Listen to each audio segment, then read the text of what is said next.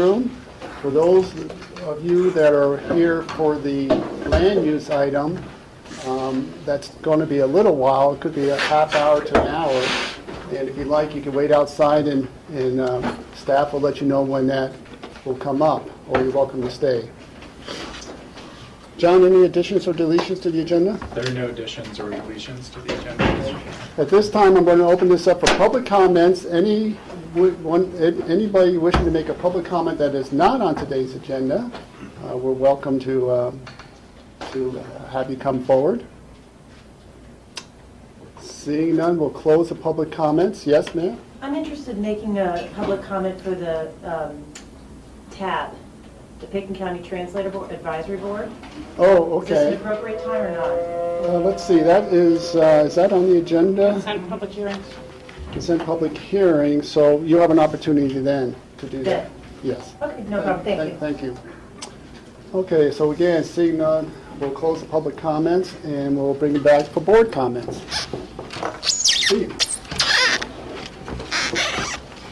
There are a couple of public events that I wanted to just mention. One is the Hudson Reed Ensemble is performing Romeo and Juliet in the Galena Plaza Park. And they only have 2 more performances, this Friday and Saturday. It begins at 6 o'clock. I went last week and it is awesome. They do such a good job, and it's a neat place to do a Shakespeare in the Park kind of a thing. So I would urge everybody to go to that if you haven't seen it already. And it's free. It starts at 6 o'clock. They do ask for donations, but that's optional. The second thing, on Saturday, September 7th, the Aspen Valley Land Trust will be holding their big annual fundraising event, which is the Land Dance, and that's held at Ty Bar Ranch down on Prince Creek Road. And that starts at 5:30 on Saturday, September 7th. And it's really a fun occasion. It does cost $85 to go, but it's a great organization. They've done a whole lot for preserving, doing conservation easements on a whole lot of land in Pitkin County and neighboring counties to here. So if you're interested in that, you can call Aspen Valley Land Trust at 963-8440. Thank you. Thanks, Steve. Other comments? Rob?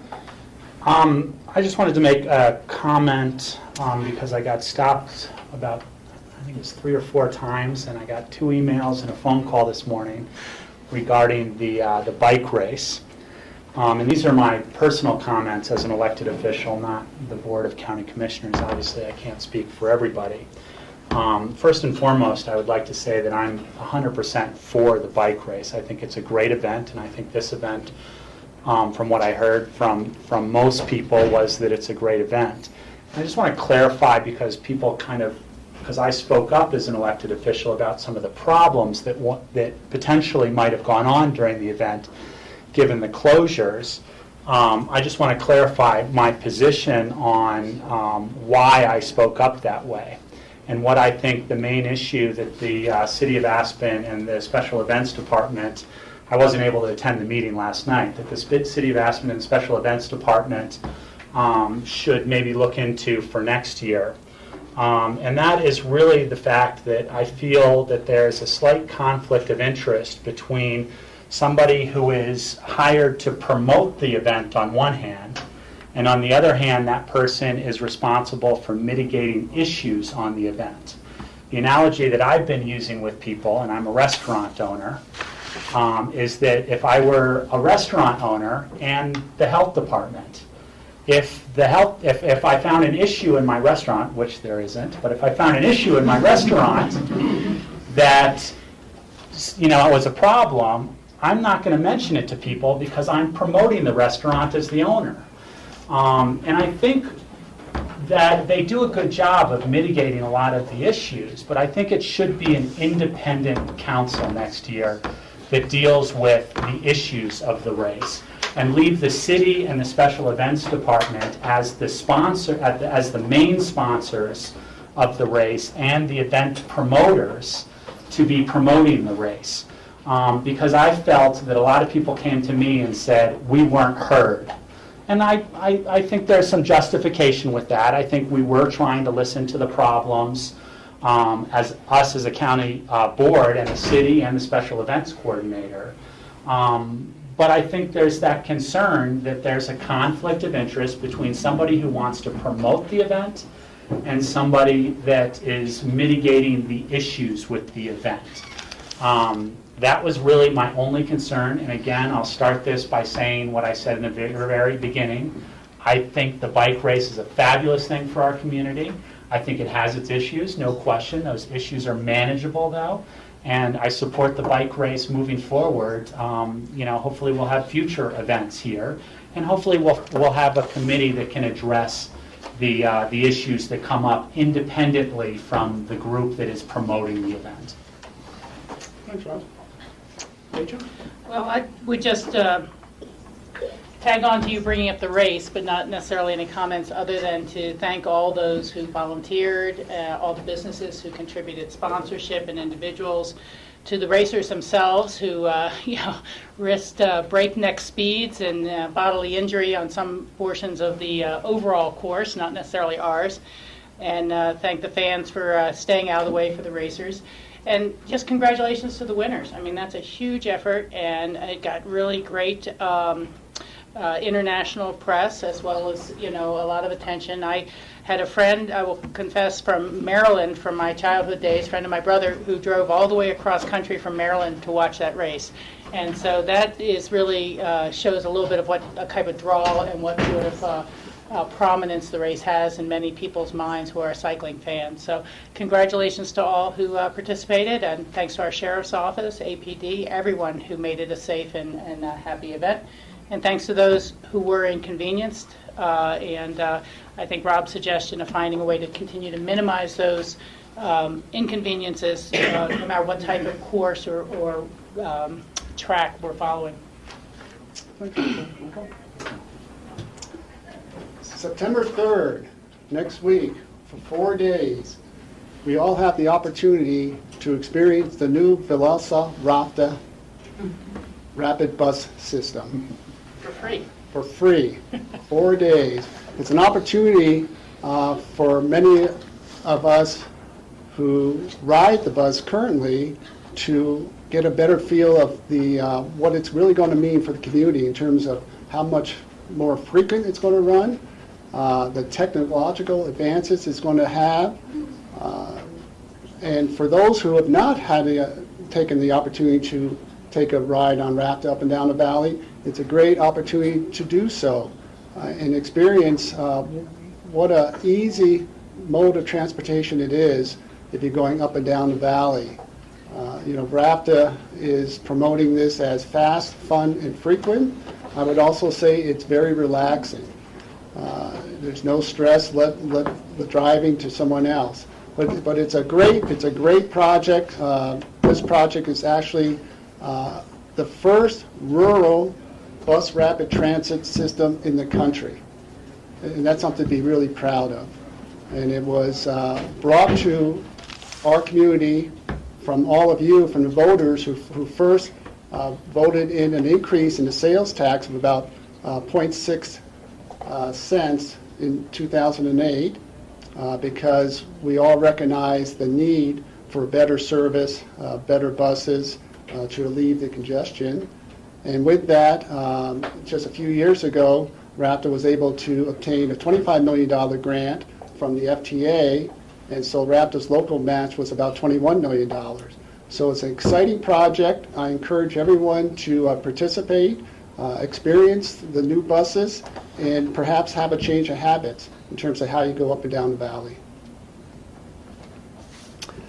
Okay, with that, we're going to move on to our consent action items. And the first are the minutes of work sessions of July 9th, 16th, 23rd, and August 6th. The regular meetings of July 24th and August 14th. I'll make a motion including those minutes. Second? Any further discussion? Seeing none, all in favor say aye. Aye. Aye. Okay, next are consent action items. These are first readings set for public hearing on September 11th. And it's emergency resolution accepting the offer of state funds, emergency management performance grant, special project grant to assist in the funding of electronic and radio equipment to make the Emergency Operations Center fully functional. And Valerie or Sheriff Joey's here to present Good this. afternoon, Valerie, everybody. Are you How are you? Valerie McDonough? Valerie's here with me. Hopefully this won't take too much of your time. Mountain Rescue we all know, broke ground on their new building within the last month. We applied for an EMPG grant, which is a matching fund grant to the tune of $50,000, what we would receive if we put up $50,000 on the front end. Mountain Rescue has, out of their own budget, put up the $50,000 on the nose, or is it 52? It's 52. It's 52.6 they put up. The state's willing to match that, so the money can go into our facility. Hopefully it'll be finished in a year. That will add to our emergency operations center. That's going to be at that building. Okay, questions? Steve?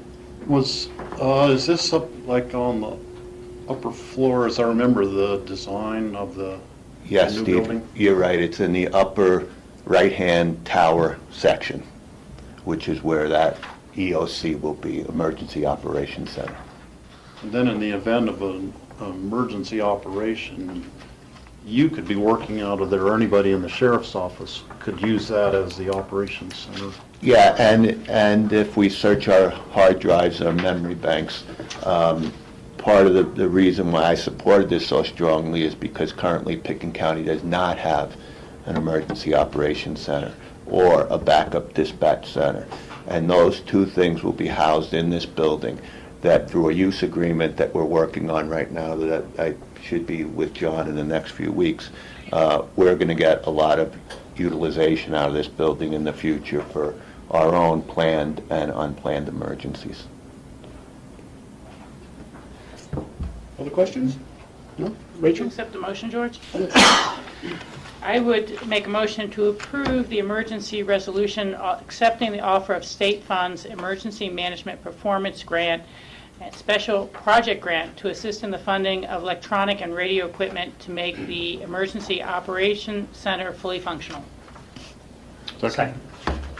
Any further discussion? Seeing none, all in favor say aye. Aye. Great. Thank you, Joe. guys. Thanks, Valerie. Next is a consent public hearing. This is a special event liquor license application submitted by the Aspen Valley Land Trust.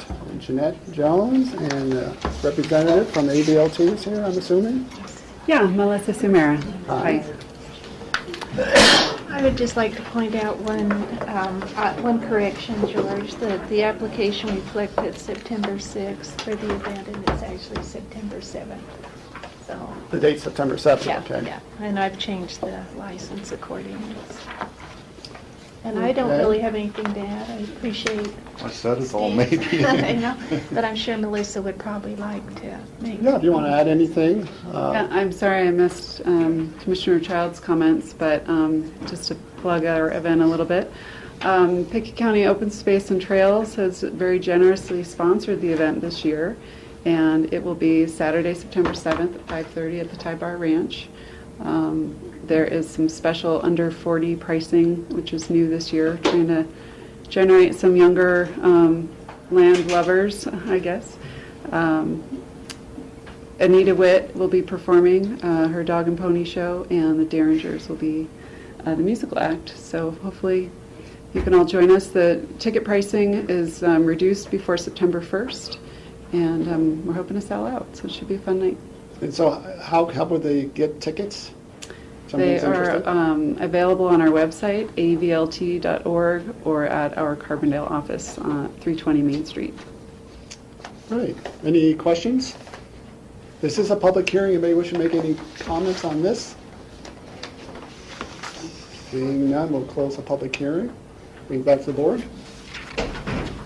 I'd make a motion to approve the special event liquor license application submitted by the Aspen Valley Land Trust.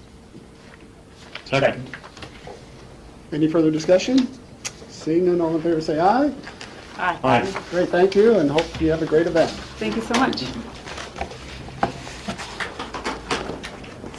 Next are our consent public hearings. These are second readings, and we spend quite a bit of time on most of these, either in work sessions or first readings. So, board, let me know if there's any you want to pull for any further comments or information. Excuse me? The rent. The rent, all three of those, Michael? 5, 6, 7? Yeah, why not? Or is it, let's see, it's 4, 5, 6. 4, 5, 6, okay, that's fine.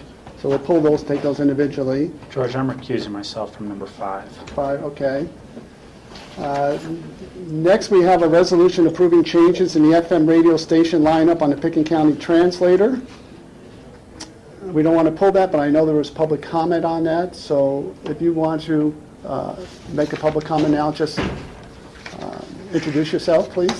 Hi, good afternoon. My name is Colleen Burrill. I'm the market manager for La Nueva Mix Spanish radio station. It's heard from Battlement Mesa to Glenwood and all the way over to Summit County. As you know, the Latino community is rapidly growing. It's a huge segment. And this has been an issue for a long time on the Pickens County Translator Advisory Board and how these allocations will play out. And I just wanted to make you aware of how involved La Nueva Mix is in this community. For all of the Pro Cycling Challenge road closures, that was really the main place that people found out this information in the Spanish community. X Games, they don't know how to get to the X Games venue. They don't know how to park at the Intercept lot, and that it's a free event and that they're welcome to come. This radio station has really communicated this information. And so it's my feeling that to have an opportunity now to grant an opportunity to reach the Spanish-speaking segment of our population with news, information, emergency alert. We covered the Glenwood fire completely. The station is very live, very local. Axel Contreras, who's the afternoon DJ, just won Best Afternoon DJ from the Colorado Broadcasters Association. And it's just an opportunity that we can really communicate with the tremendous amount of people that work in Pickens County. I have a mobile app right now, but that's the only way that they can listen to the radio station, is via our free mobile app or the TuneIn radio app. So they listen to information, and for example, when that tragedy happened with the shooting, it was a big deal.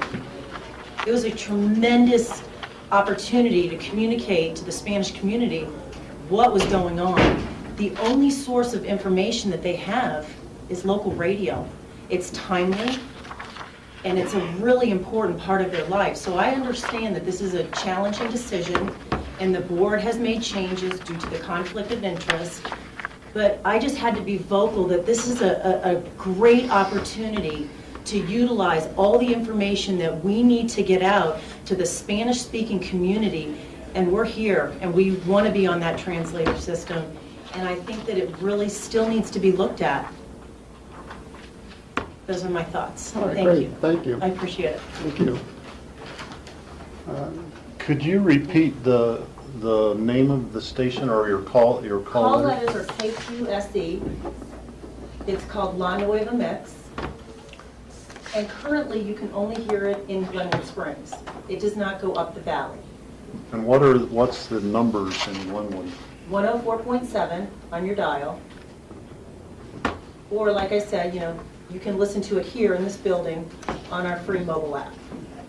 And most of the job sites, most of the ranchers, the people that work in Pickens County, that's the way that they tune into this radio station, is the mobile app. We have, I just want to add 2 more things. We have an immigration show that we do every Wednesday afternoon. And this is information that is a call-in show, and it's constant call-ins. They have questions about everything, information about health. And it's a station where we find the information, we communicate this to the community, and the difference truly between my only other competitor is that we are involved in this community. It's a live and locals radio station with over 80 hours of local programming that really affects everything from Aspen to Rifle Parachute area.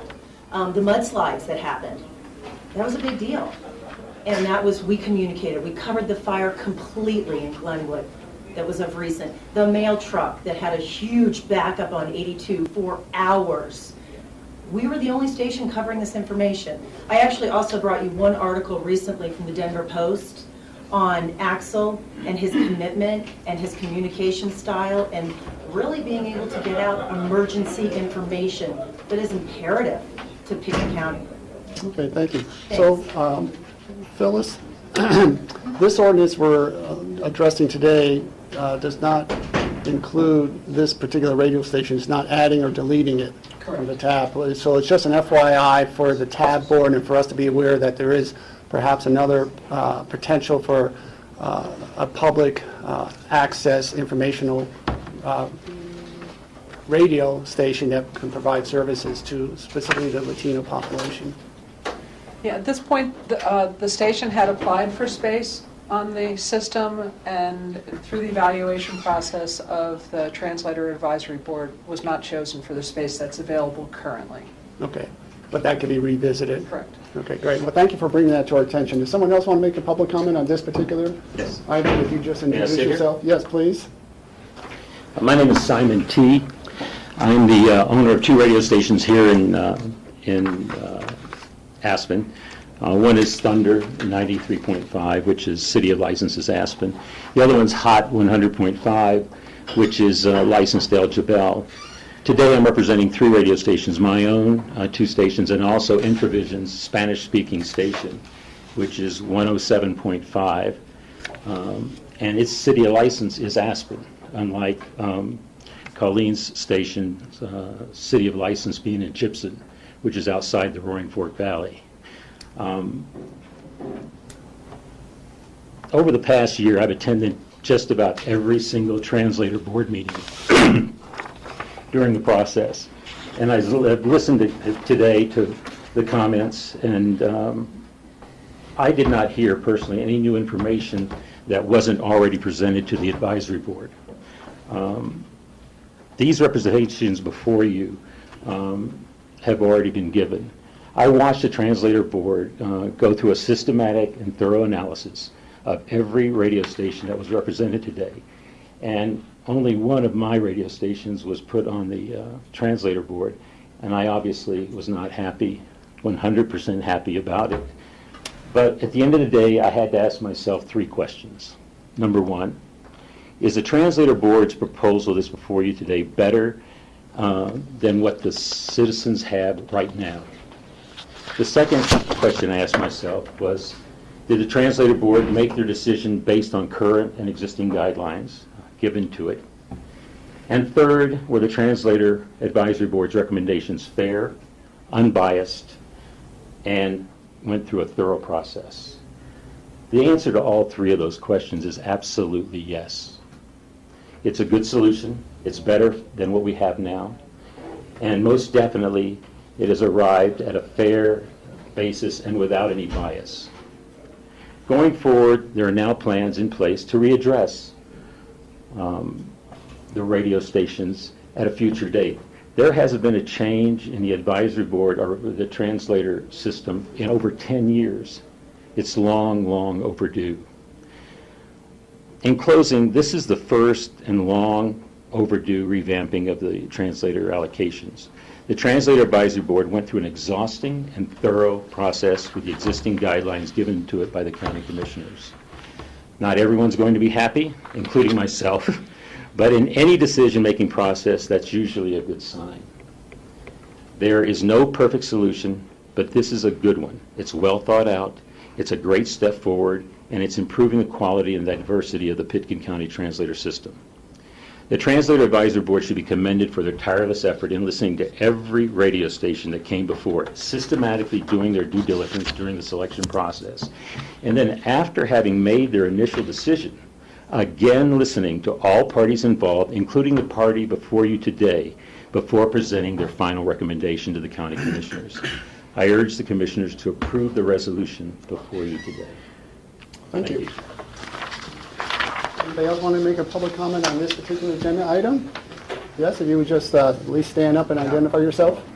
My name is Emil Bernal. I'm the station manager of KPBW La Tricolor. And by the way, we cover from Aspen to Glenwood, right all the Roaring Forest Valley.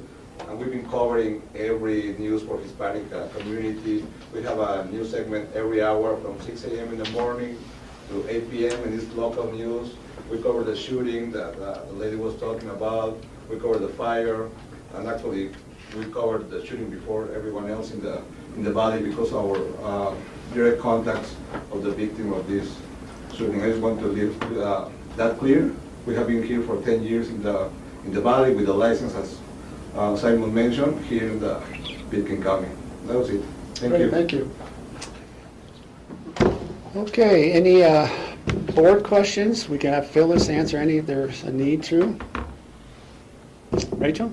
I would just make a comment, and that is that, you know, I am going to support the recommendation we have before us today and hope to continue to go forward with good and open processes. But, you know, there's a point at which we really need to look at what is our ultimate capacity and how would we like to either expand or improve that capacity, or are we financially limited to the capacity we have today? Having lived in the Valley since 1978, you know, I remember when there were about 2 radio stations. And it's kind of surprising to be able to scan now and how many you pick up, whether they're on our translators or not. And so this is just going to be a continuing, burgeoning industry. And, you know, based on the resources our public has given us to maintain and improve these translators, there's always going to be tough decisions. There's not going to be any sort of easy answer or, you know, as much access as everyone would like. So I do appreciate the comments, and I will take them very seriously as we go forward with any sort of future round of evaluation on this. Steve? I would like to investigate what it would actually cost, what it would take to expand the capacity of the translator system. And maybe the Translator Advisory Board has already done that, but I think that would be a good thing for future discussion for us. It's kind of a community access media sort of a thing, and even to the point where when I helped personally backfill the power line up to the Williams Hill translator system when it was first being installed. So that, to me, that's like really putting it at a local community level. All right, we could take a look at that and do it in a work session or back from memos of interest. We don't Just need. quick status there, the FCC provides the space, so we do have application for some. We've had them there for 10 years. The FCC has a very lengthy process, and it is possible that maybe in the next couple of years we will have a little bit of advancement. But we've been working on that for a long time. All right, thank you. So we had a motion. Do we have a second? We have a motion. No. No, I just said I would. Oh, I'm support it. sorry. Do we have a motion? I'll make a motion. Support a resolution adopting the changes in the FM radio station allocations on the Pitkin County translator system. Second. Any further discussion? Seeing none, all in favor say aye. Aye. The next is a resolution to repeal resolution number 35-2012, which is a resolution of the Board of County Commissioners of Pitkin County adopting governance policy 2.17 FM radio allotments on Pitkin County's translator system, and policy 2.18 TV allotments on Pitkin County's translator system. For discussion, I would make a motion to approve before the public hearing. Second. Second, this is a public hearing. Anybody wishing to make a comment on this particular agenda item? Seeing none, are there any questions? Yes. I'm sorry. I'm a little lost here because we're off sequence. Right? So I'm going right down in order. So what was the, well, we skipped 4, We skipped 4, 5, and 6 to pull that. Yeah. But what was the motion that we just made? What resolution It was was that? Number 7. Oh, okay, I'm looking at my agenda sheet. It was resolution That's number 8. number 8? Yeah. So the motion was For number 8? Correct. The one we just approved. The one we just passed? The one we- most recent resolution that we just had a motion on is number 8? Yes. For discussion, yes. No, wait. No, Michael, I understand what you're saying. Michael, what we just approved was a resolution approving changes in the FM radio station lineup on the Pickens County translator system. Okay, so that was the motion that we passed. Correct. Now we're going on to 8? Yes. Is that right? Yes, now we're going on to 8. Okay, And There's a We have a on motion the and a table. second. and now we're open for discussion. okay. Yeah, I understand whether you were confused, because I'm just moving straight down. Right. There was no public comments on this. Any questions for Phyllis? Any further discussion? Seeing none, all in favor say aye. Aye. Okay. So now, we're going to move on to number 9. This is a resolution approving a contract with the Colorado Department of Transportation assigning maintenance responsibilities for the State Highway 82 AABC pedestrian underpass.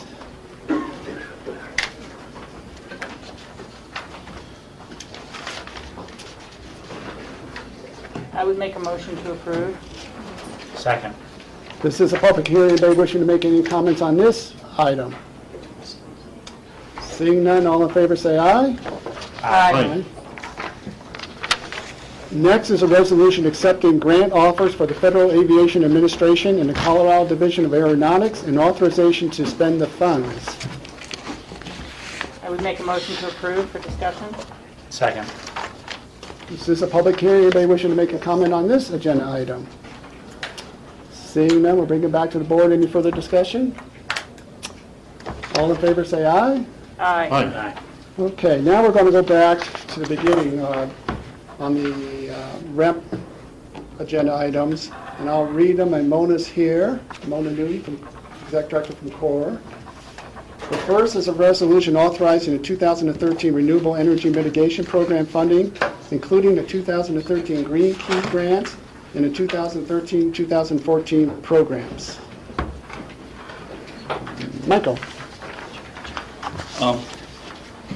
This has been a perennial thing with me, and I've put the staff and Mona through this for years now, actually. And my biggest complaint about it is that when REP began, it was to discourage the wasteful use of energy, and that was manifested in heated driveways and heated pools, and that was heating the outdoors. You can't really be, I'm not sure you can be more wasteful than that. And so the county put in a fee structure in order to discourage that kind of use. And you could either mitigate those uses on site by having solar collectors or geothermal collectors or PV collectors, or you could pay a fee for having those items on your property. That's all well and good, but it really hasn't diminished that kind of use in Pickens County.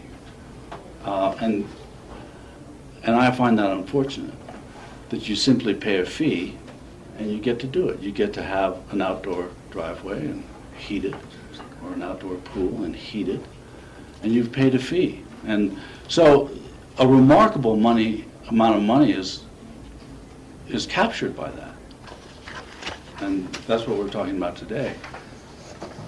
About $500,000 is going to be given away in grants, which is also, in theory, a good thing. But I'm just not comfortable with it. The largest grantee here is the grantor also, which is the city of Aspen. So on the one hand, and I made the analogy at an earlier meeting that it's like sponsoring a beauty contest, entering a beauty contest, and judging yourself the winner of that beauty contest. That's just not a process that I'm comfortable with. So I've just, in the past, I've thought, well, there's got to be a better way to do this, and I've implored our staff and Mona to try to come up with a better way. I think they're trying. The low-income, moderate-income grants that are part of this is a partial solution to this grant. These are people, you can apply for a grant if you fit the income levels and improve your energy picture. And it seems to me, quite frankly, that the people who are most impacted by energy costs are the people that have the least income. They can least afford to waste energy, and yet, you know, we're granting a large chunk of this to the city of Aspen, a small amount to the ski company. I just think it's the wrong emphasis, quite frankly. And so, you know, rather than to criticize this further, I just want to encourage Mona and staff to come up with an alternative to this grant system. And we'll move on to another part of the grant. The Energy Smart Grant is going to be funded by $500,000 that we granted up to years ago, and nobody took advantage of. There's something wrong here, and I think we need to have a better program. I think, you know, the goals of energy saving, the goals of diminishing our carbon footprint are all good, but we have to find a better way to do it. And so I'm in the unfortunate position of having to vote against this. You know, I actually like, if we could vote separately, I would vote for the low to moderate energy package. I have no problem with that. I think that's good. You're taking money from people who are wealthy enough to heat the outdoors and giving it to people who really need the break. That's a good thing. Giving money to the city of Aspen, I just don't get it. So that's my explanation of why I'm going to vote against this, and staff has heard it before. People here haven't heard it before. Maybe some of the people on the TV have heard it. So I just wanted to make my position clear. Yeah, I appreciate that, Michael. As you may or may not know, I'm the new chair for CORE, and that is always good to get new ideas, and we're continuing to look at that with Mona's help and expertise. I think the Energy Smart program, which has been shown to be extremely successful, which was funded by a DOE grant for these last 3 years, those dollars have run out, but due to the success of that program, we want to find a way to be able to continue that, at least for the next few years, as we continue to search for other sources of revenues. So those dollars that were not being utilized by some grantees in years past will be used for a very beneficial use, which is good. And I just wanted to also mention that Michael, in some of his earlier criticism, which was very constructive a year or two ago, brought up the idea that we needed to have a more of an independent process for going through the grants. And from that discussion, we ended up creating an independent citizen committee that actually then went through all the grants, similar to our committee that works through the health and community grants. So we did separate that responsibility from just the core staff and the BOCC in the city. So these ideas, I think, are always welcome. We're just always trying to find better ways to address and educate people in terms of how to utilize their energy more efficiently, how to save dollars on their energy bills, and in the end game, how to lower our carbon footprint and address climate change. So that's really the ultimate goal. And how we get there, we're always looking for new ideas. Rachel?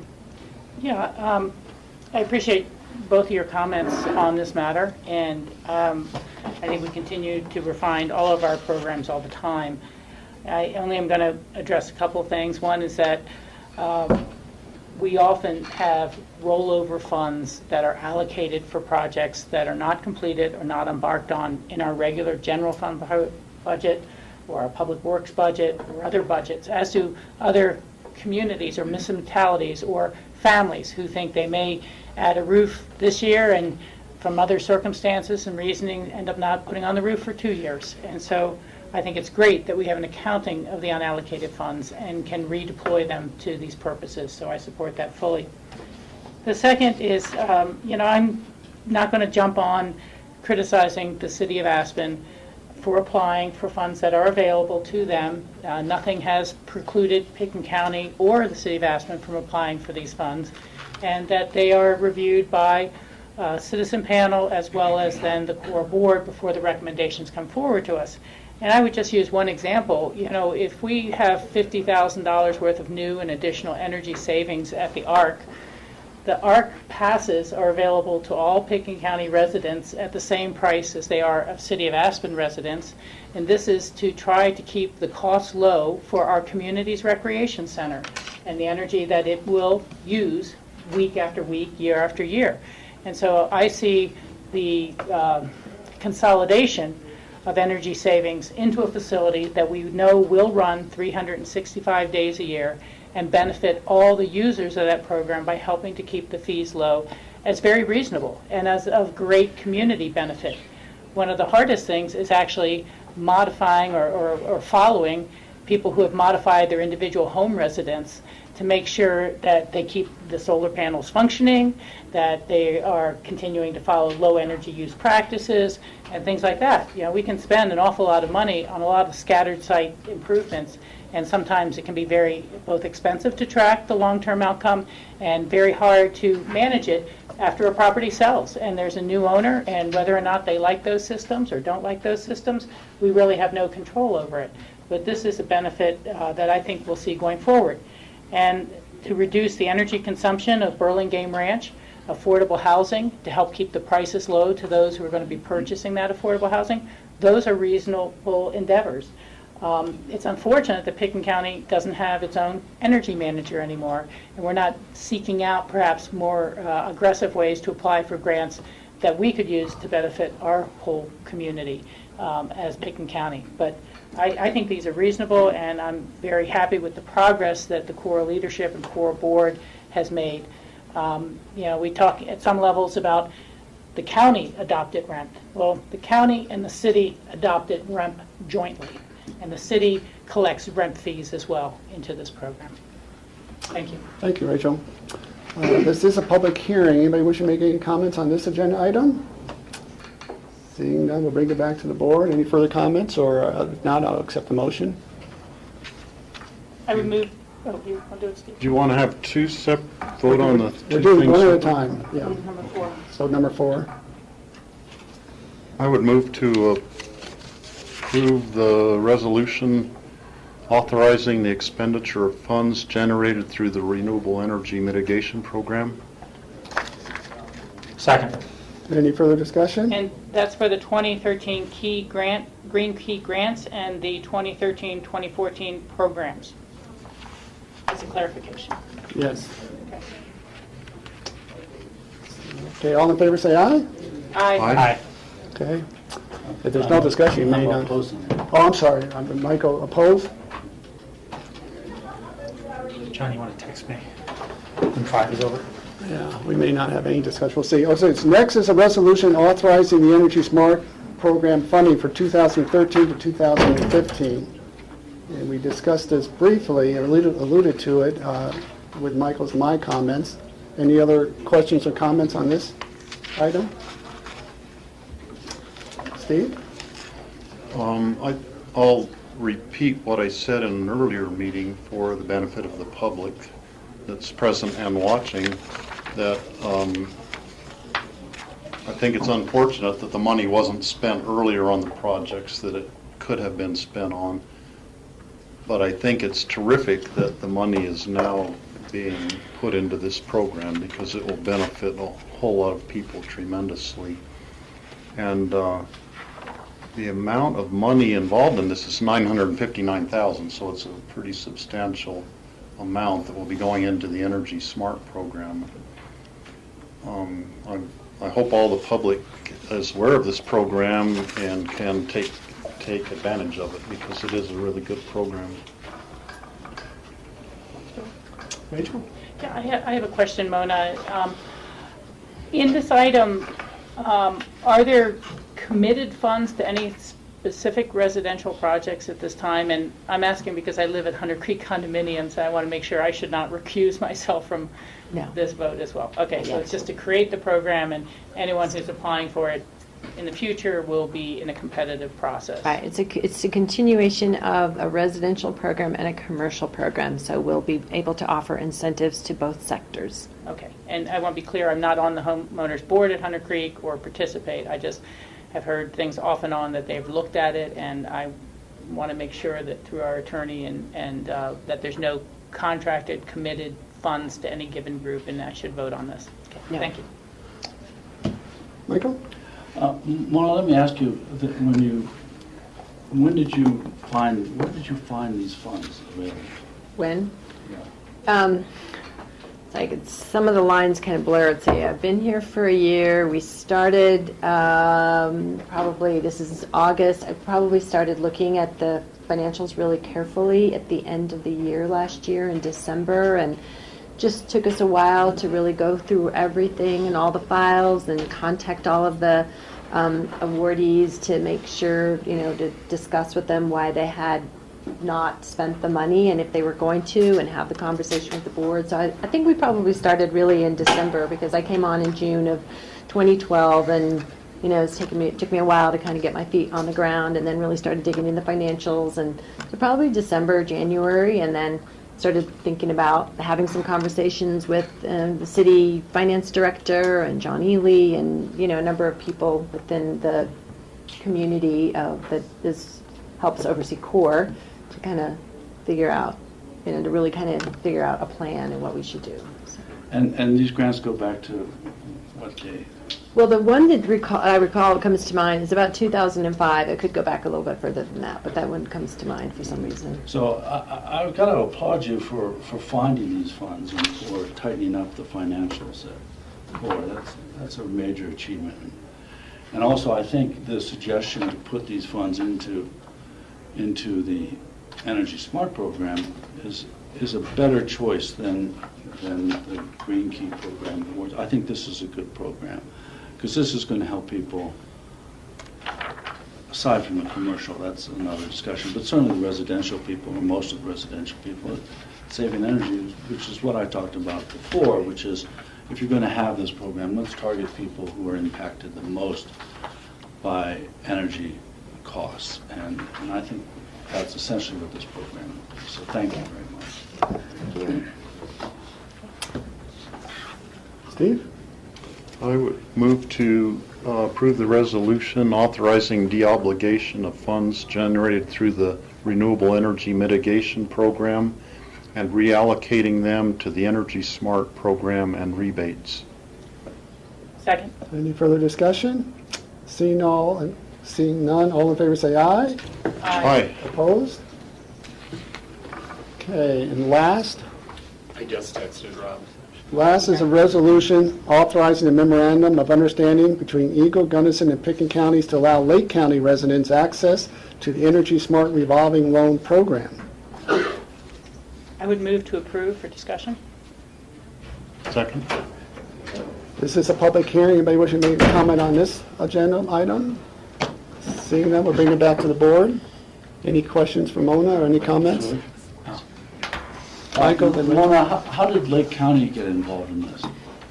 So, and as you're aware, Energy Smart is a tri-county program of Gunnison, Eagle, and Pitkin County. And we've had conversations because it's such a great program, and it's kind of a great package programs with assessments and rebates and training for the contractors. And, we communicate with a lot of the other nonprofits that are around, and Lake County expressed interest. I actually worked with when I was at the Governor's Energy Office, I worked with Lynn Green, who is now the director of Cloud City Conservation Center in Lake County, and she had really gotten some activity going in Lake County that was supported by the county commissioners and supported by GEO. And so once that grant the GEO had awarded her, this is sort of our greatest vision, if you will, she was able to continue that work with support from Lake County commissioners. So they've given them a grant of about $25,000 to continue to offer assessments and some rebates to the residents of Lake County, they, like many others, feel that access to additional capital would be really useful in helping them implement additional measures in their homes. So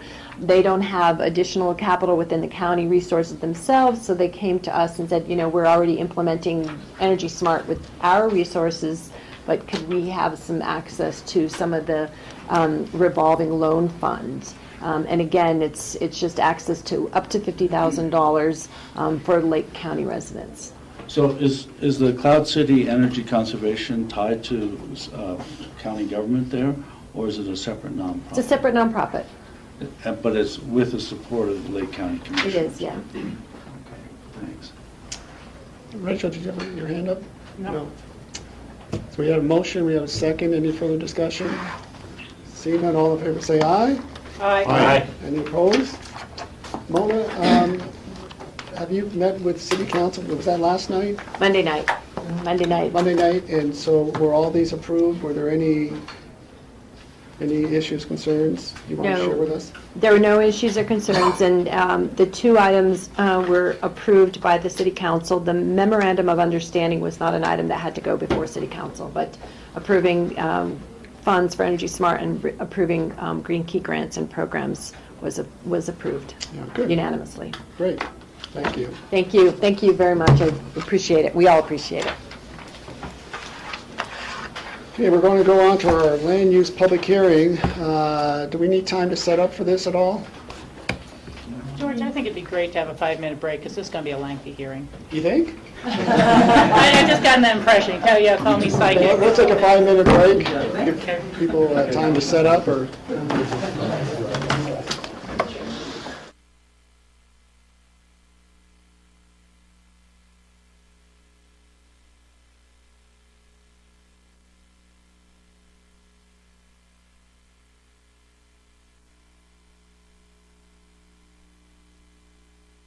Cultural floor area. This had been continued from August 14th, and Mike Kramer's going to present. But before you present, I know there's a lot of people here. This is going to be a public hearing. So what I'm going to ask you to do, if anybody wishes to make a public comment, and which will be no more than 3 minutes, you're welcome to do that. But I want you to sign your name on this clearly if you want me to be able to read it, and where you reside. Go around the room, and then I'll just call you in order. Thank you. Thanks. Yeah, Michael? Yeah, here. Is this just a one hearing? Thank you. So this hearing is it? We don't have a second reading or anything? Is that right, John? Yes. Okay. I just need a, I hear thought it was some nodding. going and to no. I thought you were- and Correct. I just needed a verbal confirmation. Okay. Well, oftentimes we have two readings on something, and so the reason for one reading here is because it's been passed on to us by the Community Development Office for a decision at this hearing if we so choose. Is that right, John? That's correct. Okay. Okay, great. Thanks for that clarification. Mike, you're on. Okay, Mike Kramer with Pickens County Planning Staff. And along the lines of public comment, George, on each commissioner's chair, I put additional comments that staff received that weren't in the packet. One is from a citizen, and then one is from the Roaring Fork Club. They're just two separate sheets there. Okay. So the applicant today is Cooper Mason Ventures LLC, and we have Jordan Lewis with us. Next to me is Mitch Haas, and they are requesting activity envelope and site plan review and flexibility for agricultural support. And this location is at 24480 Highway 82. We're in the AR10 zone district. That's agricultural and residential 10-acre zoning. The subject property is 4.7 acres. It's non-conforming in size. And I just thought, George, that staff would make a quick presentation to give you an idea of where the property is. We would cite a few pertinent code sections and then make staff recommendation then. So that's just the items I'd like to get through. Michael, yes. Are you going to explain what flexibility for agricultural support is? Sure. Okay. Yeah, I can explain all that. Okay. Okay.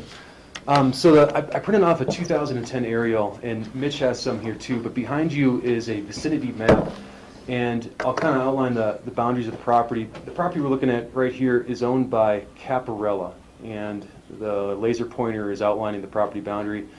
It's developed with a single-family residence right here. There's a couple garages on the property. One's right here, another one's right here, and there's an old agricultural structure that resides on the property.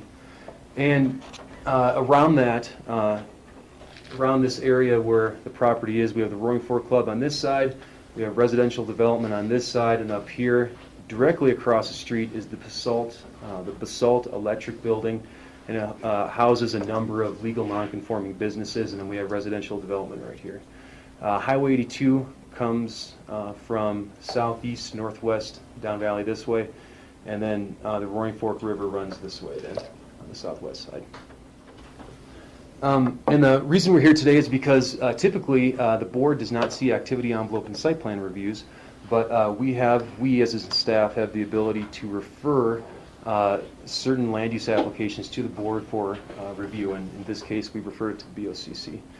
And what the applicant is requesting is an activity envelope to be designated on the property, free of constraints, site plan review, and then there is also a request for flexibility for agricultural support.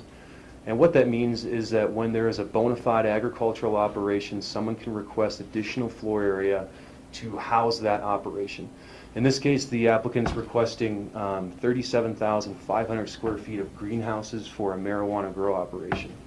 And you'll see in your packet, the original request was at 55,600 square feet, and the applicant subsequently amended that request, and then an addendum was attached to your packet outlining the reasons for the request and the size and things like that. So the request today is 37,500 square feet of greenhouses and ancillary buildings to support that grow operation. So that's the background on this. And as far as the review, staff has outlined a number of code responses to activity envelope review. The proposed envelope is generally free of constraints. There's one issue. There's a small portion of that activity envelope that resides in the 100-foot setback from the Roaring Fork River. And it's outlined in staff's memo. It's a small detention pond, and staff recommended that portion of the activity envelope be eliminated from that setback, and the detention pond moved to another site. Otherwise, the applicant's off steep slopes. The envelope avoids the 100-year floodplain. The envelope and site plan also complies with the 100-foot setback from the Highway 82 right-of-way. So there really isn't any issues with the activity envelope.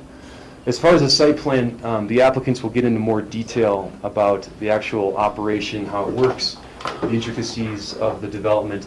But in general, if I just go right over what Rob said here, the greenhouses are proposed in the field, and they're going to give us more information of what that looks like. But basically, in this green area right here is where the greenhouses and the support buildings would be located, and we'll let them get into the minutia of that. There are a couple code sections that staff would like to just quickly address before we make our recommendation. And those are the site plan criteria which involve scenic requirements.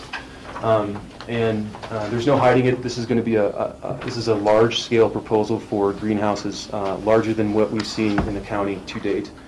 37,500 square feet is what's being proposed. And staff has some scenic concerns with the proposal, which are outlined in the staff memo. There's one section of the code that we'd like to bring up, and it's located at page 8 of the staff memo, and it deals with priorities in locating activity and development. And staff quoted this code section because we felt that there was some discretion to be had to limit the size of this request. And the applicant's 37,500 square foot request is certainly what they need for their operation. Staff feels that this code section gives the ability to reduce that. And if I'll just quickly read the code section that I'm citing, quote says here, if there was no adequately sized area on the property that would avoid constrained areas and would allow the proposed activity or development to occur in compliance with this land use code and the comprehensive plan, the range of permitted activities and/or the permitted density or intensity of the development and/or the maximum size of the permitted activity or development may be limited to bring the proposal into compliance with the land use code and the comp plan. And if you read further in this code section, it does talk about reduction of floor area based on scenic view protection areas. Now, the scenic view protection area that is associated with this lot is Highway 82. And Highway 82, as we just pointed out earlier, runs this way right here. And this lot is certainly visible from Highway 82. There's no contention on that point. And the greenhouses, if constructed, would be visible. Staff feels that with this code section, there's some ability to limit the size of this based on that section. Second code section that I'd like to bring up is the flexibility for agricultural support. And we start commenting on this section in page 9 and 10 of the staff memo, but I'd just like to highlight number 4. One of the review criteria for the BOCC when reviewing this, a request such as this, states that in number 4, and I'll just read it here again, description of how the proposed agricultural buildings will support and sustain the rural character of the county. So you can, the applicant has responded to this, and staff has also given our analysis of what we think that means. We went into Chapter 3 of the Land Use Code, and we went to the intent of the AR10 zone district. And what we found in there is that the intent of the AR10 zone district is to accommodate small-scale agricultural activities and large lot residential development that maintains the rural character and appearance of the land. And it goes on to say, because few agricultural activities can be accomplished on a lot of 10 acres, the majority of such land uses will be reserved for residential uses. So we read that intent, and we understand that to mean that we're trying to preserve the rural character of the county. This intent outlines small-scale agricultural operations. And I think if one looked at the size of what the applicant is requesting, it might not be in concert with what the intent of the zone district means. So we'd like to highlight that point too. There is a number of attachments. Basalt Rural and Fire District commented on the application. We certainly can get into comments about that, but I thought maybe staff would make our recommendation, and we could take questions from the board if you're ready for that. Staff recommends that the BOCC make a finding that the scale and size of the requested floor area of 37,500 square feet for the greenhouses and the ancillary buildings is not in concert with the request for flexibility for agricultural support and the scenic view protection area, and that 15,000 square feet is reasonable given the circumstances of the small-sized lot, existing AR10 zone district, and the need to lessen the impact to the scenic view protection area. And we recommend that the BOCC adopt a motion to approve the Lewis activity envelope and site plan and flexibility request. And we've drafted up a resolution with some conditions in your packet. Thank you. John Ely, there are two issues here, seems, at least for me, before us. One is the size of the commercial operation, the greenhouses, as it relates to location. But the other is in terms of the use, again, as it relates to location. So we have set some rules and regulations a year ago for medical marijuana grow sites. We have not addressed recreational, either retail or grow sites yet. We're going to be working on that probably in the next few weeks. And I think the goal would be to try to come up with a consistent rule and regulation for both medical and recreational. So my question is, given that, just so the public knows, the applicants know, and the board knows, like all our land use codes, they're not static, they're dynamic, they're always having the opportunity to change.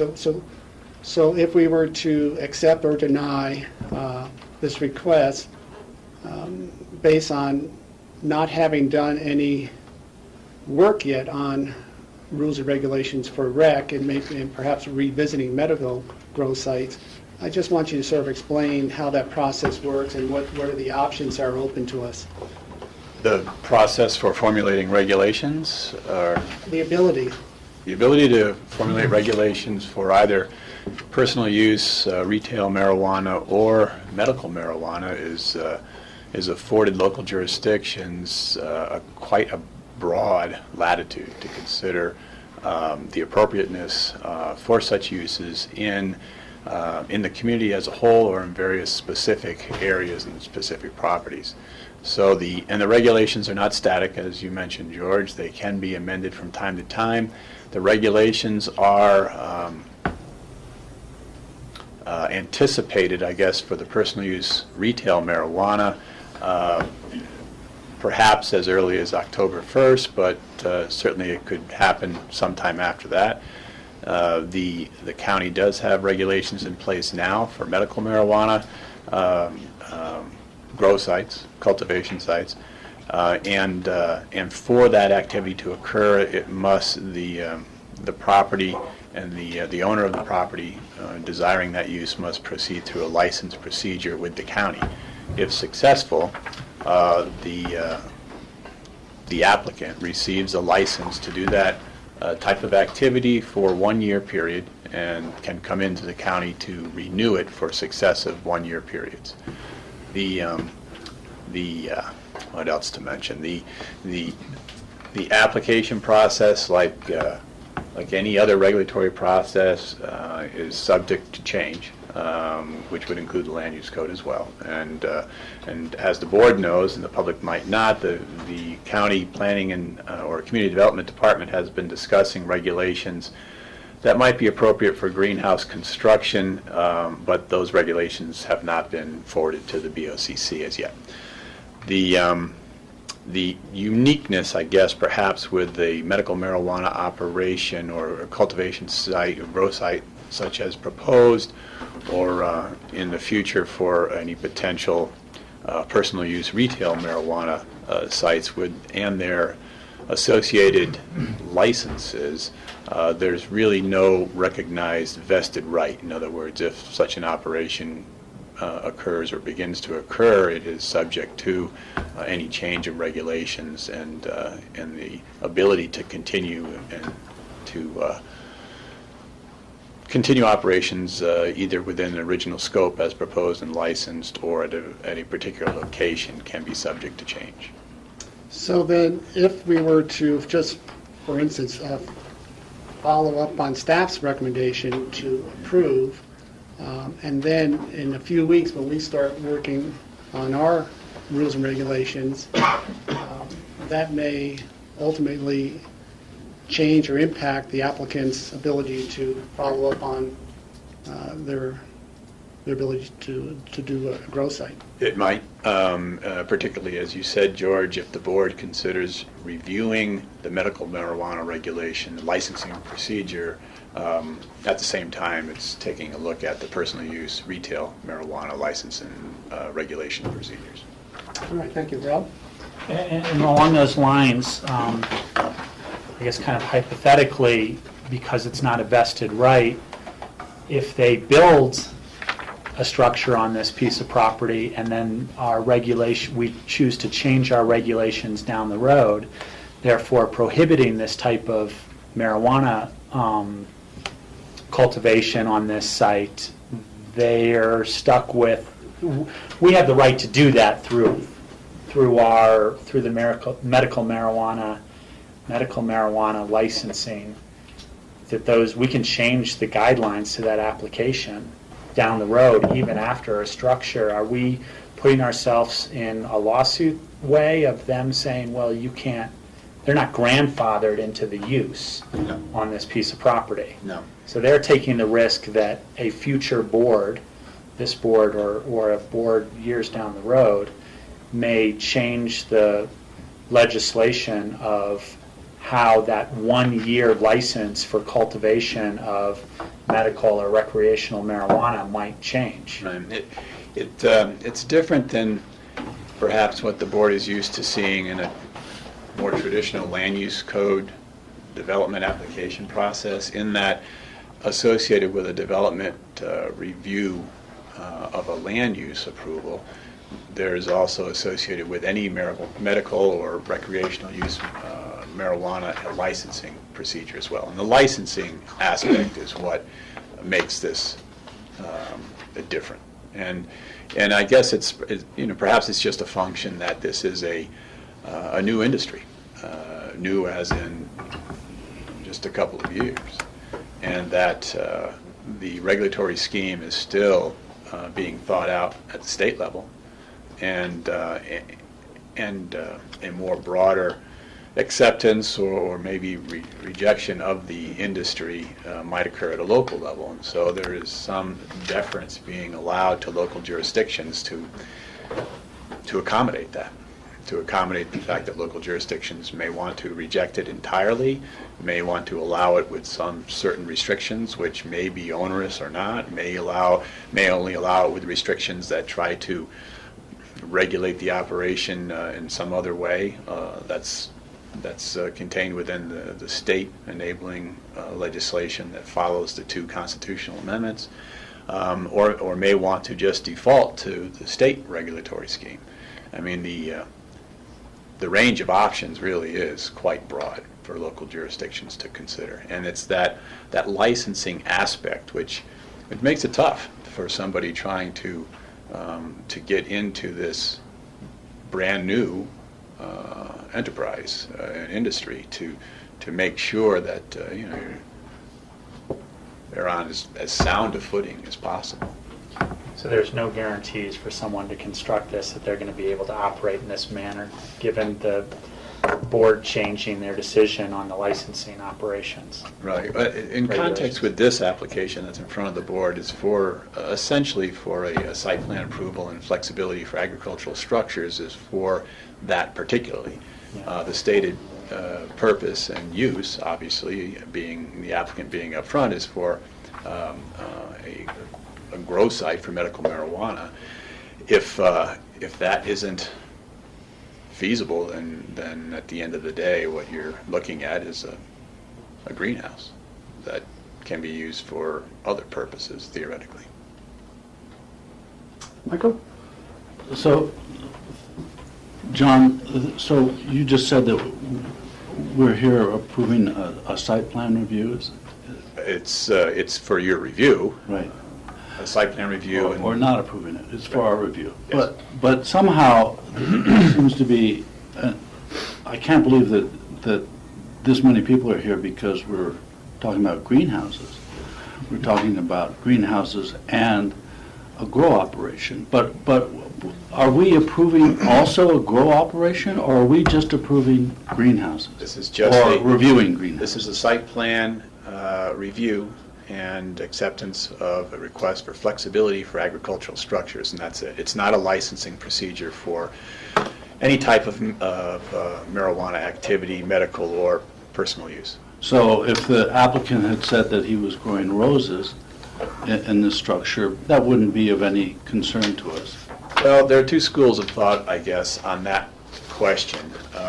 One, of course, is that it does matter what's grown inside the greenhouse as to perhaps how the greenhouse is constructed or managed. And the other school of thought is that you're dealing with a greenhouse, and a greenhouse is a greenhouse is a greenhouse, and you're dealing with the same sorts of issues of size and bulk and mass and appropriateness of its of the physical greenhouse's location, whether the product being grown is marijuana or carnations or tomatoes. So, and it's for the board to determine, I suppose, which of those 2 schools of thought is an appropriate analysis. Can I follow up on that? Yeah. But an important aspect of this application is the flexibility for agricultural support. And one of the things that they have to, I guess, demonstrate here is that the square footage is not adequate to support the agricultural operation, which comes into effect various things that were put into the applicant's packet, which is supply and demand, the square footage needed to grow to meet that supply and demand. So at what aspect in this application is it our, do we take that judgment based on this particular product, medical marijuana, and their ability to demonstrate the fact that there is demand, and the demand requires that square footage, I think they said X number of plants at 10 square feet per plant, to allow this flexibility for agricultural support to go from 15,000 square feet to 37,500 square feet. So we're kind of judging it based on this product, not based on tomatoes and the supply and demand of tomatoes and the ability to grow X number of tomatoes in X number of square feet. The request under the code section for flexibility concerning agricultural structures of necessity requires some demonstration by the applicant that what is allowed ordinarily under the code, given the size of the property, is not sufficient. So the code allows an agricultural operation a wide degree of latitude, and it's not simply for greenhouses either. It could be barns or hay storage sheds or any number of different things. The size cap for agricultural structures on this particular property is less than 12,000 square feet. That's the staff recommendation from community development. I'm not sure what the cap would be, but of necessity, to describe why that level is inadequate, the applicant has to describe why he needs a larger amount, in this case the 37,500 square feet of greenhouse space, and of a necessity it requires a description of what you're going to do with it. And so that's how the discussion of medical marijuana is by necessity interjected into the discussion of whether or not flexibility really is needed. If there was a cattle operation on this particular property and someone was coming in for 20,000 square feet of hay storage, you would look and you would go, well, why is that? And well, because I have blah, blah, blah, blah, blah. And a description of the activity would have to be provided to the board. In this case, the description of the activity was provided as it is. So, it's really interesting. Back to Michael's point, when I look at the way it's on our agenda, it is a activity envelope. So, referring to what specific activity it's going to be used for? The greenhouse construction.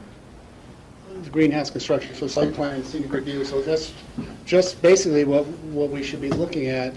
Ideally, is just the greenhouse, the site plan activity envelope, and then the applicant would need to come back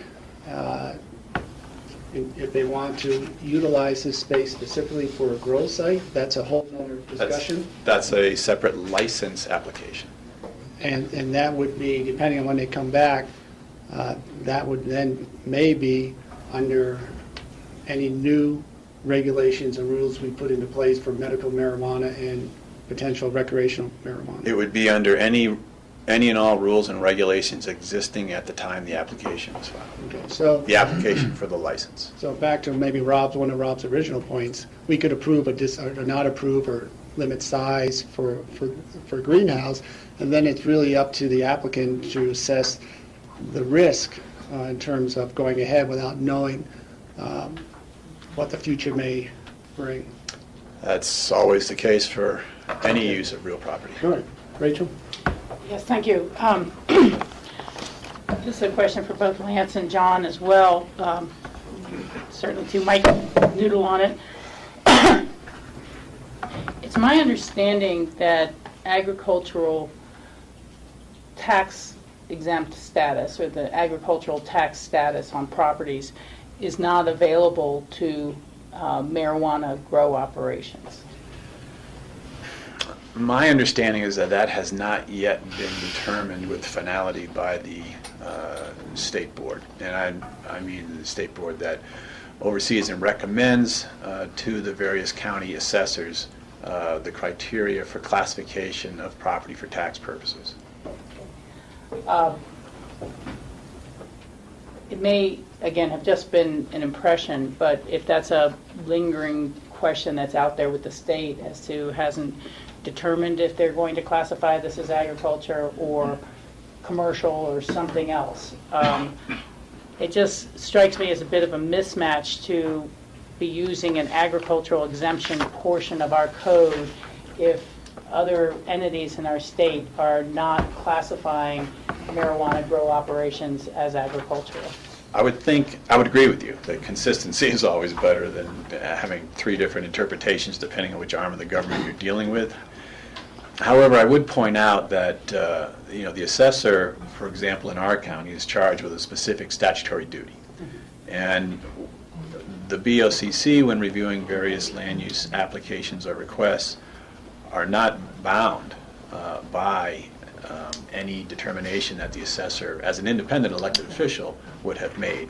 Whether or not, for example, a property, when assessed, valued and assessed by the assessor's office, was determined to be developable, and the BOCC later determines no, it's not developable until there is a growth management allocation, for example. We're not bound by the assessor's valuation determination in those regards. So in that extent, I guess the actions are independent of one another, and that I personally would anticipate that the assessor's offices probably would be viewing this consistent with how the state ultimately classifies the use. It has not, as I said, to my knowledge, it has not been finally determined as to whether this is a fitting foursquare into an agricultural operation or not. For purposes of medical marijuana, however, this county has determined that grow sites would be allowed if consistent with the underlying zoning, and that the activity would be viewed as agricultural for purposes of determining whether or not it does comply with the underlying zoning. So this particular instance, at this particular time in Pitkin County, we have decided that grow operations for medical marijuana constitute an agricultural operation. Thank you. And follow-up question, and I'm referring to page 12, top of page 12 of our staff memo. And this is relating specifically to the code for the greenhouses. For lots that are less than 4 acres in size, the code does not offer any exempt floor area for agricultural buildings, and they subsequently count as floor area. In practice, the intent of the code was to encourage larger size lots to accommodate larger scale agricultural operations, while smaller scale size lots would obviously have smaller scale operations.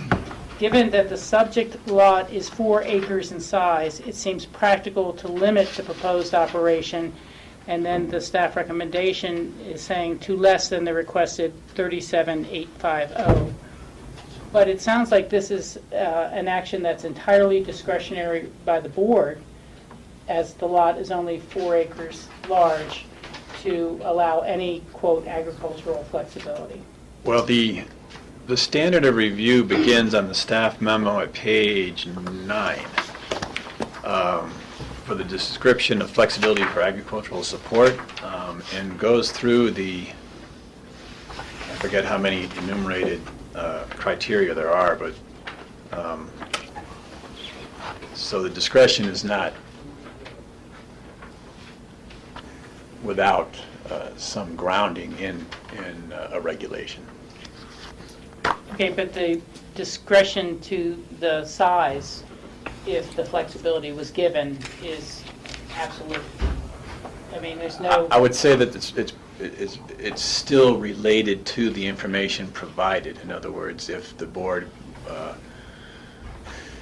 determines that the request is not what is necessarily needed, and there is some reason to demonstrate how the board reached that conclusion as opposed to picking a number, then the board has that ability. Just like the staff recommendation was for 15,000 square feet.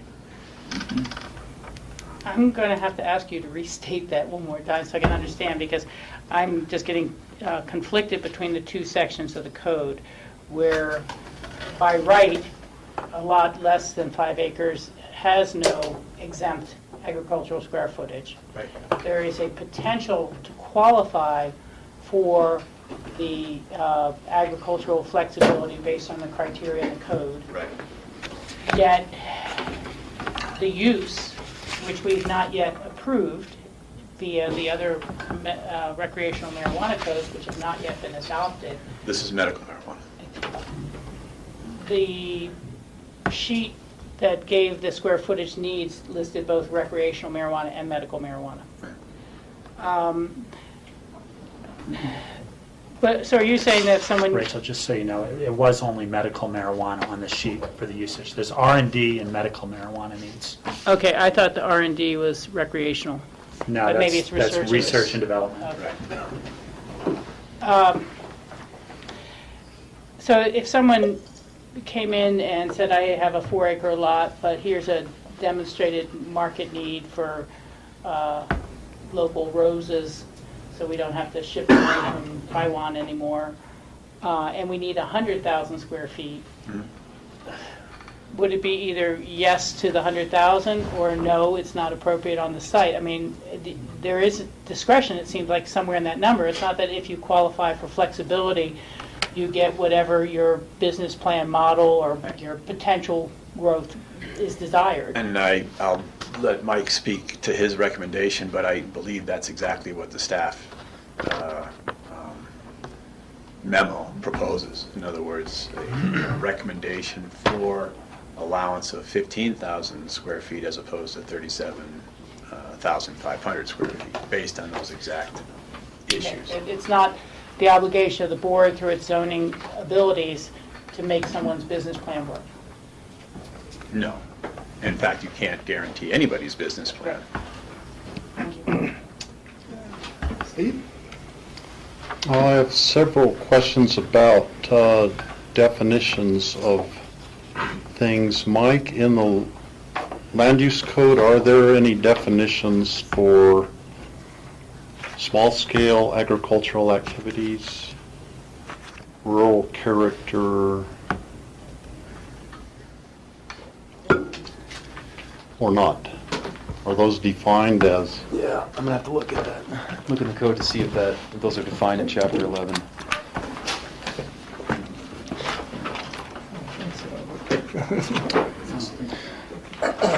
We do define agriculture. Let's see if we define small scale.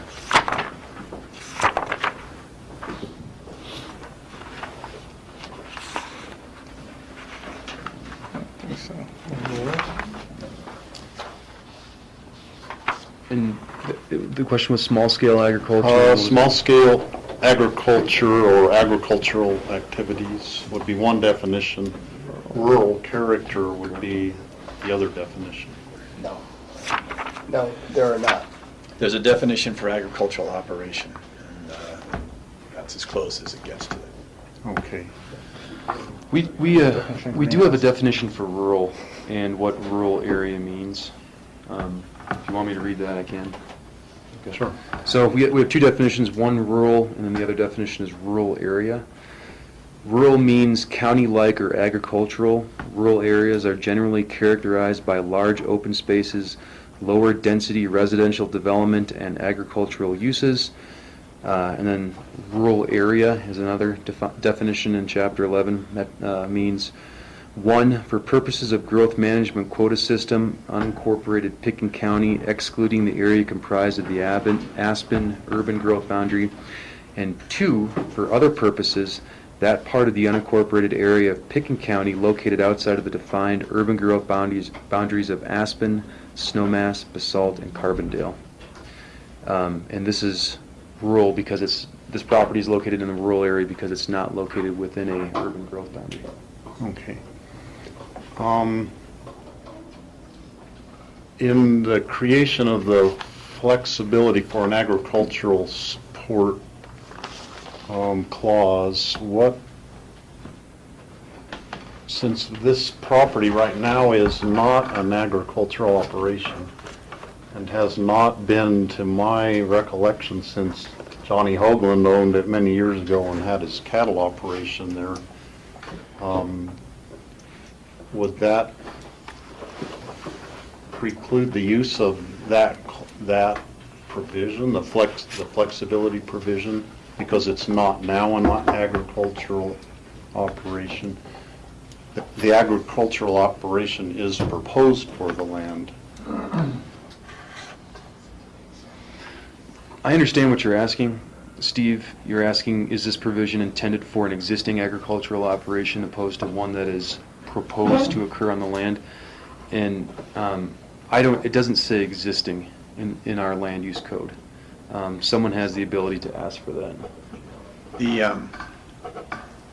The pertinent paragraph, I think, to your question, Steve, is in the code section 19C, or in the staff memo, the review criteria C. It says the owner demonstrates the property is utilized for an agricultural operation as defined in Chapter 11, and that's where the definition resides, and that the ag buildings are designed and will be used to support the agricultural operation, to demonstrate that the property is utilized for an agricultural operation, and that the ag buildings are designed and will be used. The following information shall be submitted, and then the contained criteria within that section is a number 1, detailed description of existing and proposed agricultural activities.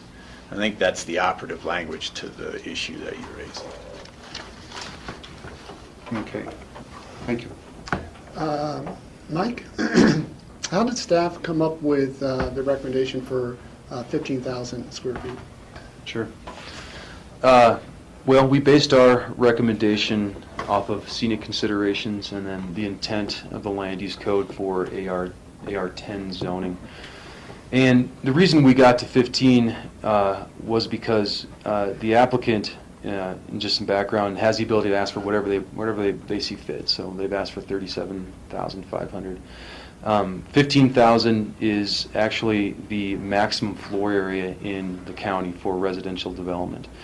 And what that means is in Pickens County, we have a cap of 15,000 square feet of residential development for the entirety of the county, whether you're located within the UGB in the urban area or if you're located in the rural area like this is. And given that idea and the fact that we don't have a cap on the size of a proposal for a flexibility request, and given the scenic considerations with this lot, we felt that 15 was the appropriate number to go with. And the applicants brought some representations of what their proposal is for 37, but we feel that 15,000 is the right number. And so what percentage, do you have a percentage, a ratio for the structure to the land, the 4 point whatever acres that is? Whatever the FAR would be if there was one. You don't have that? We could run the number quick, I guess, and find out. But there is no FAR associated with this. Okay. All right. Any other questions for staff? Rachel? Yeah, Mike, I also note that there's a request for a 10-foot rock wall. Mm-hmm. Is that consistent with our code for walls? Fencing? Yeah, there's no prohibition against rock walls. What you'll see is a lot of development in the county that have rock facades for structures, but there is no prohibition against that. But is it the height? I thought there was closer to an 8-foot height limit for a wall. If it was in a setback, we would start getting into size and of what that means and the height of that, but it's not. This rock wall is actually compliant with the 100-foot setback from Highway 82, and therefore they can ask to build that big. Okay. I know it's not for me, but that was a misunderstanding in the staff memo. It's not just a rock wall, it's part of the building itself. But There's no standalone wall. Yeah, okay. I'll show you You'll all address that. that. Yeah. Okay, thank you. At this point, any other questions for staff? You can always come back, obviously. Turn it over to the applicant. All right. Thank you. Good afternoon. For the record, I'm Mitch Haas of Haas Land Planning. I'm here representing Jordan Lewis and Cooper Mason Ventures, LLC. I'm also joined here today by Jordan Lewis, who's the applicant right behind me, and Jody Edwards, who I'm pretty sure everybody knows. I wanted to start today's discussion by recognizing that the proposed development of agricultural facilities for the production of medical marijuana is perfectly in keeping with Pickens County's character. That character is substantially and inseparably related to the heydays of Aspen in the 1970s and to the county whose citizens repeatedly elected Bob Broadus as sheriff. More recently, It's the county that supported Amendment 64 to the tune of more than 75%. In other words, more than 3 out of every 4 Pitkin County voters supported legalization of marijuana for recreational use. That vote only proves that tolerance and acceptance of marijuana is every bit as much of Pitkin County's present day as it was part of its lore. Only now, the people have spoken loudly enough that everyone should get used to the idea of discussing this industry in no different light than we would the selling or wholesale of liquor or the brewing of beer. Another huge part of Pitkin County's character is agriculture. However, the agricultural base of the county has been declining and diminishing over the years, with little hope that agribusiness has any real way of again becoming a vital part of our local economy. Locally oriented indoor farming is the next big thing in agriculture, and it provides what is probably the only way to bring a level of new, modern, and sustainable agribusiness back to Pitkin County. We hear it all the time: farm sustainably, grow locally, support local business, buy local. These are present-day mantras we hear again and again, yet the opportunities to hear these cries seem fewer and further between all the time. Well, we're here before you today to bring local agribusiness to Pitkin County. We're here before you today to further what the voters of Pitkin County overwhelmingly supported. To that end, and given the results of recent polls and the Amendment 64 vote, we have to assume that an average of at least 3 out of every 4 of the same folks who are opposing our proposal would be supporting it, if not for it being located in their proverbial backyard. While we do understand and respect these concerns, genuinely, we feel 100% confident that we will prove to be a good, quiet, and responsible neighbor. Finally, we're here today with the opportunity for Pitkin County to advance the goals of farming sustainably, growing locally, and supporting local business. Part of the requirements for this type of application is a demonstration of need. We recognize that we would be somewhat at risk given whatever may come around with licensing requirements. But with this approval, my client will have to weigh those risks, decide whether to proceed with the actual construction should we get an approval, or wait to see what the licensing requirements are before proceeding that way. But we are proceeding today with the proposal based on a demonstration of need for a specific use. We want to recognize that this application has been somewhat difficult for staff to wrangle with. We respect the job they've done in this review process. While we feel that they've been truly reasonable, and we're thankful for their recommendation for an approval, we were encouraged by staff to apply under the rules in effect at the time of our submittal, and we have to be reviewed under those rules. The recommendation to allow 15,000 square feet of new agricultural buildings is appreciated, but that number has no relationship whatsoever to what the actual needs of this operation are. My client, Jordan Lewis's business, Silver Peak Apothecary, has been up and running for more than 4 years to date. In this time, the business has grown to the point where it currently has approximately 10,000 square feet of indoor grow and support space between 2 facilities, one of which is located in Pitkin County and has had no problems or issues or complaints to date, and the other is out in La Plata County around the Durango area. Managing these 2 facilities with such a great distance between them imposes significant logistical constraints and puts this local business at a competitive disadvantage. The business currently maintains medical licensing to grow a number of plants that far exceeds its physical capacity of its facilities, and as a result, they cannot cultivate sufficient plants to meet their demand. By the time the greenhouse project would come online, be built, Jordan will have a demonstrated need for more than 2,500 plants for patient medical purposes and expects that number to increase in line with his historic average growth rate, which has been 50% year over year. Without the flexibility consideration that we are requesting, his local business will be unable to meet his patients' needs. In addition to meeting his patients' existing needs, Jordan has spent years on research and development on an infused medicated lozenge. This is the most effective delivery method for sick individuals who need to consume rather than smoke cannabis. After investing over $150,000 in research and development and 3 years of his time, Jordan had to unfortunately mothball those efforts until a solution could be found to address his cultivation and space needs. Greenhouse cultivation, I want to explain, is different from standard indoor production, which relies purely on artificial light. Greenhouse production requires a larger footprint per plant because the time it takes to grow the plants is longer and the plants get substantially larger.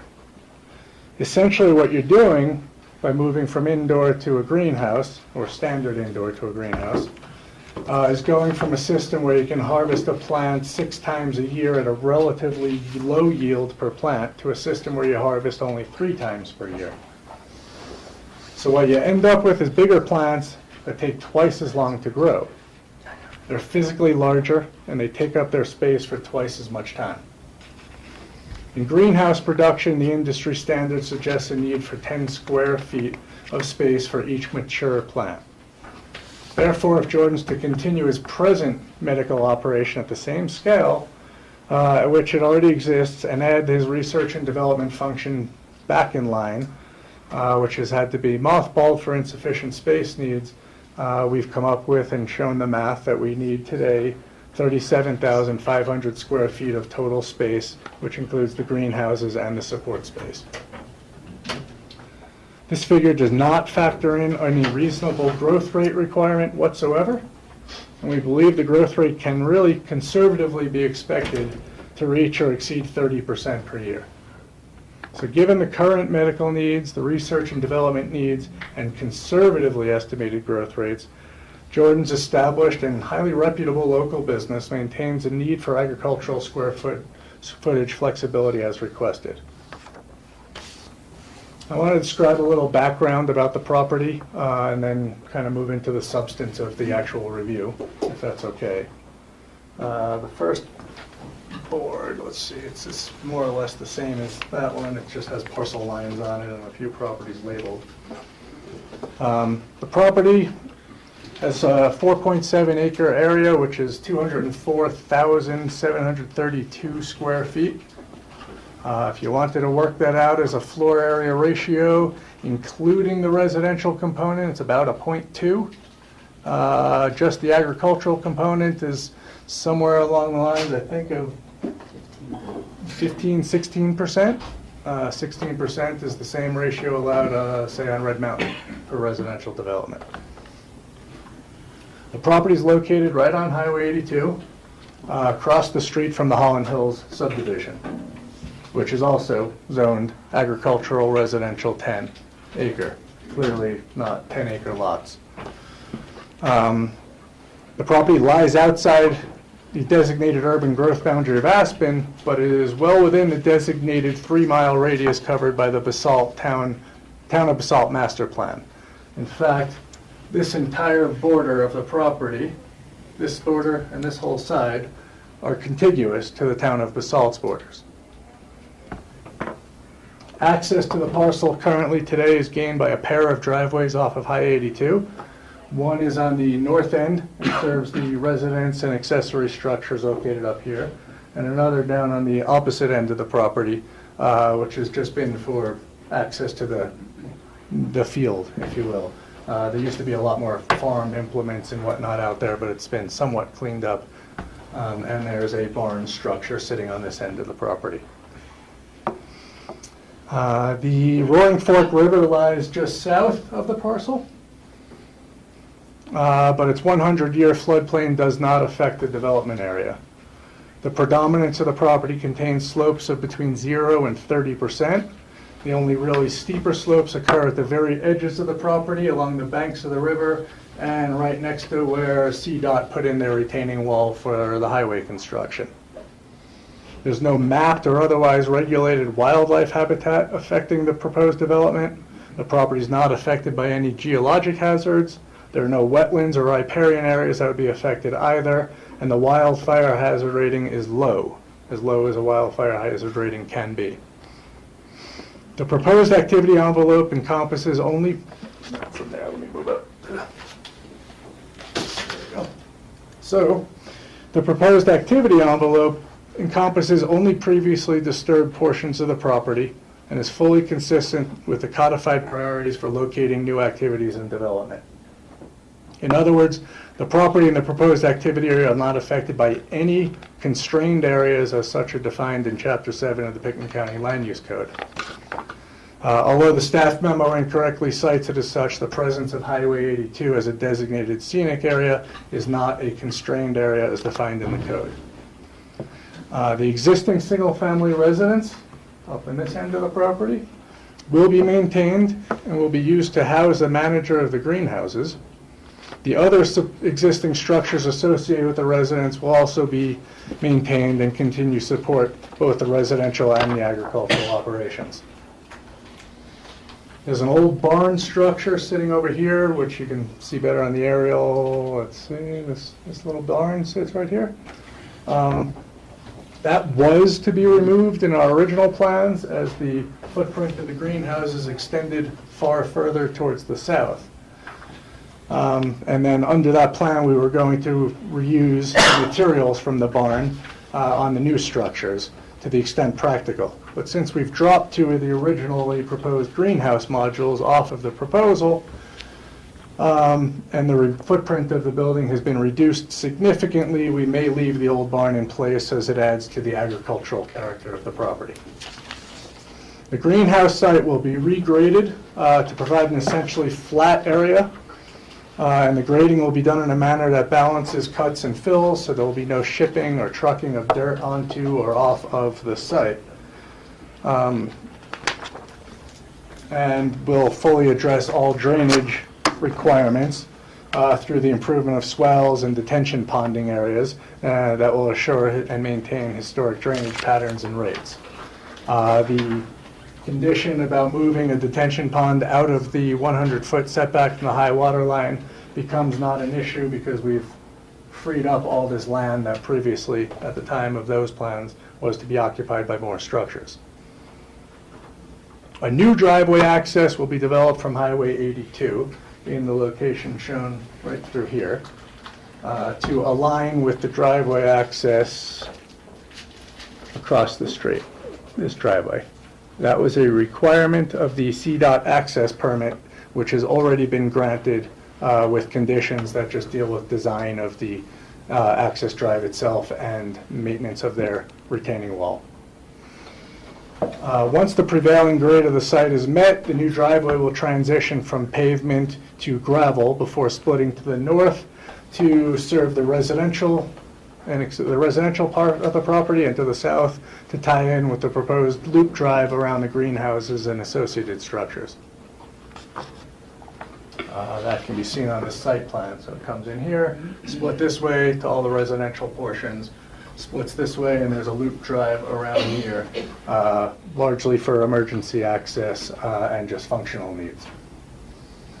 The applicant has been working closely with Bill Harding, Fire Marshal for the Basalt and Rural Fire Protection District, to ensure that the proposed development will meet all of the standards for access and adequate water supply.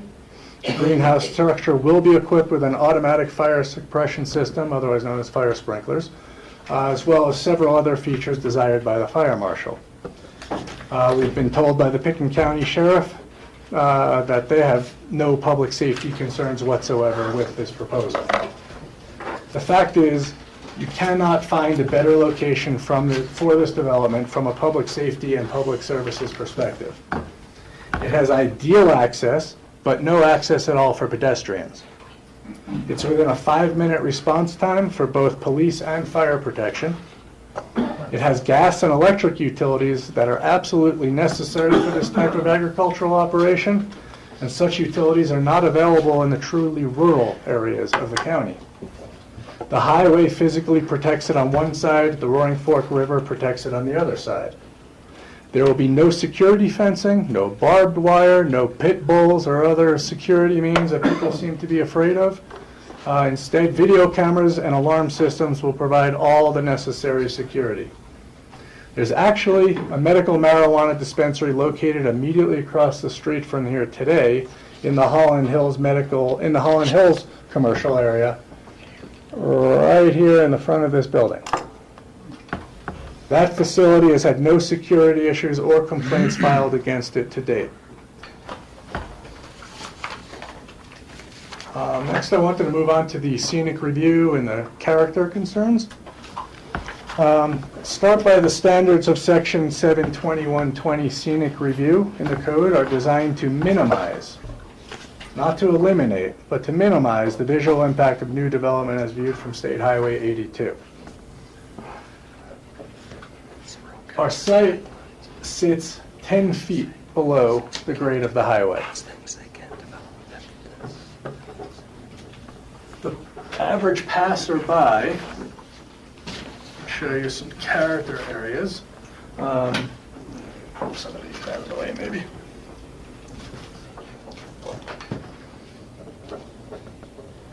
So when you're approaching the site heading up valley, you really don't see it until you're pretty much on top of the site because of all the trees that block access to view. So this is be heading up valley is all of these trees right in front of the existing house on the Caparello property. When you're approaching it on the highway, you really are at the end of the trees before you start to see this field. When you're approaching it in the other direction, it's across the street and you're surrounded by what is really not a rural feel. That rural feel there, you know, is probably best shown or demonstrated by, we read the definition for rural, and it's country-like and agricultural, large lots. This is not a rural area. Yes, it's in with the designated rural part of Pickens County because it's not in the Aspen urban growth boundary, but it's within the 3-mile planning area of the town of Basalt, and clearly not rural. This is all commercial use here. This is an Asbarian rug company with more commercial use and commercial metal warehouse buildings behind it. A landscaping business was recently approved right over here. There's another large landscaping business just down the road over here, and I think it's Four Seasons. I may be getting the name wrong, incorrect. And fairly high density lots around here. So to this end, in accordance with the review standards, our development maintains the 100-foot setback from State Highway 82 and is not located on the highest ground or most visible portion of the property. Use of the least visible portions of the site are prohibited due to location within 100 feet of the Roaring Fork River high water line.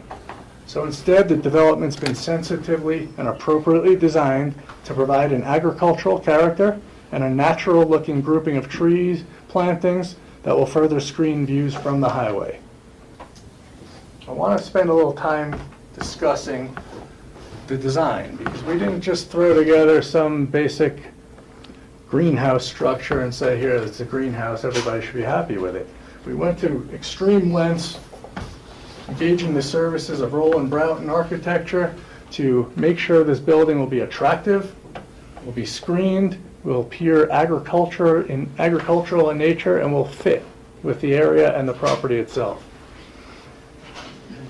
The layout of the building design, the layout and the design of the buildings are exactly as recommended by the scenic review standards. Heights and bulks are minimized to the extent practicable. Our maximum peak height of any roof is 24 feet 6 inches. The building mass is broken down into a series of smaller forms. Building facades are articulated to avoid a wall or row effect. The roof lines are kept low and staggered to avoid presenting a long unbroken plane. The proposed structures will not project above any ridge line, as there are no ridge lines or otherwise affecting the subject property.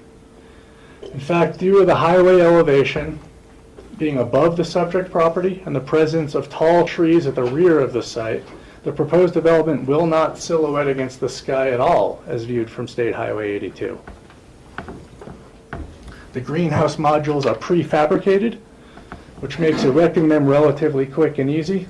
will not be a long construction process that people have to endure.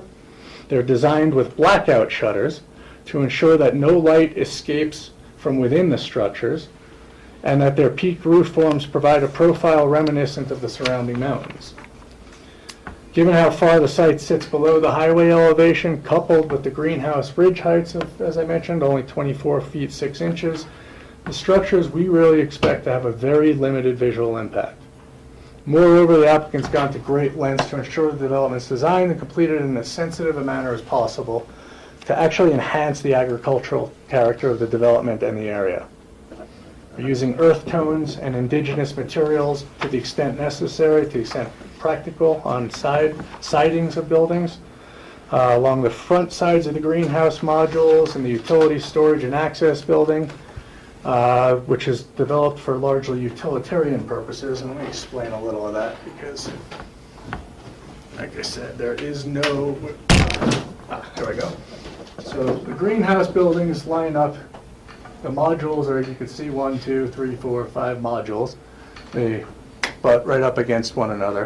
And then this piece in the front is the sort of functional part of the building: storage, utilities, the head house, if you will, and a hallway that runs the length to provide access into and out of each greenhouse module. The rock wall we discussed is actually the wall of this building. And it's a gabion wall, which we've shown character drawings. Gabion walls are very, very common, becoming more and more common in nicer agricultural projects. You're finding them very common these days in vineyards and orchards and things of that ilk. It is essentially a mesh wire construction with rocks stacked inside, and they provide a nice agricultural feel and the ability to grow vines up and break up the massing of them. And so here's just several examples of what we found as gabion walls, and were used for influence or direction, if you will. So that's what we were talking about in the gabion wall. That wall, again, we had purposely designed it. It's the first 10 feet in height. It has window opening breakings to break up its mass. It has areas where the rock wall will climb up in height to be able to have vines grow up it and break that up as well. It provides largely utilitarian but operational purposes as well. The gabion wall, or stone rubble in a wire cage structure, is meant to be evocative of a vineyard, an orchard, or a rural agricultural architecture. It provides something of a wainscot along the base of the building, and then the 10-foot portions are only the columns where the vines will grow up. We'll get to that next. There are punched openings dispersed so as to further break up the massing and add visual interest to the structure. The main utility and storage portion of the structure is sited at the northwest corner of the building. There we go. Right here. At the northwest corner of the building, with a gable ridge height of just 20 feet that runs the opposite direction, the gable ridge of the greenhouses. It will be sided with weathered barnwood, have a rusted metal roof so as to reinforce, again, the agricultural character of the structure and the property. The combination of the greenhouses, the gabion walls, the weathered barnwood siding, and the corrugated metal roofing will provide an agricultural character befitting of this development. The 100-foot setback from the highway. As you see, here's the right-of-way. Our building 100 feet back will accommodate improvements that are permitted in this area, including some basic grading and drainage improvements, a new septic system that serves just the greenhouse structures, and a narrow portion of a gravel access drive loop that will serve that will go around the property, as well as installation of naturally appearing clumps of tree plantings. As we originally proposed, it was native evergreens and a mix of aspens.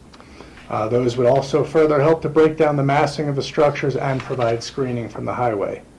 That said, if it's desired that we put a solid wall of tree plantings in this area to fully screen the greenhouses, We're happy to oblige that desire, as we do not need to achieve solar gain from the highway side of the building, that being the north side. So if an entire wall of trees is wanted out here or right up the bill side of the building, we can do that. We just didn't propose it as we didn't feel like that was the most naturally appearing way of addressing scenic concerns. We felt that earth moving and berms would not provide an appropriate means of screening, and thus we didn't propose these things. Instead, we proposed just clumps of trees to look natural in appearance. Again, though, if we want berms, if we want a more densely planted row of trees designed along the north sides of the structure, we'll gladly oblige that. Truth is, such a dense planting of trees or screening would, we think, address all the visual impact concerns given the site elevation and the backdrop provided by the existing trees. What I'm getting at there is the back of the property. All of these trees here are quite tall. So if you put a bunch of trees here, looking across the site, even from above up here, you're going to see these trees, and then you're going to see these trees. What's in between will be very limited visibility. All roofs will have a non-reflective color and composition. They're the same type of polycarbonate roofing material found on the greenhouses today at the Eagle Crest Nursery. We will use the same ones here, and they are not reflective. Further, the internal blackout shutter systems I mentioned briefly will ensure that no interior lighting will impact the night sky. The applicant's goal here is to develop and operate a greenhouse facility in as environmentally sensitive a manner as possible. Nutrients and irrigation water will be recycled and reused, eventually captured on site, and any eventual waste, which tends to be a very, very small amount of material, will be removed from the site for positive reuse elsewhere. Only anecdotally speaking, Jordan's explained to me that a similar sized greenhouse facility that he spoke with and consulted with, their waste is of such small size that they just take it home and use it in their home garden as nutrients. All site drainage and runoff will be run through a system of open swells and retention ponds for release at historic rates and at sheet flows.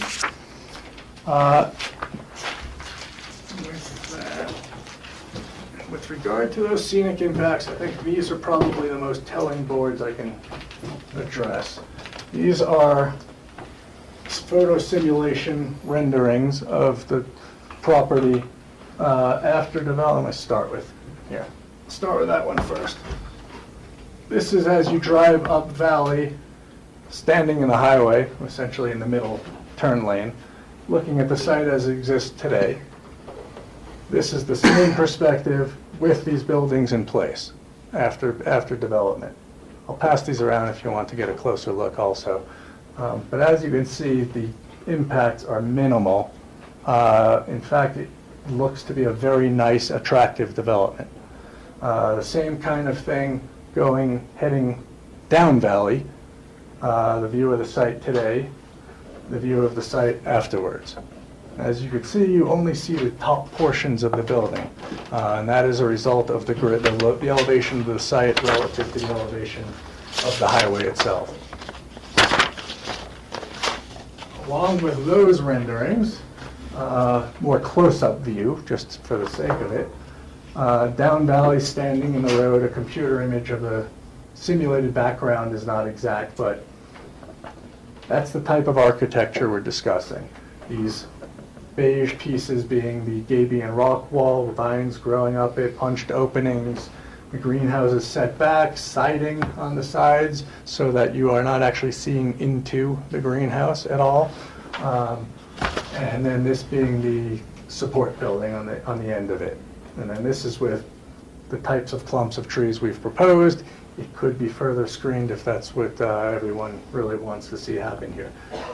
This being looking more up valley, a closer up view of the support building on the end.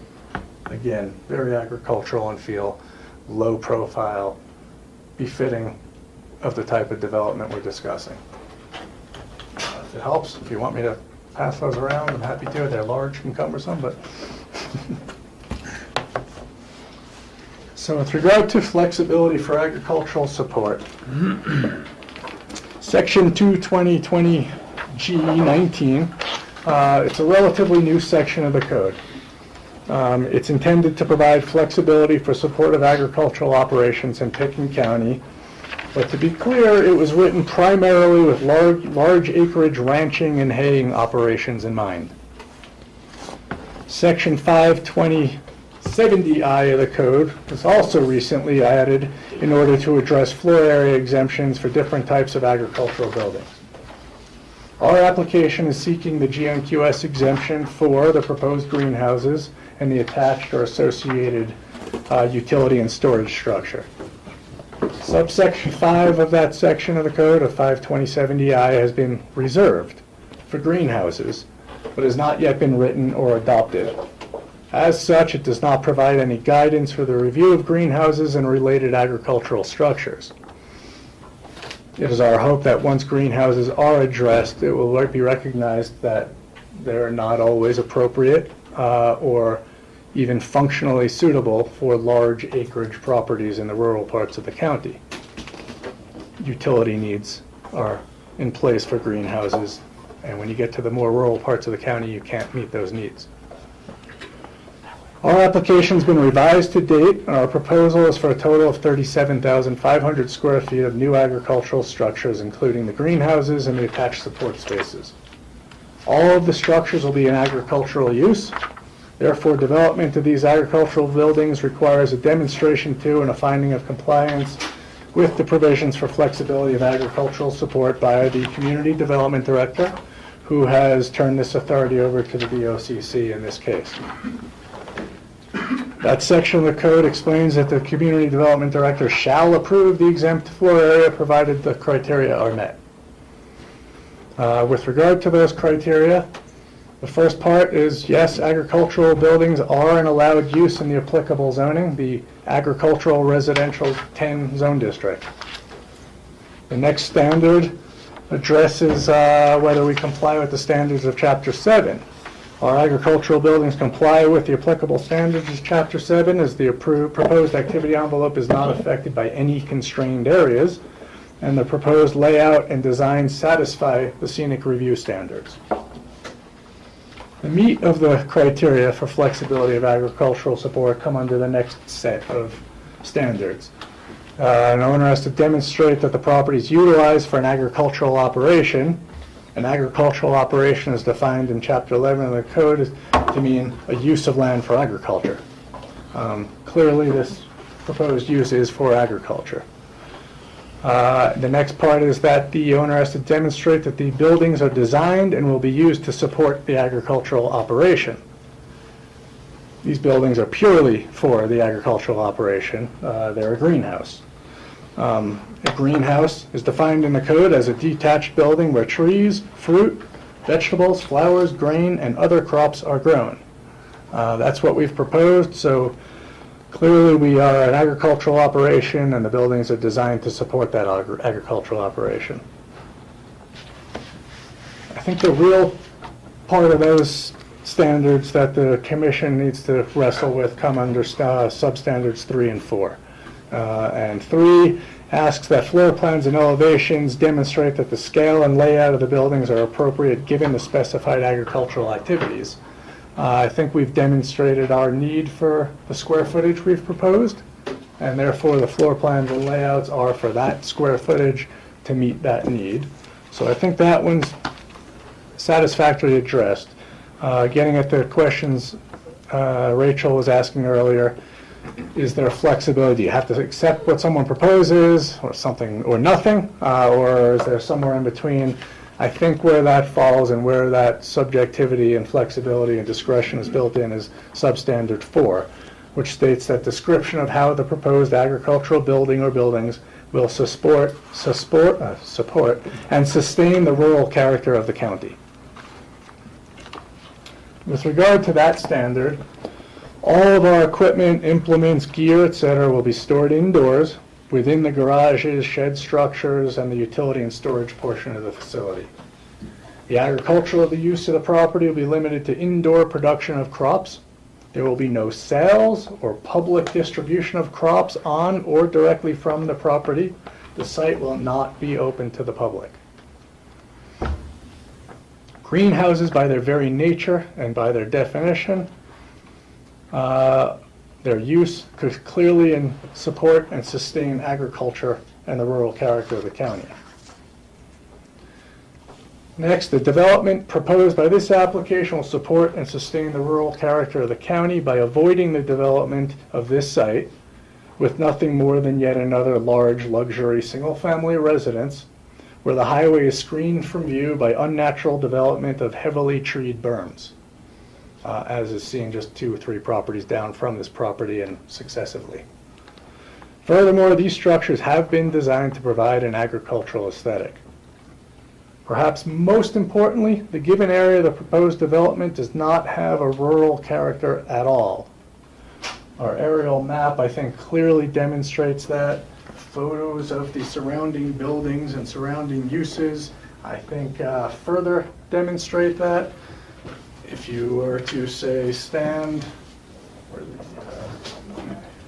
if you were to stand above the property, somewhere in this neighborhood or vicinity up in Holland Hills, and look down at our property, that's the view of our property, with that being the existing barn and that being the garage structure. This is all right in here, across the street from us. I don't view that as rural character, and frankly, neither did the BOCC Planning and Zoning Commission. This is a perfect location for this development on so many levels, and after careful consideration, and in the only official comments provided by the town of BOCC, their Planning and Zoning Commission agreed with these points I'm making by a 5-0 vote. I want to read to you some of the comments from the BOCC Planning and Zoning Commission minutes, which come under their Commissioner Comments section. And those comments were provided only after careful consideration of the full proposal, meaning the 58,000 square foot proposal, not this scaled back version. Commissioner Bennett stated that she doesn't have a problem with having a state-of-the-art greenhouse in this location. It's an agricultural use, and that area outside of the town doesn't have a rural feel anymore anyway. This use fits right in with what's already there. Commissioner BOCC said he agreed with Commissioner Bennett's comments. That isn't a pristine rural area with open meadows and rustic barns, and a greenhouse fits in with the current uses. It'll be an agricultural use in an agriculturally designated area. Commissioner Johns didn't see a problem with having a greenhouse in this location. Johns thought this proposal complied with the goals of the BOCC Master Plan because of its agricultural use. Chairman Grauer said he agrees with the others who have determined that there is no conflict with the town's urban growth boundary or its master plan. The proposed use fits with the agricultural designation and the other existing uses in the area. Clearly, I'm not alone in feeling that our proposal is the right use at the right location. I'm also confident that I'm not alone in feeling that the site of a large greenhouse, as sensitively designed as ours, does not evoke the same kind of negative feelings as does the site of a metal warehouse or a big box store of similar square footage. Plus, those types of structures tend to be a good deal taller and more imposing than a greenhouse, while also being surrounded by parking lots and a great deal of activity. If people want to draw comparisons with existing structures in the valley, the only one that makes any sense at all would be the Eagle Crest Nursery building, which does not seem to offend many people. Of course, we don't have the parking lots, signage, or commercial activity that are associated with Eagle Crest Nursery either. Finally, the Redstone Village Caucus, the Snowcap Caucus, the Frying Pan Caucus have all recently voted to prohibit medical marijuana operations of the sort proposed here. We can expect the Woody Creek Caucus and the Emma Caucuses to probably follow suit real soon. In other words, the truly rural character areas of the county will not allow a proposal such as ours. But we have chosen a location where the presiding Planning and Zoning Commission has found that the proposed use and development plan to be consistent with their master plan. By locating where we've proposed and not in one of the county's caucus areas, we're supporting and sustaining the rural character of the county. In closing, look, none of us want to see unsightly buildings or massive developments. That's why we've gone to the lengths I just described to make sure our proposal is agricultural not only in use, but in character as well. Let's not allow a small chorus of detractors to paint this project as a massive and out-of-scale development. It simply isn't. What we're proposing to build is a greenhouse, both literally and figuratively. The agricultural techniques employed will be low impact, will consume minimal natural resources. The project's properly located in a corridor that contains many developments of similar size. This is a place to grow plants using natural sunlight. It is clean industry. It is local. It will benefit many in the local workforce. It is sustainable and economically viable. It is a structure that is far more consistent with the heritage of this valley than any of the metal boxes and mansions that surround it. The size and scope of the project as requested is what is needed to remain competitive and to meet the needs of this community. If we're unable to achieve a scale that allows us to remain economically competitive, then we'll struggle to prosper in the long term. Given the extraordinary land prices, difficult topography, rigorous land use approval processes, Pickens County has not seen an influx of people looking to grow here and likely will not. In fact, there are only 3 licensed medical marijuana sites in the county today, and this would be the only one of significant size. Despite the disadvantages, Jordan has still chosen to locate his project here in Pickens County because this is where he lives. This is where his children go to school. This is where his family has made a life. Let's not allow the fears of a few to exterminate the best chance for a local niche of sustainable agriculture in this valley. What seems foreign to us today will appear normal in just a few years' time.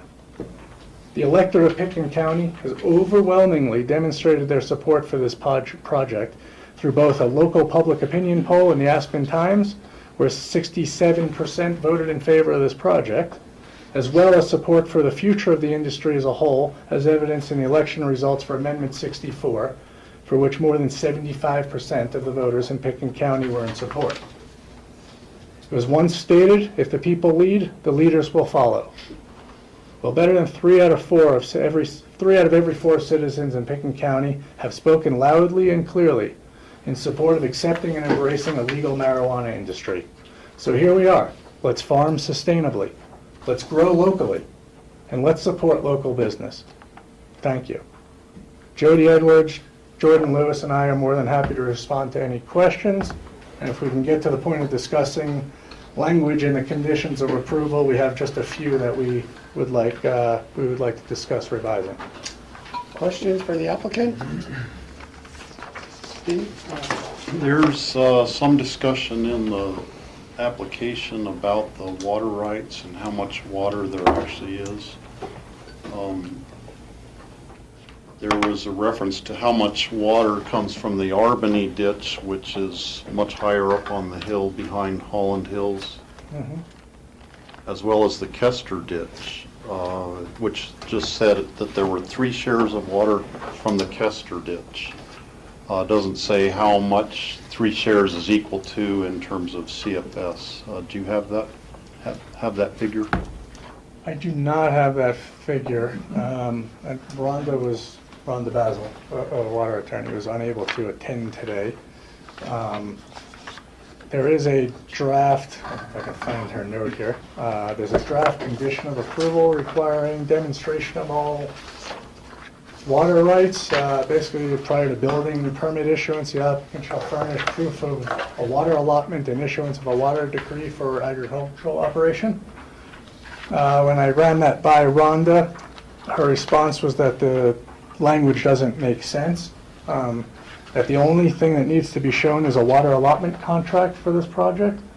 And because where the property is within Area A of the Saltwater Conservancy District, there are no water court decree is not required in order to operate the water rights.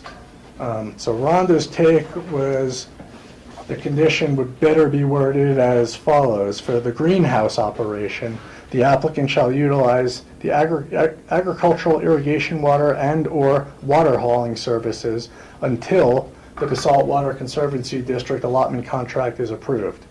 Applicant shall obtain the Saltwater Conservancy District allotment contract prior to issuance of a final certificate of occupancy for the employee showers and bathrooms. So her take is we've got plenty of water for this use. We just have to go through the paperwork process, being in Area A, to get the Water Conservancy allotment contract. And that until such time, any other outstanding water needs for, say, a porta potty or irrigation needs can be handled through hauling water in. Okay. There was also reference to 20,000 to 30,000 gallon tank of water for fire protection purposes. Where, could you show us on the map where that would be located? Yeah, that will be, the plan as of now is to have it indoors in this building. Or, no? Oh, yes. Yeah, inside in the building. And in speaking with Bill Harding, that same tank, as long as it remains full, will be served dual purpose. That can also be used as our irrigation water. He doesn't seem to mind if there are nutrients in the water, as long as it remains full to his and available for use for the fire sprinkler system. So it'll serve a dual purpose, or a very efficient use. It'll be indoors where no one can see it, and will also help with the irrigation needs. Just to clarify one point, that's not going to have, those water tanks will not have nutrients in them. They will just be water tanks, but Bill feels strongly that it's actually a benefit to use that for our domestic uses because it means that we're paying attention to what's going on with the tanks and that they are being, replenished. So we discussed that in some detail. For the record, that's Jordan Lewis. Sorry. Would there be a dry hydrant for the fire department to access that? If the building were on fire, I don't think they'd want to be hooking up to a hydrant on the wall of the building that's on fire necessarily, but farther away. Has that been thought of? Yes, basically Bill's come up with a lot of requirements, and we've simply said we will do everything you require.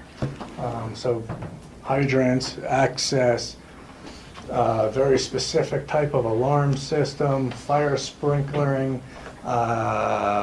where materials get stored, a litany of things that we can accommodate with this plan. Okay. Any other questions at this time for the applicant? I'm going to, Rob? I have a question. You had demonstrated in your demonstration of need 10 square feet per plant. Where does that data come from?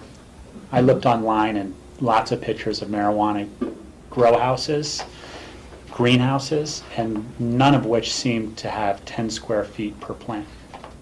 Jordan, May I address that? Yes. Okay. So the 10 square feet figure includes a percentage for common space because we didn't separate that out from the calculation. So what we're talking about is approximately 20% for common hallways and space between plants, et cetera. That's We have support space as well on this calculation. Right. So what we're talking about now is inside the greenhouse structure. When you're going to have plants, you can't have one plant abutting against another. You need access around the plant to tend to it. We're growing plants that will easily fill a 3x3 table. It's not that big a space. I mean, it's, plant getting this big is pretty standard. That's pretty small. If you look at what they're doing in longer season greenhouses, the plants can be as big as 15 feet by 15 feet. So that's a very conservative and small footprint for greenhouse growing. Okay. I was just looking for, like a footnote to that because you could have put down any number there. Sure, but I'm speaking from practical experience and also from having researched this extensively and talking with other growers. Another question that I had was the blackout lighting, and I didn't see anything in the resolution regarding clarification on that to really hold them to no lighting to be excluded from the building, because I know a lot of, or from the limited research that I've done online, a lot of grow operations do internal light as well. And I want to make sure that that's included in a resolution that. I think it's 5F, but it might not Did be I as miss it in there? complete as you Yeah. would like. And we've definitely made that material representation. But if you want specific language, yeah, 5F, I think, covers it. That's correct, yeah. Okay, let me think about that as we go to public comment and stuff, exactly how that's worded. Any other questions at this point for the applicant? Steve? What is a bug screen area and what's its purpose? That was a new one. Explain that, it's Sure. technical. So the way these greenhouses work is that air is drawn in from one end of the greenhouse and pushed through the house and expelled on the other side. In order to prevent disease and transmission of bugs, et cetera, there's a section at the front of the greenhouse where the air comes in that has it's 8 feet, but it's all bug screen. It's all bug screen. It's like a plenum for air to come through before it goes out. And what that does is it maintains a sterile environment, or as sterile as we can maintain, and it prevents the use of pesticides and other harmful materials, so we don't have to spray our plants, so we're able to grow a medically acceptable product. So it's critical to operating. And quite honestly, the entire design, as far as breaking up the houses and segregating them, is all for biosecurity reasons. We're trying to minimize the impact of if there's an outbreak of any any bugs or mold or anything, that we can basically quarantine it, address the issue, and not have it affect the rest of the operation. Okay. Let's do me a favor and just take those down so we can see the Oh, public. yeah. So I'm going to open this up for public comment at this point. Joey gave me my sheet to sign up, but it's not here. Did someone grab my sheet for the sign up? I thought he put it in here. Wait, I think he left it here. Oh, yeah. I was going crazy. I haven't moved. It disappeared. Okay, so I'll probably call these in order, and I would ask each of you just to limit your comments to 3 minutes. And if you just need to reiterate or what someone else has said, you could do that quickly as well without having to go through the same comments. So let's see, David Frank?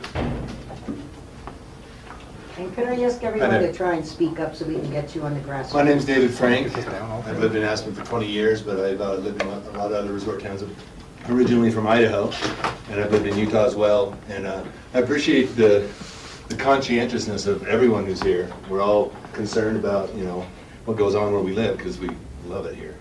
And I've lived in Salt Lake City, where there's 1 million square feet of NSA that's just been established there at the foot of the mountain, where they're taking all the gravel. I mean, it's just unsightly as can be, and it puts all the silt. I mean, it's very great that we live in a community that cares about aesthetic and, pollution. But also in Idaho, I mean, it's just dairy farm after dairy farm, just polluting our rivers. The berms from Haley to Ketchum, you don't want a berm in front of this thing. There's berms from Haley to Ketchum. Both sides of the road is like driving in a corridor. In fact, I even once proposed that we could put affordable housing inside the berms, because they're just endless. But anyway, I know Jordan, and I've met his family, extended family. I fly paragliders here, and we just landed with his nephew a couple hours ago now. But anyway, I'm happy that we have such conscientious people leading the way, because Colorado's already leading the way in the country as far as this goes. It's taken 60 years to get away from just the stigmas of morality and reefer madness about this whole topic. And I think it's really important that in leading the way, we do it right.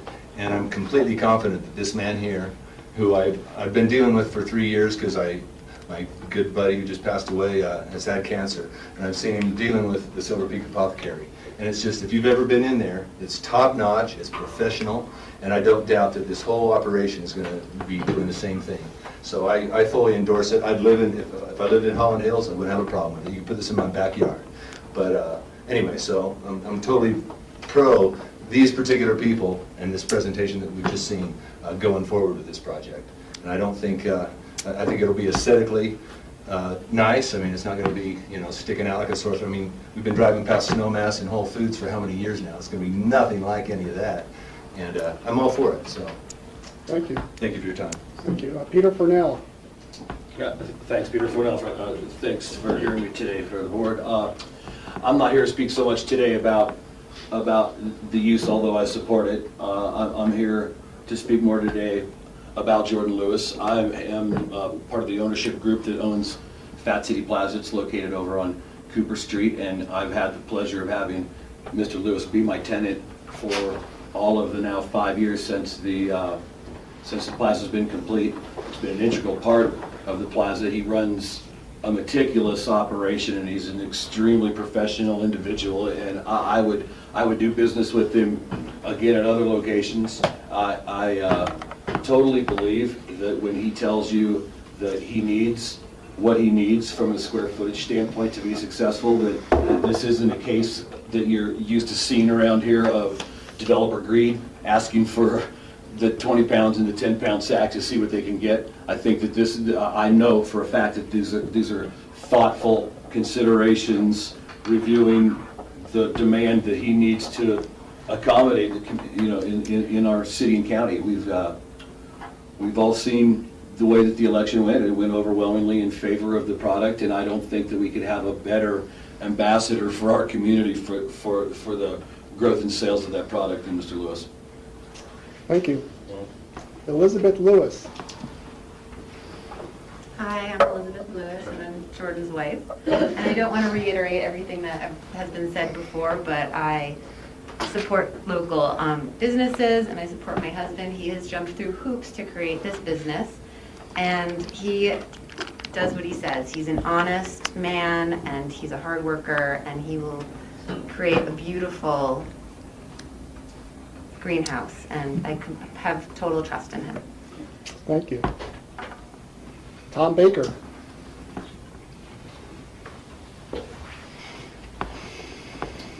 I'm Tom Baker. I'm a resident of Pitkin County, a property owner in Pitkin County, and a voter in Pitkin County. My home is just north of that map in what you are describing as the Basalt area. I have a lot of concerns, as do the other residents there, about this project. I see it as a challenge to safety, to security, ultimately to our property values, and when our property values go down, so does the tax revenue to the town of Basalt and to Pitkin County. From a safety concern, there's always the potential of fire, and then the fumes and the gas and the oil from this product could affect the community immediately. From a security concern, there's going to be a need for additional police protection in the area because this product is attractive to a lot of people and a lot of elements. In neighboring states, this product is still not legal. There are groups, organized groups, that would want to get their hands on this product, including the cartels. That's going to lead to a need for increased police protection and security. That's going to be an additional expense for this county and for the town of Basalt. That'll impact our property values.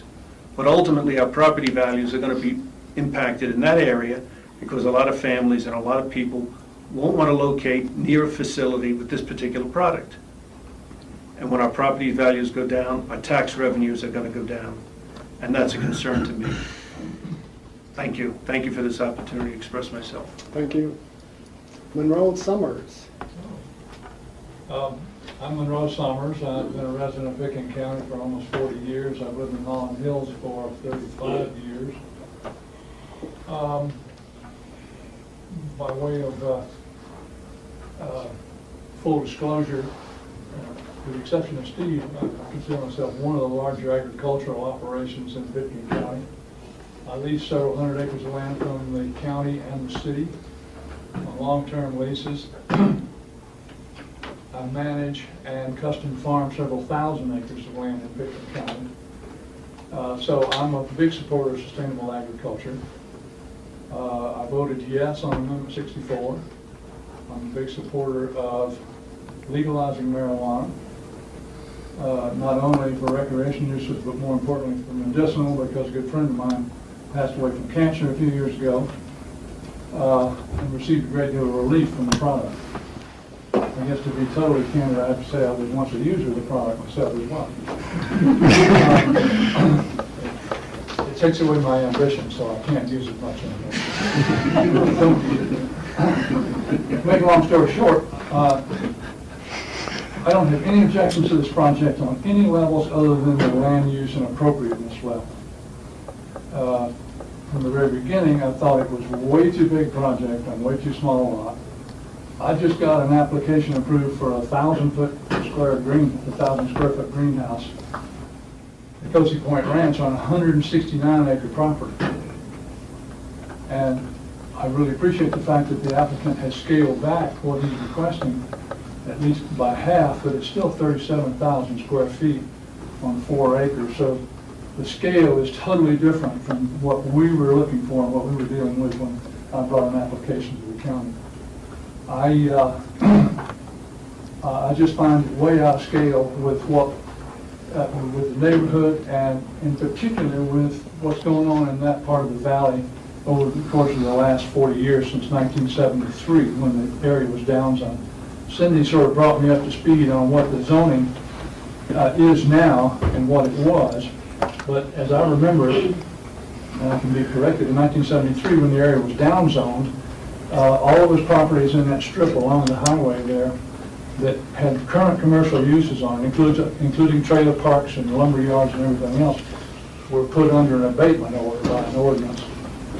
And although that abatement order was lifted a number of years later, the thrust of that whole thing was to ultimately try and keep commercial uses from not only developing in that corridor, but from existing for a lot of time.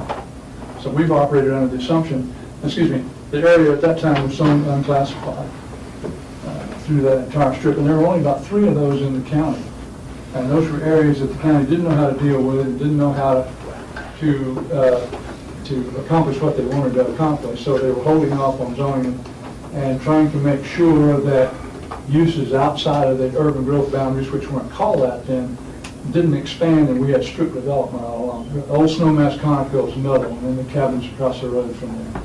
So an effort was made over the years to keep commercial growth to a bare minimum in that area, and it's still being made by virtue of the fact that the existing commercial uses there are not allowed to expand in any way, form, shape, or manner, and even to change, as I understand it.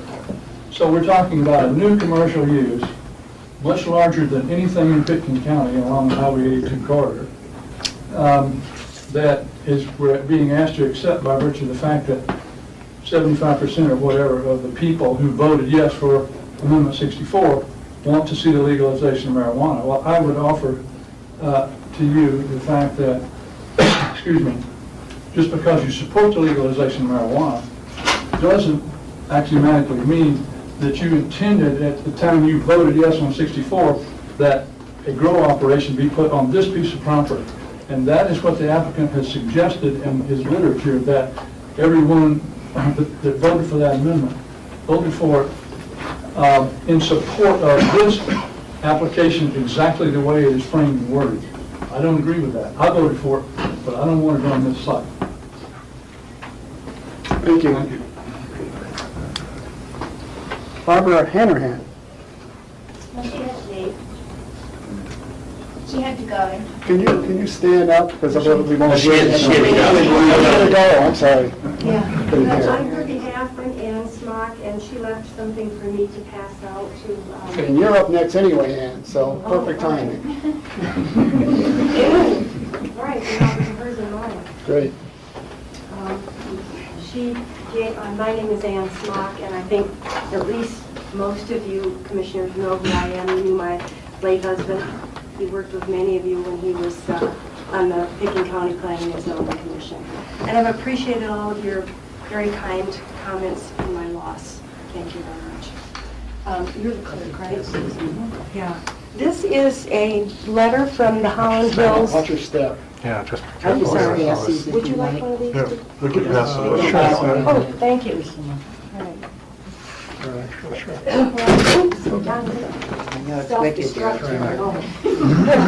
going to stand here where I have a soft voice. Thank you.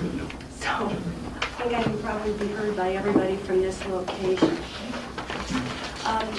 I really appreciated all that Monroe had to say about the history of this corridor because, as I said, my late husband was on the P&Z, and I'm familiar with what's going on zoning-wise in this corridor. For the last 31 years, I've been a property owner in Holland Hills, and I know for a fact that if anybody wants to practically put up a light on the street down there, we are under very strict vigilance from Pitkin County as to what happens in this corridor. And I know the existing commercial operations were grandfathered in. So to say that this is a commercial corridor across the street from the proposed applicant's project is really a mischaracterizing what the intent of the county zoning has been over the last, well, probably since the 70s when zoning first appeared on the horizon. But I don't really want my comments to echo what Monroe has had to say. I'm very concerned that what I'm hearing here is a confusion between approving a project that's growing marijuana and land use. Come on. I think there isn't anybody in this room that isn't sympathetic with marijuana, especially medical marijuana. People in Holland Hills, I know, grow it and smoke it. My neighbors. Come on. And the sheriff is right there. It's legal.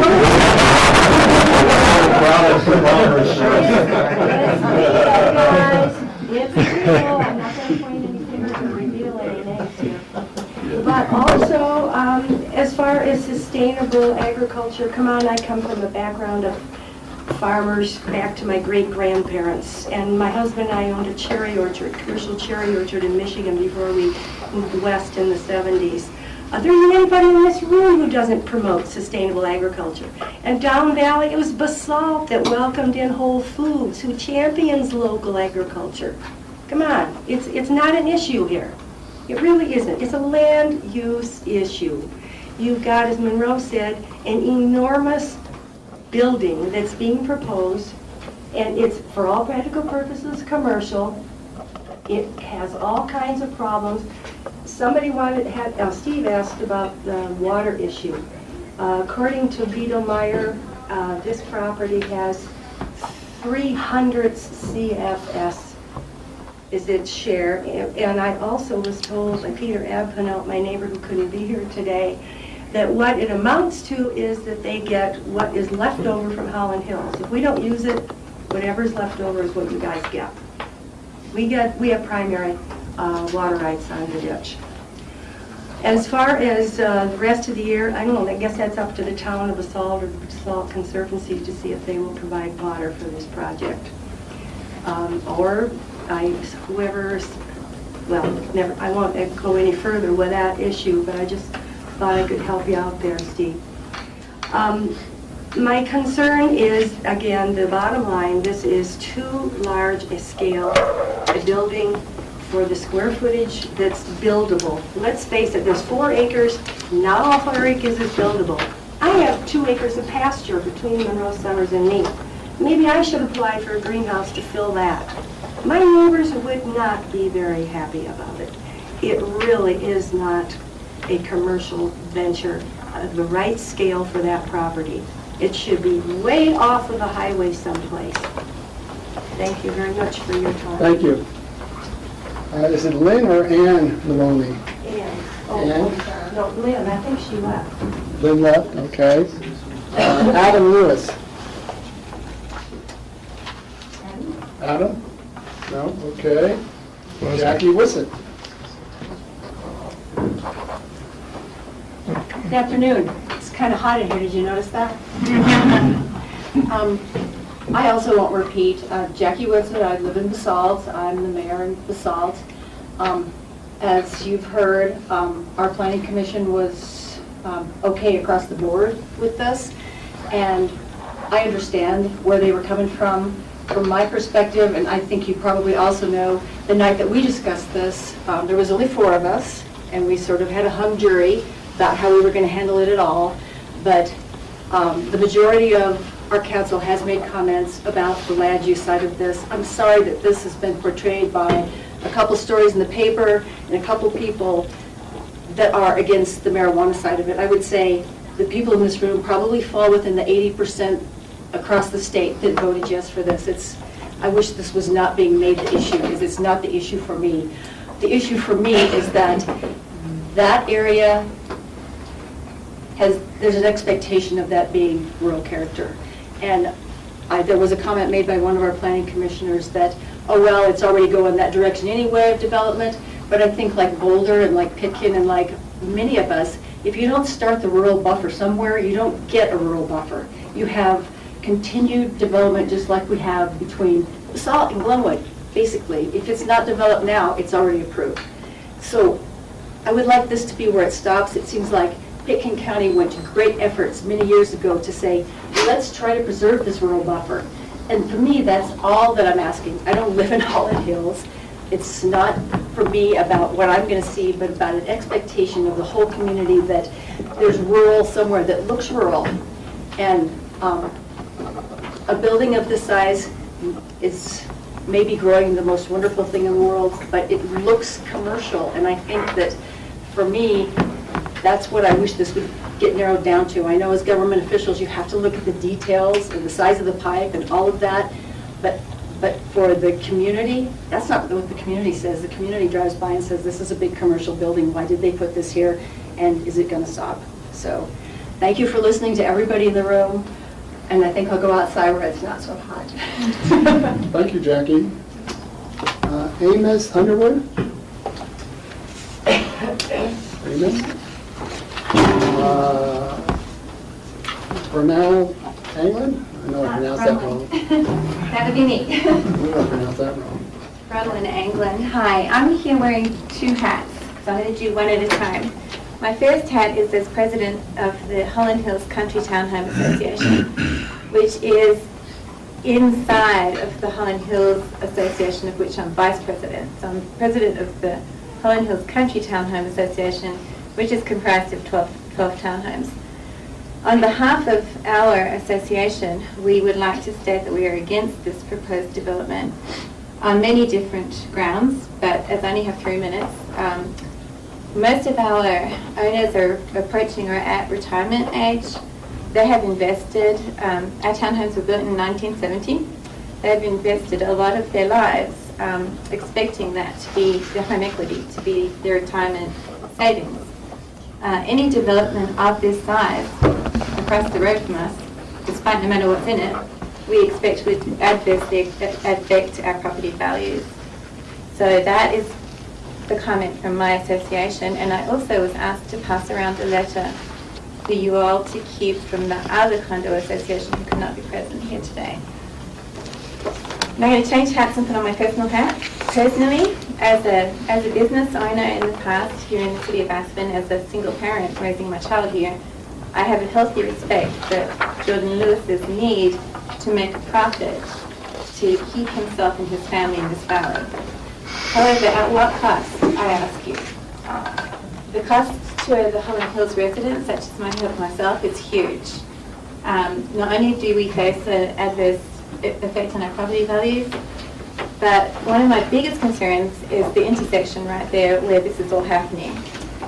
We have the only entrance and exit from Holland Hills is right there at Bishop Street. We have centre turning lanes that have been provided by CDOT to make it safer, seeing as the last person that died, I believe in 1999, was an 11-year-old girl. We have one driveway right now accessing from I guess what you consider to be the down valley side of the road, the part that faces west. And that is rarely used. So right now we have a whole bunch of traffic coming in 3 directions at once, right where the bus stop is. And I personally have spent the last 13 years of my life trying to negotiate with RAFTA and CDOT to get a safer crossing at this bus stop before somebody else gets killed. Hopefully not my own daughter, who's now 13. I got a final answer today, oh not today, sorry, last week. David Johnson, I believe, from RAFTA had been working hard with CDOT on our behalf to try and make this intersection safer. I got a final answer in a 35-minute phone call, which was nice of him to devote the time, from, I think, Richard Sanchez from CDOT, where he lengthily explained to me that it's actually to CDOT's benefit to keep this dangerous intersection dangerous, so that people will pay more attention when they're crossing the road there. So I think this is the Highlands Bowl theory of highway management. But anyway, so to put a development of this size on this already incredibly dangerous intersection is just frightening beyond belief to me. The amount of traffic coming in and out is adding to the existing exceedingly horrifying situation that we have there already. It's just plain scary to me. So, and we know that now, for sure, that CDOT aren't going to do anything about that. So as I said, already without whatever's growing in it, to me the size of the development is a huge concern. But once you add in the nature of what is proposed to be growing in it, we add issues of safety, security, as been mentioned before, so I will not say that again, but it does concern me. Then my other question here is, I also voted for Amendment 64 as my first vote as a citizen of this country. So I'm not against the growing of marijuana. It's legal here, but federally it's not. What happens if the federal government decides to exercise their rights over the state's rights and close this operation down? What happens to those buildings that have been built across the other side of the highway from us? I know that's been addressed as far as what if a future board would change regulations? What if the federal government decides to step in and say, no, you can't do this? Thank you. Jordan Lewis. Yes.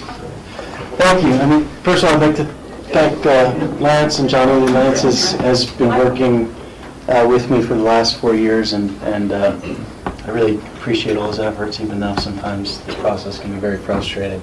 Regarding all the public safety concerns, I think there's nobody better to address that than the sheriff, who's in charge of that. So I'm going to defer any comments to him regarding public safety. I personally don't see any issues, and I can get into more detail, but I oftentimes I'll compare stealing a marijuana plant to wrangling a cow. It's really impractical. And the fact is, if I were going to steal anything, I would go across the street to Holland Hills, where there exists a medical marijuana dispensary, and there's probably finished product and cash, and that would be my first stop. That has not affected their property values. They have not complained about that, and I don't see an issue with the nature of what we're doing. And I appreciate a lot of the comments, especially Monroe was pretty upfront about where he's coming from. Regarding CDOT issues, CDOT has studied this. They're requiring us to take 2 accesses and consolidate it down to 1 directly across the street from an existing access, so as to eliminate any possibility of 2 cars colliding when they're both turning into that middle lane. So this is actually going to provide a safer traffic environment than currently exists. As far as the scope and scale of the project and the location, I've scoured this county high and low, and there just is not another site in this county where this will work. In order for this to work, as Mitch mentioned, we need access to utilities, and we need access to light, and the topography is severely limiting. The cost of land is severely limiting. So what I'm left with, essentially, is the best option. Is it the perfect option? No, it's not. And I respect the Holland Hills neighbors. And I actually called Ann Smock, and I offered to come down and meet with her in person prior to the meeting. She did not return my call. Excuse me, could I... No, Ann, please. Ann, no. Ann, I'm sorry, it's public comment. And I also contacted Hutch Hutchinson, who had made comments, and offered to come down and meet with him so I could go over the project in detail, and so we could both have time to openly discuss this. That did not happen, unfortunately, so I'm left here to address these issues. There is never going to be an ideal site for any development in Pitkin County, as I think we all know. But I can tell you this much, there is not a better site in Pitkin County. There is not, you cannot venture off into Old Snowmass or anywhere else and find the utilities that are needed, and whatever traffic impacts here are absolutely minimal because everything we're using on site is recycled, and essentially once we stock ourselves up, we're not bringing anything new onto the site. Everything we bring off the site is compact. We're taking a plant that will lose 85% of its moisture at times. And so we're taking, and we're shrinking it down into a package that fits in the back of a car, and it's no different than the Caparellas leaving to go up valley or down valley to go shopping. And so with that in mind, the final piece of this is we have taken every measure possible to make this aesthetically pleasing and to maintain the rural character.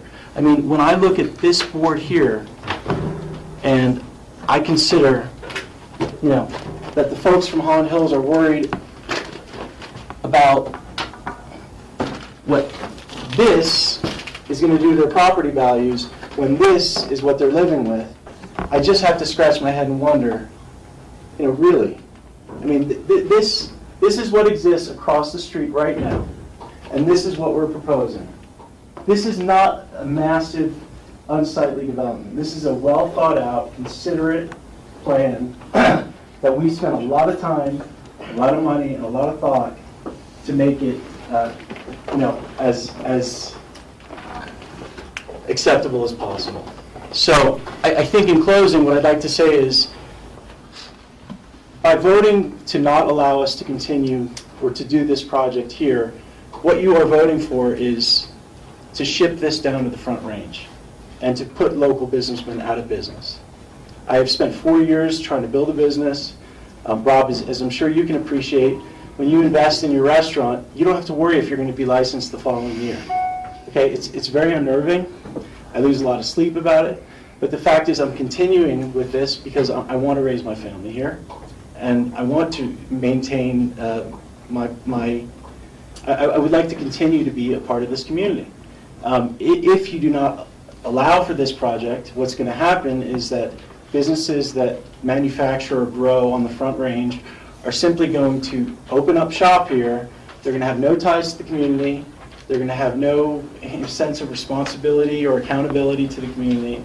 And you are going to look back in a few years and you're going to regret that decision. I guarantee it. What you have here is a person who's accountable, who's accessible. I've been dealing with the Sheriff's Department, with the Fire Marshal Department, with the Land Planning Department for years now. Anytime anybody has a question, they can reach me, they can ask me, I'm here. So, it's not perfect, but I think it's the best situation that we are going to find as a community, and from a land use perspective, there is not a better site, and if there is one, please propose it, because I can't think of one, and I've scoured the MLS listings for 4 years. Thank you. Thank you. Is there anybody else that we missed that did not sign up but would like to make a public comment? Yes, just identify yourself, please. Stefan Isbarian. I was wondering, I read in the paper that there were going to be approximately 30 employees. No. Then that was incorrectly. The employees we're not having question and answer here. It's opportunity just for public comment. Just a question, if that's in fact correct or not. Anybody else need to make any public comments? Seeing none, I'm going to close the public comments at this point and bring it back to the board. Does the board need a 5-minute, 7th-inning stretch? Or? At some point, yes, but I would ask the question, how many employees are anticipated to be?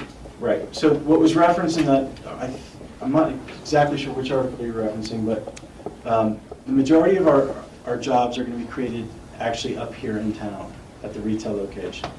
The farm typically will employ about one key person per greenhouse. and a couple of swing people.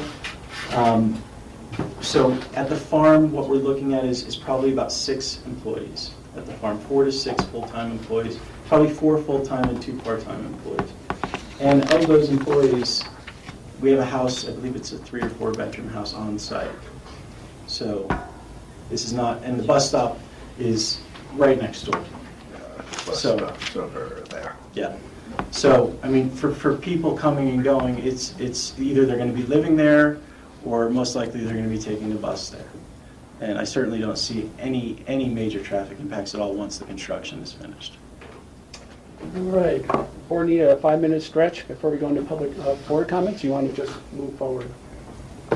We'll just take a 5-minute stretch. Everyone gets some fresh air.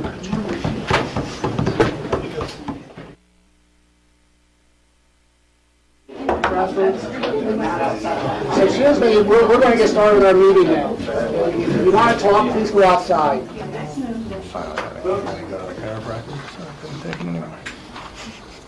Okay, we're going to bring this back to the board now. Board comments. Just sort of see where people are at. Rachel? I have one more question for staff before we go into comments. But Lance, I just wanted to ask you, what was the logic behind the staff recommendation, or why did you not recommend denial? I think the primary concerns were that the flexibility for agricultural support, since the way it's currently written doesn't have specific standards related to the plot of land. It really just has standards related to the agricultural need. That there wasn't a lot for us there to work with from an approval or denial standpoint. The scenic issues, we thought, were something that were not only important, but something from a code perspective that we could grab onto. And we felt that the amount of coverage of this small lot that was requested was out of character from a scenic standpoint. And we felt that some agricultural activity clearly should be allowed, could be allowed, and is warranted. But we felt that the requested amount was too much. And Mike tried to explain how we got to the 15,000 number, but that doesn't have much hardness around it other than the fact that clearly a 15,000 square foot house could go there without much comment from anybody. Thank you. Rob? And following up on that,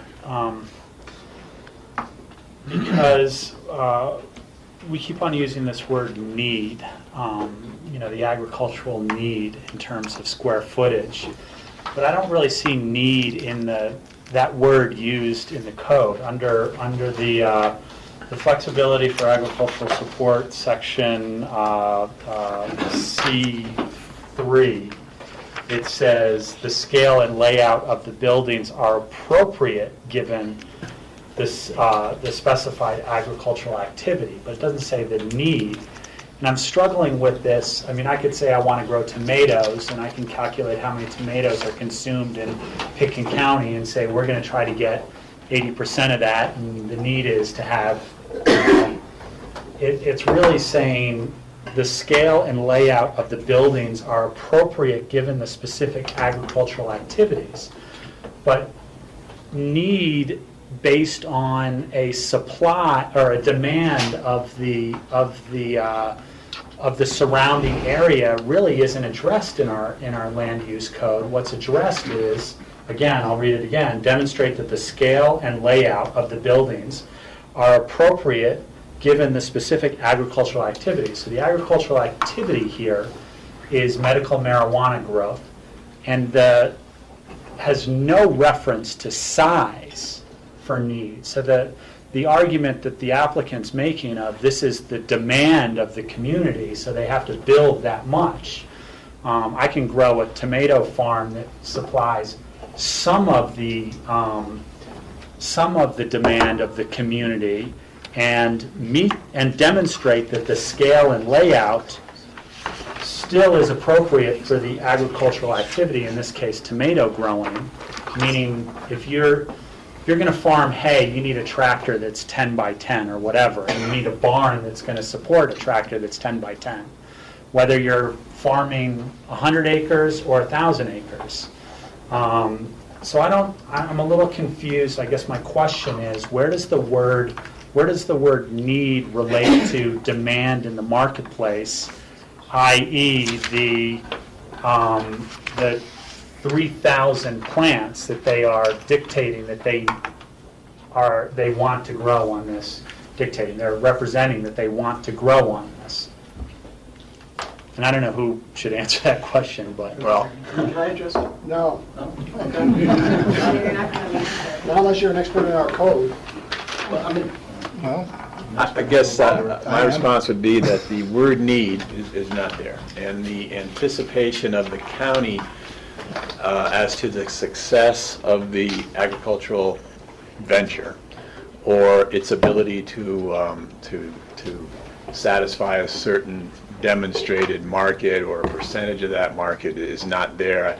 I'm not sure that we would adequately be equipped to evaluate that. The only real reference is in the first paragraph for flexibility for agricultural support, which states that if the property owner is not satisfied in that it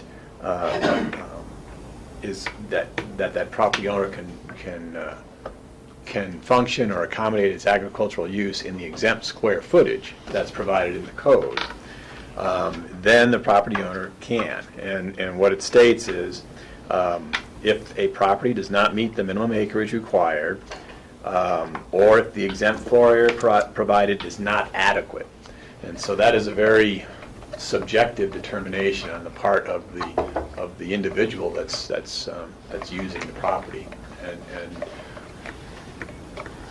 whether like in this instance, it's a certain number of plants per square footage. It's a rubric that really is very subjective as to what the individual, Mr. Lewis, thinks he can grow and then of course sell.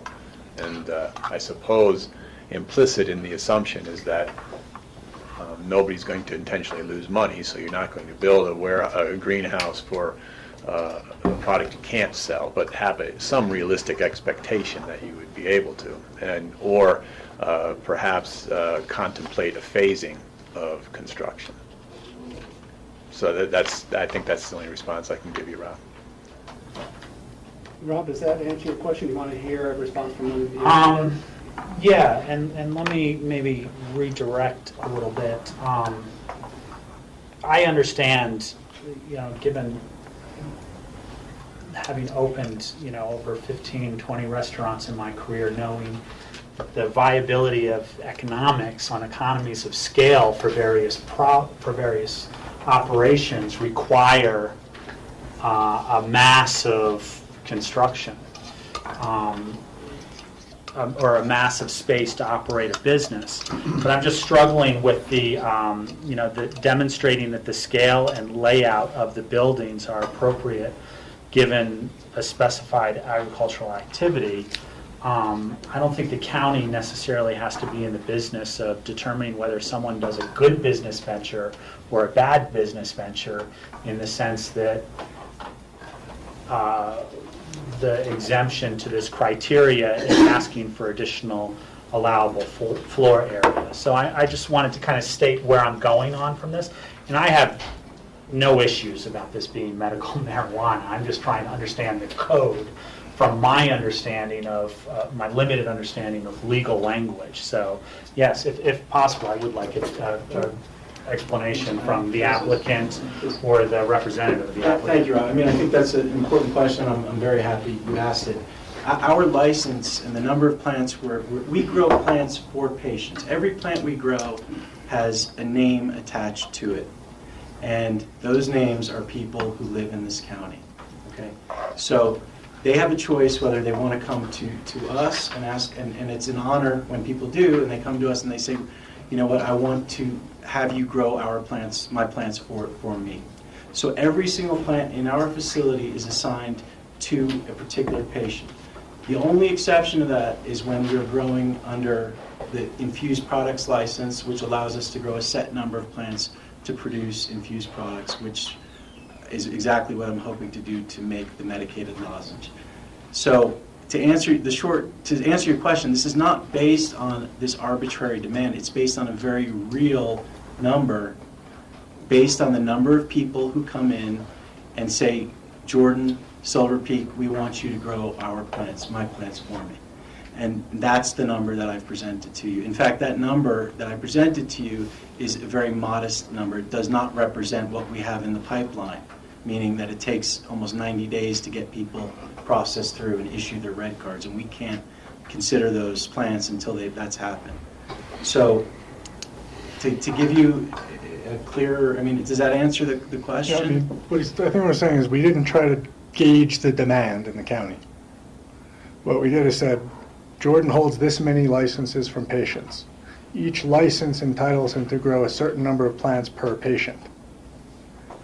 That is the number we have. So the specified agricultural activity is growing the plants that associate with the actual licenses that he holds for people. Not just, there's this many people, let's assume we need, it's a hard number based on licenses. And this is interesting information, because I haven't been aware exactly of how that operation runs, but it's also saying, like a gym, the Aspen Club has 1,000 members. They're not going to build for 1,000 people to be there all at once. It doesn't create the purchase to happen. It creates the licensing to grow that to happen. And I don't understand that too, because you could have 10,000 people register with you, but only one person buy from you, because they don't have to buy every time you grow the plant. Sure. So there are a lot of things in terms of this equation, in terms of demonstrating need, that are confusing. And then the other aspect is this doesn't have to be your only grow site.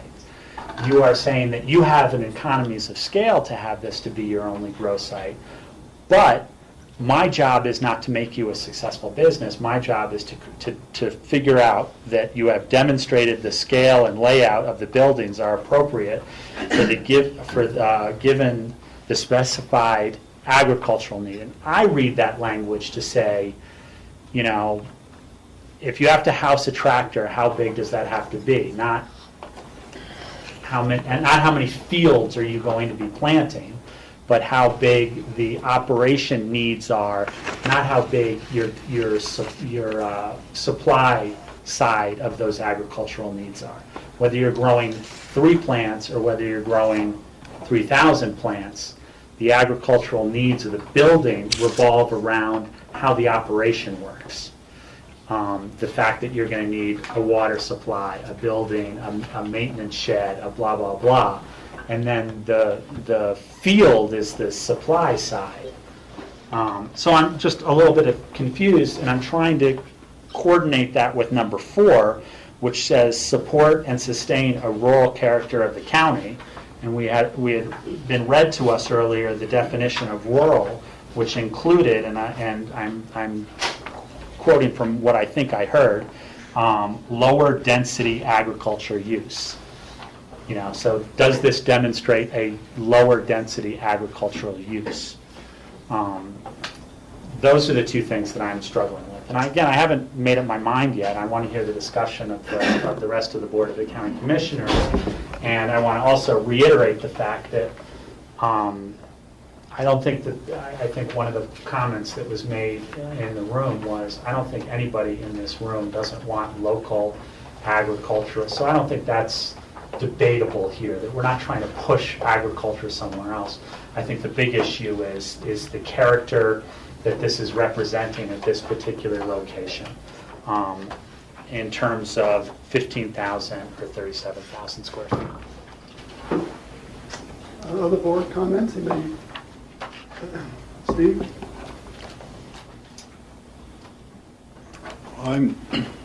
Over the course of my life here, I've been very familiar with the ranch upon which this 4.7 acres sits. I stacked hay on there. I weeded potatoes out in the field where Holland Hill sits now. It's So I've seen like major transformation in the land. Quite frankly, I would rather have Holland Hills still be a ranch or a farm and not have houses have been the final crop that grew on it. I noticed that there are large parcels of land still in Holland Hills that are irrigated and used for probably mostly for pasture at this point. In thinking of what is agricultural now, I've seen hundreds of acres covered with greenhouses on California agricultural fields. And also the same thing in Japan. The use of greenhouses is a very common thing and becoming more common to extend the season and to grow crops that couldn't otherwise grow, or to be able to grow them under optimum conditions. So I'm thinking perhaps we need to change our definition of partly of what is rural, because if you look across the country and the world, that some places rural is looking, or agriculture is taking on a different look. It's almost, becoming industrialized to some extent. To keep agriculture going in Picken County, we really need to look at new crops and maybe new techniques to have viable operations. Because the old traditional things have proven to, that they're really not economical. There are very few cattle operations in the United States that are making money. The only way they make money is because the value of the land has been escalating, and they eventually sell out to somebody willing to pay a price for the land.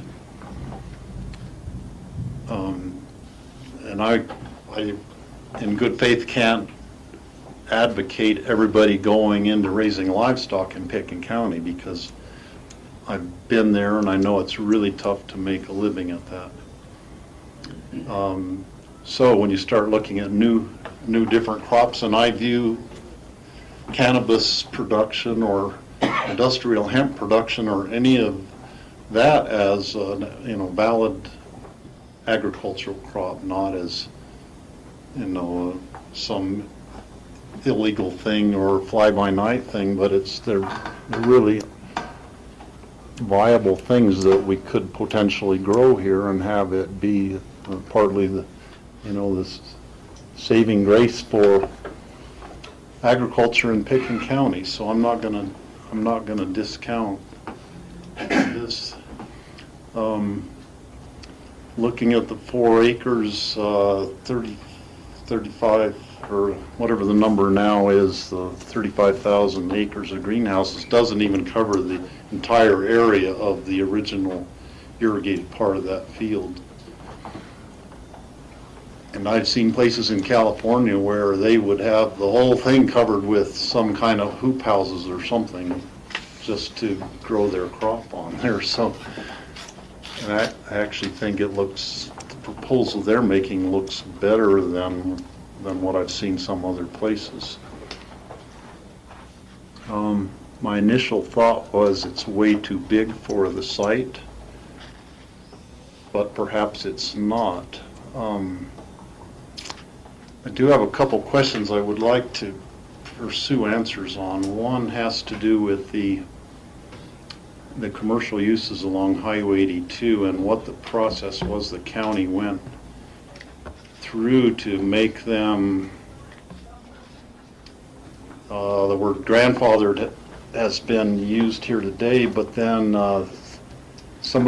once an operation is shut down, one of the commercial operations, then they're not allowed somebody else can't come in and say, well, it was a commercial operation, so now therefore we can have a commercial operation. Is that my correct reading on the way it stands there now, Mike? Partly. Now, I can give the answer. Lance and Cindy have more longevity here in the county to speak to it. I'll give a quick one. What those uses are legal non-conforming businesses in that area. And the building that Mitch was pointing to earlier is called the Basalt Electric Building. And the adjacent property here is used as storage. And there's a couple other properties that are also, well, one time were legal non-conforming businesses. But what happened, there was a downzoning in the county. And it happened, I think, in the 70s, if that's right. And what those uses were, what happened was the downzoning, it got converted to an agricultural residential zone district, and those businesses were allowed to continue. And there's actually a resolution that exempts these businesses from abatement, meaning the county can't go in and tell them to revert back to a legal or allowed use in that zone district. So what can happen in those, in the Basalt Electric Building or other parcels that are affected by this resolution that exempts them from abatement, means that an operator of a similar use can go into that building and operate. And some of those uses were, I wasn't around, but someone told me there was a chiropractor business in there. At one time, someone said there was a DMV. Just a couple properties down, the Asbarian Rug Outlet operates there too. So those are some uses that occurred, and then new owners come in and they switch out service like businesses, and they can continue in that fashion. Okay. Second question has to do with there was a reference to needing to be on a gas line for the greenhouses, and I want to question the applicant about that. If is that part of the reason why you say that there weren't other parts of the county wouldn't work? Sure. Because there was not a natural gas pipeline there to help heat the greenhouse. Right. Your single biggest expense in a greenhouse is the heating expense, especially up here. Natural gas is 1/4 the cost of propane. So when you look at the economic impacts of having, not only the economic impacts, but the traffic, et cetera, of having to haul propane to a remote site, and you're also competing, your single biggest expense is going to be 4 times greater than that of, what the industry is moving towards, especially on the Front Range. So, I can accept an upfront higher land cost, okay, but on an operating basis, it will be nearly impossible for me to maintain a competitive footing if my gas, if the cost for my heating is 4 times what somebody else is doing. So yes, that is a critical factor economically. Okay, on the location within the county. Yeah, I mean, once you get any distance from Highway 82, that the gas lines don't exist. And certainly this is not allowed within the town's Basalt or Aspen where gas lines are. And had you considered in the greenhouse design putting in what's called a climate battery? Yes. For part of the heat retention? Absolutely. I mean, that's something that we're looking into. I've been talking with folks who designed the heat battery for Eagle Crest. I'm supposed to meet with them. Whether or not we end up doing that is going to be dependent on several factors. One is whether or not we can determine if it's been effective in this environment, and we're still trying to determine that. But essentially, everything we're doing is to minimize our energy inputs and to maximize our ability to recycle and reuse. Okay. And that's why I'm moving from an artificially lit production to basically a production system that is going to use 90-95% natural light. Okay. And then one other question about it almost seems like it could be a hybrid, like if you have a greenhouse and then you end up putting in grow lights for some of the plants. I don't know, would you use grow lights also for during the nighttime? But then some of the plants, you want them in complete dark? Yeah. So could you explain that a little bit? Sure, I'd be happy to. And this will speak to the blackout shades and give everybody a better idea as to what's going on. So in order to force flowering in the cannabis plant, you need 12 hours of uninterrupted darkness. So in the summer months and late late spring, early fall, you have more than 12 hours of light, naturally occurring light. So during those periods, you use the blackout shades to actually to cut the light cycle short. So you're going to be pulling the shades, you're basically going to be opening them up only for 12 hours a day. During the winter months, when you don't have 12 hours of light, you do need a couple hours in the morning and in the evening to supplement it. But the benefit of having these blackout shades is that it's also an insulation barrier. And obviously you want to keep as much heat as possible. So when the lights are on, it's always in the winter or cooler months. The shades are always drawn to maintain the heat. And usually that will, it'll start off at maybe an hour, and maybe during the peak winter season when you have 8 hours of sunlight, you'll have an additional 2 in the morning and 2 in the evening of supplemental lighting. So that's how the system works. So the light would not be leaking out of the greenhouse and making it visible, because you're going to have if the lights are on, you're going to have the shutters closed. And if there's even a pinpoint leak of light coming in, then the plants basically, it changes their growing cycle and it causes all sorts of problems. So, trust me, and if light's coming in, the only way that light would be going out is if it's coming in as well. So we monitor constantly for any light leaks because our crop depends on complete darkness. Okay. So it's critical to our operation. Okay. No more questions right now? I'm going to step out on the plank and try and get this conversation moving from the board perspective. I'm not going to support a 37,000 square foot greenhouse in that area, period. And I may support 15,000 square feet, but there'll be some caveats. Some of the comments that were made, I really agree with totally. And this really is a land use issue. And when you talk about the rural character of Pickens County, the Highland Hills area is one of the few areas that does not have a caucus, which is unfortunate, because caucuses have the ability to weigh in on land use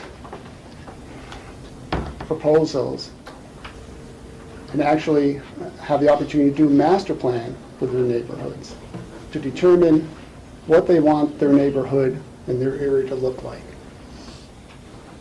Unfortunately, Highland Hills does not. And so we have to listen to the concerns of those neighborhoods that are immediately impacted by any land use issue, because they have the ability to do a master plan on their own. In terms of buffer zone that one of the folks spoke about, if we don't have a buffer zone, if we don't create any opportunities to maintain some open space and rural character, then what it would look like, that corridor, would be like Willits. And I don't think anybody in Pickens County wants that corridor to look like Willits. So that's really a major concern. I mean, I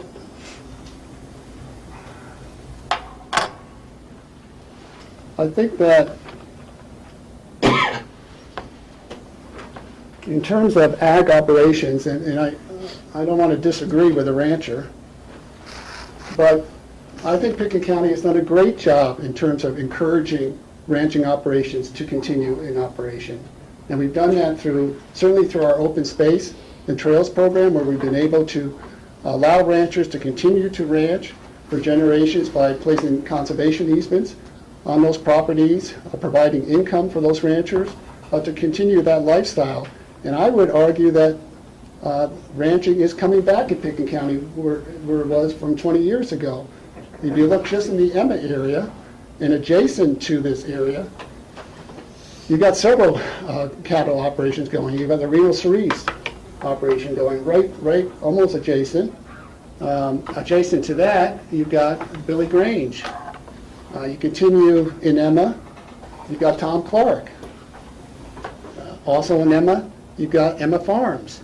So that's just in the Emma area, without even looking at what's happening for ranching operations up the Crystal River Valley, where those ranchers are actually providing local beef to our restaurants, into Whole Foods and shipping beef out. So I would argue that we do have an opportunity to have a sustainable agricultural economy, and it's working. I would question, and it's something that has never happened, hasn't come up, of course, but when we look at the definition of agricultural crops, obviously at that time when the code was put in place, one never considered marijuana as being an agricultural crop. And I would challenge that question as well.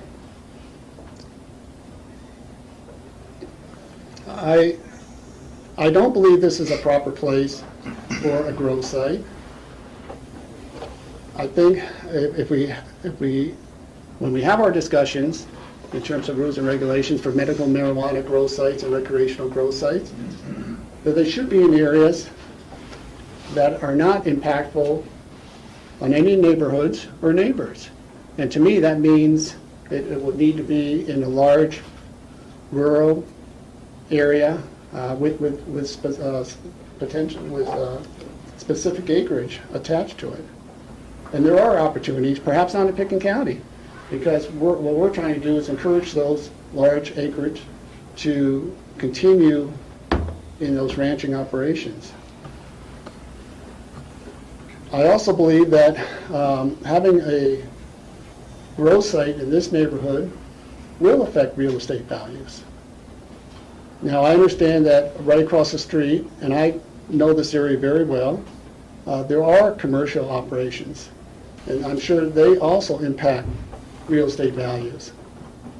But I don't think we need to further devalue real estate values by having a grow site that I don't believe potential buyers will want to move into for many different concerns, whether it be safety, whether it be the environment, concerns about water, whatever, security. I think that's an issue. So I could probably support a smaller greenhouse operation there, support staff's suggestion of 15,000 square feet. But when the conversation comes around in terms of the use of that space, I'm going to argue against allowing a grow site in that space. So the applicant needs to know that. And we'll be discussing these rules and regulations for medical marijuana and recreational marijuana in the next few weeks, and hopefully come up with a consensus of the board in terms of how we want to look at this industry and see if there's opportunities to allow it and where. So those are my comments. Rachel? Yeah, following you down the plank. This is definitely a very difficult question, difficult issue. And I'm going to make a statement that I often make on land use decisions, that whenever we are making a decision, it is not necessarily about the current owner or operator of the property. It is where does it go in the future, and is it appropriate? Because I have a great deal of respect for how you've presented your operations and your intentions, and I think your track record speaks well for itself and the professionalism there. But just as much as someone from Denver could come up to satisfy the need, you or your family may find a need to sell this operation and sell it with the approvals in 12 months. I mean, that's just reality we all have to keep in the back of our mind, because it's happened more than once where, you know, people really want this and that for one reason or another, and then you see the property listed or the business listed for sale not very after. So I need to separate the land use from the individuals in the process. You know, I acknowledge, as Steve I think has acknowledged, that we're really seeing changing times in Colorado, in national attitudes, and I do believe that it's time to bring the marijuana industry above ground. I think that that's appropriate movement as a society.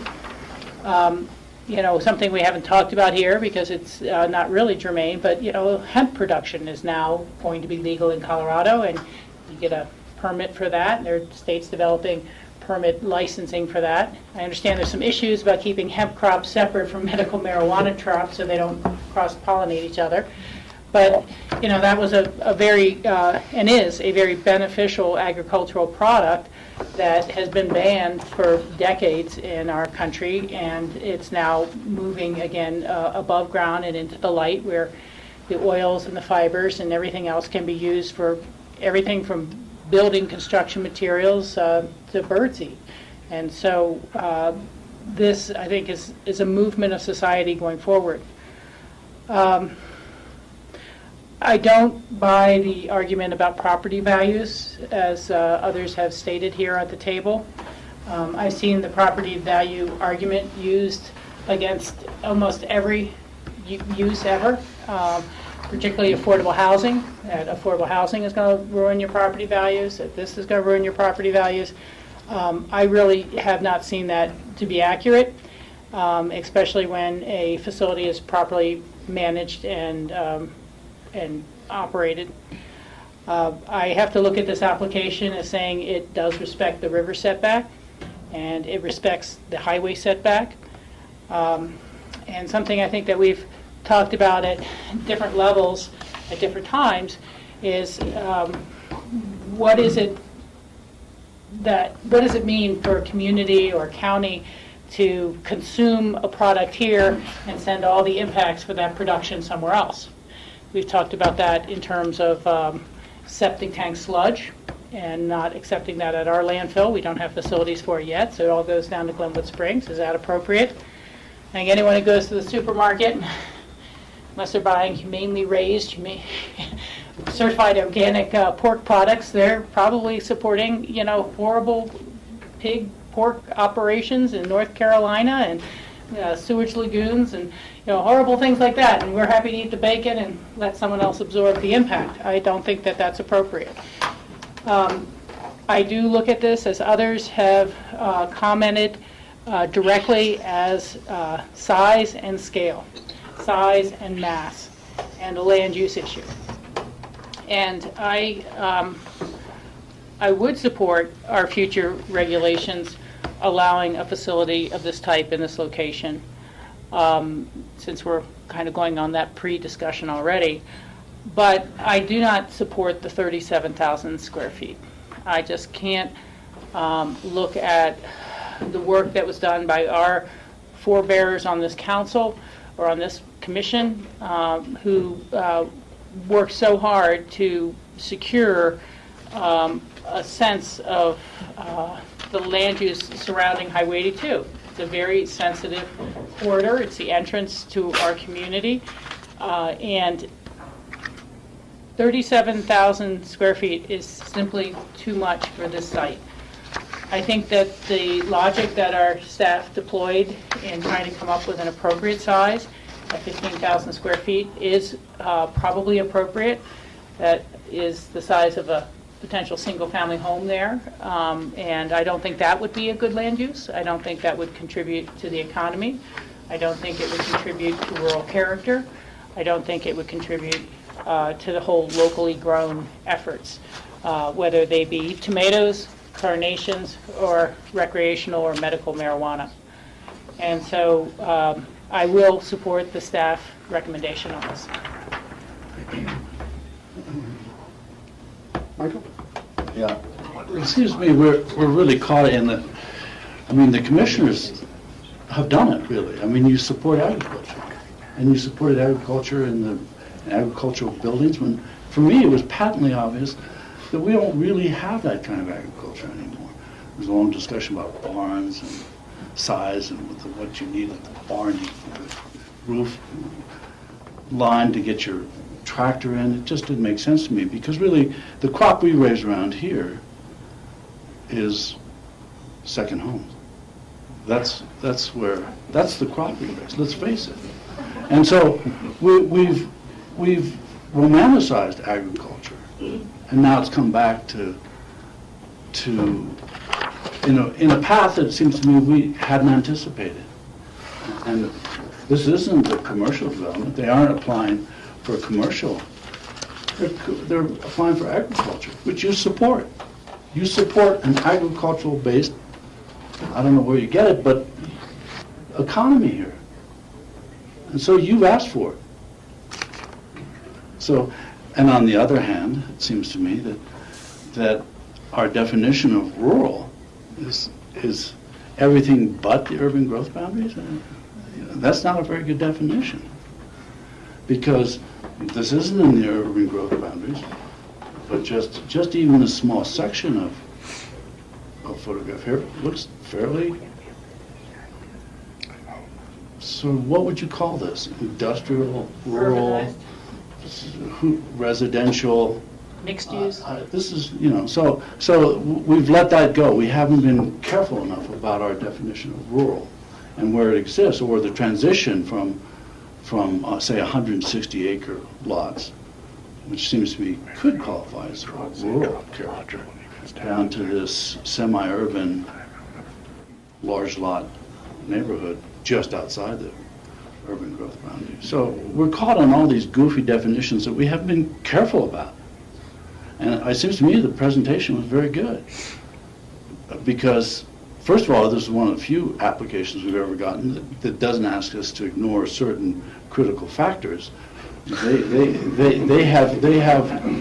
not asking for any kind of exemptions here from setbacks or variances from setbacks or anything. Clearly, it fits within the definition of where the site should be, right? So here we are. We're a rural agricultural county. We've asked to be that, and the applicant has said, indeed we are, and indeed this is a agricultural rural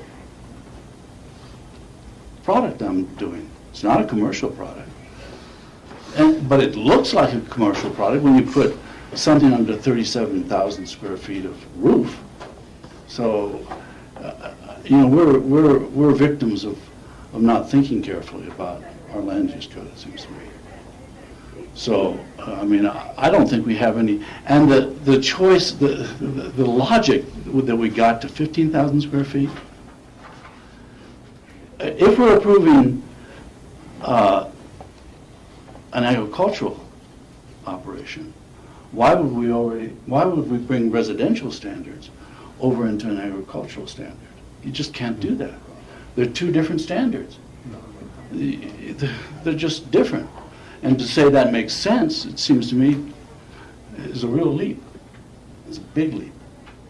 So where do we go from here? There's a 4-lane highway. There's semi-urban development here. It's a 10-acre zoning. It's a non-conforming lot. It's one of the uses is agriculture. Where do we go? I think we don't really have any choice but to approve his application. There's no room here. There's no room to say, well, since you could get a 15,000 square foot house here, we're going to allow you a 15,000 square foot agricultural operation. That logic doesn't work for me.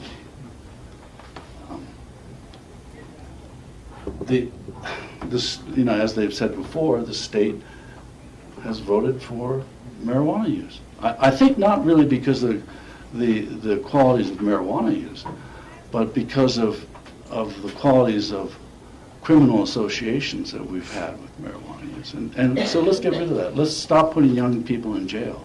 Let's stop giving young people a criminal record. But for me, it wasn't an endorsement of marijuana use per se. It was just a decriminalization of it. We decriminalized alcohol, and that was a good move, but we still have the side effects every day, particularly here in Aspen, of the use of alcohol and the overuse of it, the abuse of it. And the same thing can be true for marijuana. But at least we're not throwing people in jail for producing alcohol, consuming alcohol, or consuming marijuana. So we're also caught on that contradiction, it seems to me. But this is not about marijuana. It's about agricultural use, which the commissioners support. So how do you not support this application for agricultural use? Are you going to cut back on cattle operations? Are you going to cut back on other operations, on hay growing operations, because they're too large for the acreage, seems to me you have to go with it. So, I'll reluctantly support this because we're caught in these dilemmas. It's not that I fully endorse it, but I don't really see another way out of it. We've left ourselves with too many contradictions. And to add contradictions to those contradictions is not a useful out. I know, Mitch. Well, I'll offer something. Couple of quick things here. First, the real estate value, I agree with Rachel in the sense that, every neighbor comes out saying that building this in my line of sight or building this, it's hard to take it away from the consideration of the property owner that's submitting the application. And we have legalized marijuana, and this is agriculture, as Michael has said. And we do support agriculture here in this county.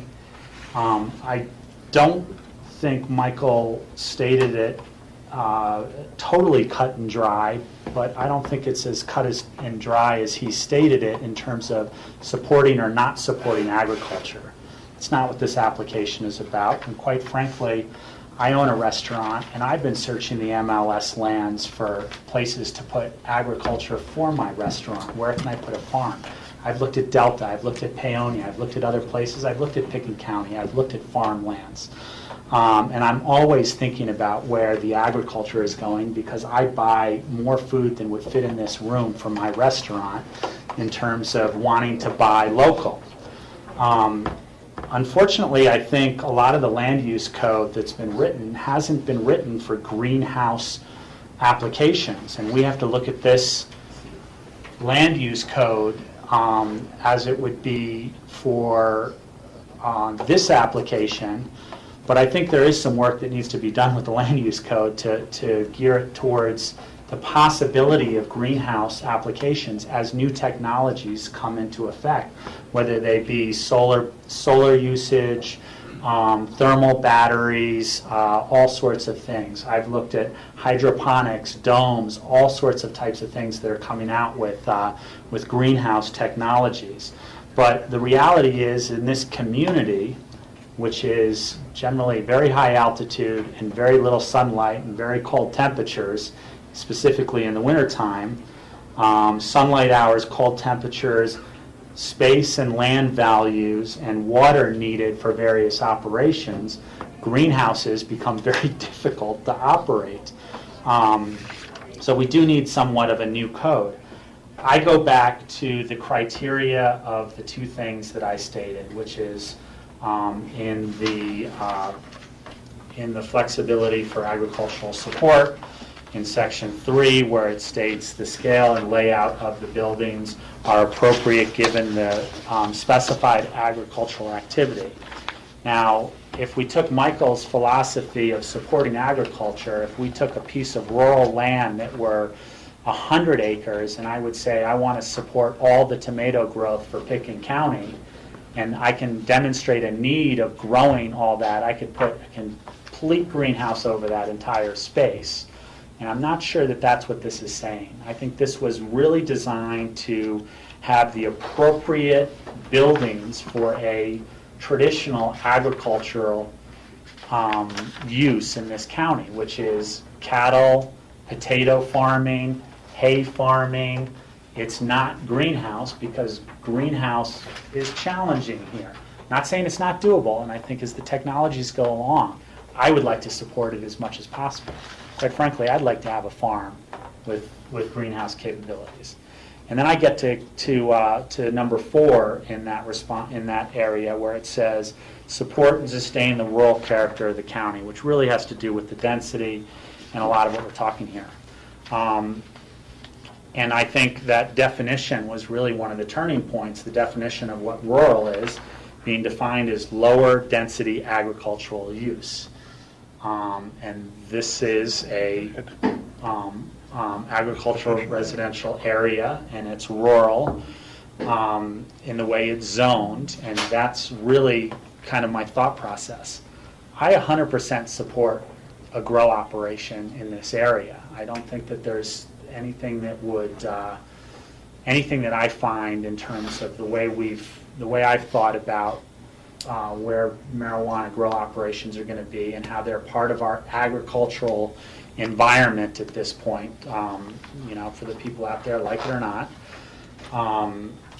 So I don't really have a problem with the use of activity, but I do have a problem with the scaling. And quite frankly, I'd probably go up from 15,000 square feet, but I'm not sure that 37,000 square feet is the right density for this area. Can we offer a compromise?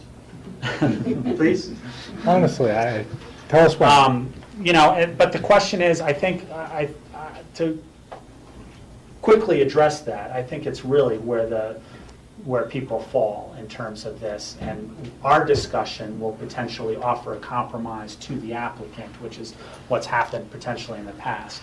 But I would look at something like 20,000 square feet. I think the applicant is demonstrated very significantly in their very diligent work with architects and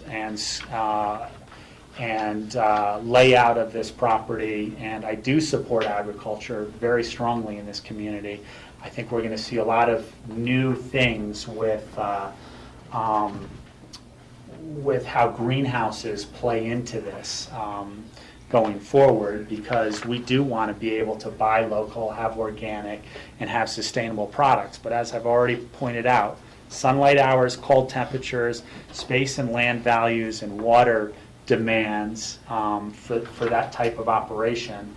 And then I get to the density of the area, and to me, I'm willing to consider a 20,000 square foot operation for agricultural use. No, excuse me, we don't have any board comments here, so we're not taking comments from them. So, Steve, right now, we're anywhere between 15,000 square feet to 37.5 in terms of what we're trying to address today.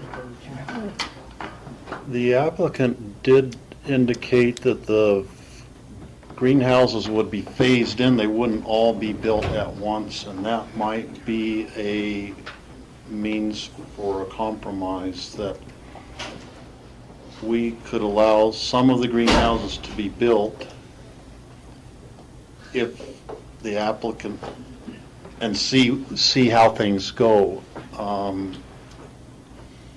If the applicant wanted to do more greenhouses in the future, they would have to come back to the county to apply for the remainder of that could give us a window of opportunity to see how the operation works, and if we realize the impacts are too great, then at a future date we could decline to add any more greenhouses.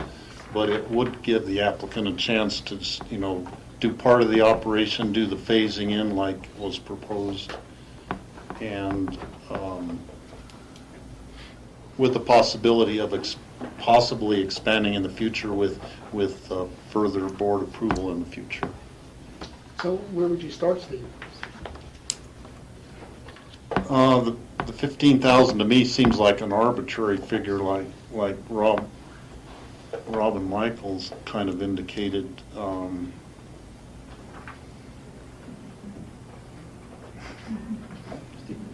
I would start at 37,000 personally. But I know that doesn't, you know, that's, to find a consensus thing, it has to be something lower than that. I want to ask us. You know, it's interesting, and I mentioned this It's up to earlier. him to speak. Excuse me, I'm talking. I mentioned this earlier, that Holland Hills area does not have a caucus. And I suspect if I asked the residents of Holland Hills if they felt they lived in a rural area or an urban area, I'm guessing they would say they lived in a rural area. Because when you look right behind their homes, they're looking at a great open space and vistas that goes for miles and miles and miles. And to me, that doesn't designate an urban area. And I also find it interesting, Steve, that for caucus areas that have the ability to do master plans and to make decisions on how they want to see their land use used, that Snowmass Capitol Creek does not want to have not only recreational grow sites, but they decline to have medical marijuana grow sites. And I think they did that because they understand some of the consequences that they would feel, the impact that would have on their homes and their property. So, again, for me, it comes down to size and scale. This is, I would not consider a 4-acre parcel an ag parcel. This is actually zone AR10. Of course, it's non-conforming, as most of the places down valley are non-conforming because code changed afterwards. But all the residents of Holland Hills and that neighborhood can rely on is the down valley master plan. That's what we have to use. And that down valley master plan speaks specifically about maintaining the rural character. And having a 37 square foot greenhouse on a 4-acre parcel, to me, does not speak to maintaining the rural character. Correct. Rachel, then Rob. Yeah, a couple of comments on the dialogue we've been having.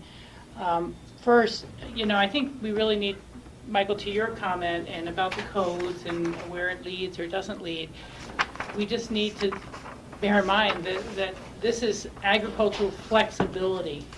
It is not any sort of insurance or entitlement or whatever someone asks.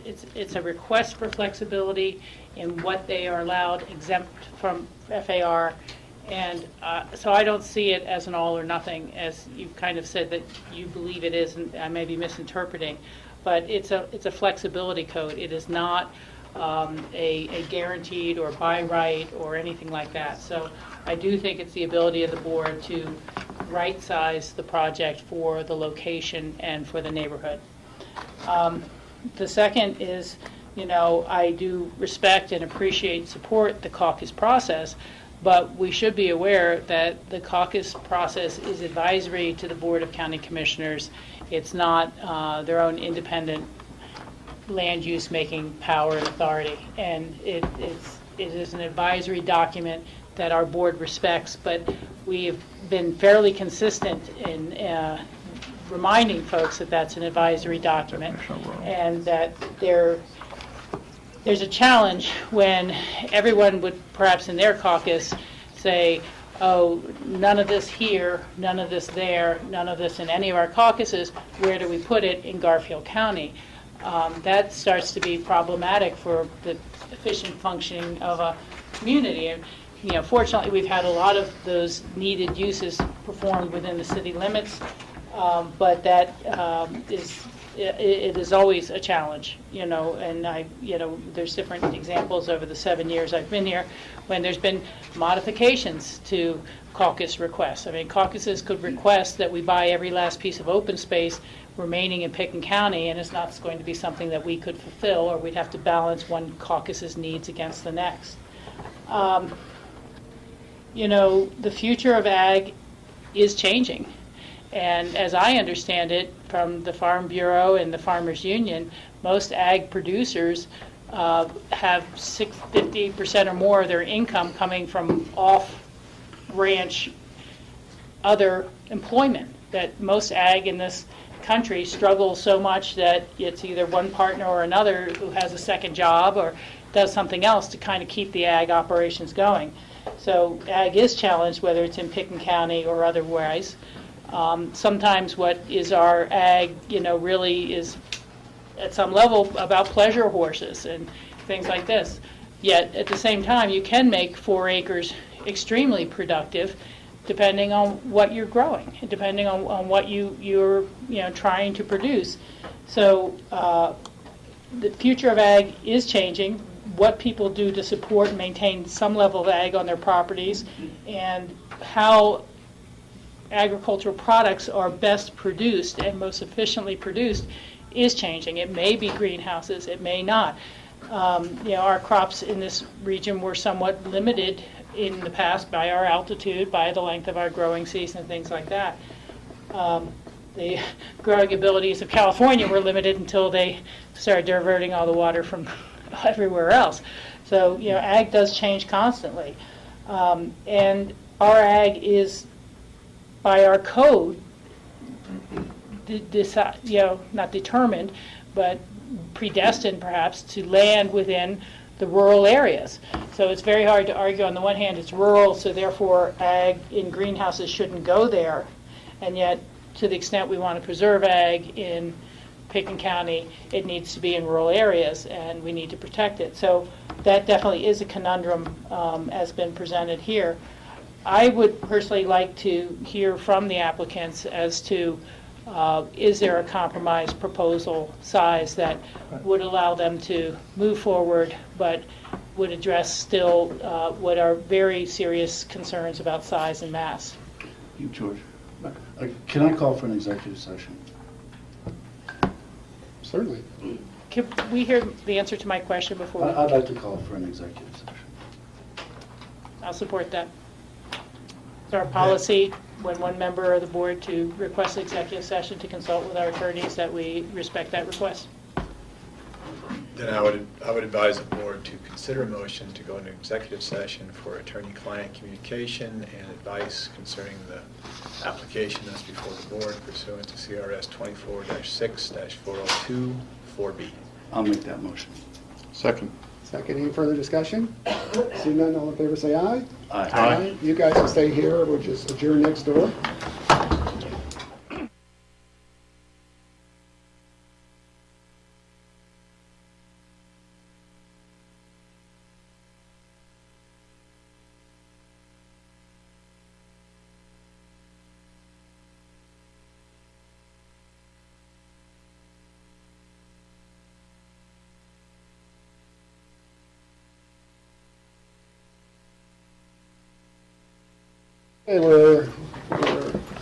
Okay, we're back at it, and I'll accept the motion to go out of exec. So moved. Second. Any further discussion? Seeing none, all in favor say aye. Aye. So, board, here's where we're at. Again, we've got several different ideas. We've got approval, we've got a phasing, and we've got different sizes. So let's discuss amongst the board in terms of where we feel get at least a majority vote on this. Steve? I would like to ask the applicant, what are the square footages of the different modules of the greenhouse, because they are different sizes, and what was the construction or the kind of the phasing schedule he was going to have for building them? And I know it was going to start at the down valley end and work up valley the way you proposed it. Thank you, Steve, for You can ask that. Mitch, you want me to chime in? Or you want... I'll start quick, and then, you Okay. can probably answer the end better. This is the proposal as we stand today. The modules, the main modules, the largest ones you see, are 6,720 square feet apiece. The smaller ones, the normal smaller one is 5,376. This one we were having to specially do to move the head house support space into it. So that one's, not exactly a module, but 4,032 square feet. What we were going to propose as a compromise, and that would hopefully help, was simply removing this end module of 6,720 square feet, as well as the hallway extension that would have served it.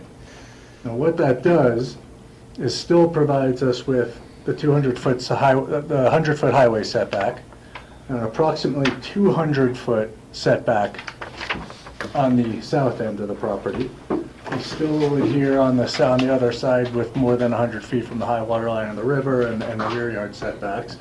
and then leaves the entire northern portion of the property with largely undeveloped until you get to the house that sat there for, I don't know, 30, 40 years already, the residential part of the property. So the overall footprint of this turns into about, I'm just using rounded numbers, 28,000 square feet of agricultural space, which includes all the support space. That works out to approximately, what was the number? 13% site coverage for the agricultural buildings, and leaves quite a bit of undeveloped land around it. Should we ever want to in the future propose additional phases, it would be just like this, a new land use application subject to whatever regulations are in effect at that time, public hearings, back to the county commissioners, and, roll the dice. Right. Steve, did that answer your question? Yes, that does. Thank you. Michael? Well, we haven't talked about it. There was mention of landscaping there and landscaping on the highway side. And I think we should talk about it, what we'd like there. I mean, it seems to me if you could screen it completely,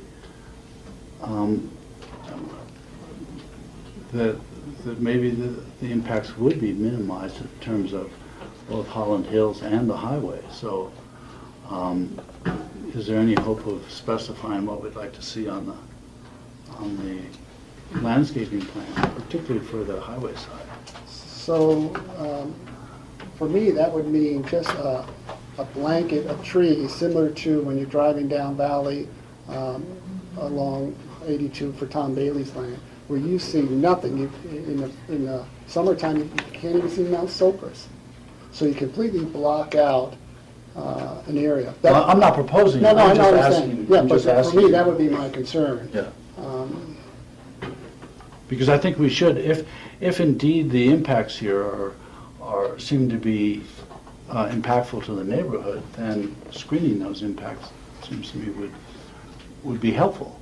And knowing how they're going to be screened would be very helpful. So whether it's a 3-layer row of poplar trees or some other kind of planting, I don't know. But The other interesting thing about this application, I think, is because this is sort of the first one we've had, it could become precedent setting as well. And so this is a 4+ acre lot in the AR10 zoning, non-conforming. There's many parcels in Down Valley that are 2 acres, under 4 acres, 2 acres, AR10. So does that mean then that we open the door for anybody who says, I want to do a 15,000 square foot greenhouse on my 2 acre, and I'll mitigate that by landscaping? And I don't think this will happen, but the potential in terms of this sort of rolling down the road in terms of having even smaller parcels try to get into this game. Is that really where we want the county to go? And that can even happen within the UGB. There may be parcels that are just adjacent to UGB. So that's just something else that I think is important to consider. As we're setting a precedent here, so when the next application comes in, well, we've given them this amount, now you have 6 acres, you have 2 acres. It's a concern of mine. Rob? I don't have a problem with there being some visual aspect from the road of a greenhouse. Quite frankly, I think it accentuates the agricultural uses that are going to be changing as time goes forward and technologies come about, as I indicated. My basis was based on a personal interpretation of the words rural character and the mass of buildings to the size of the lot.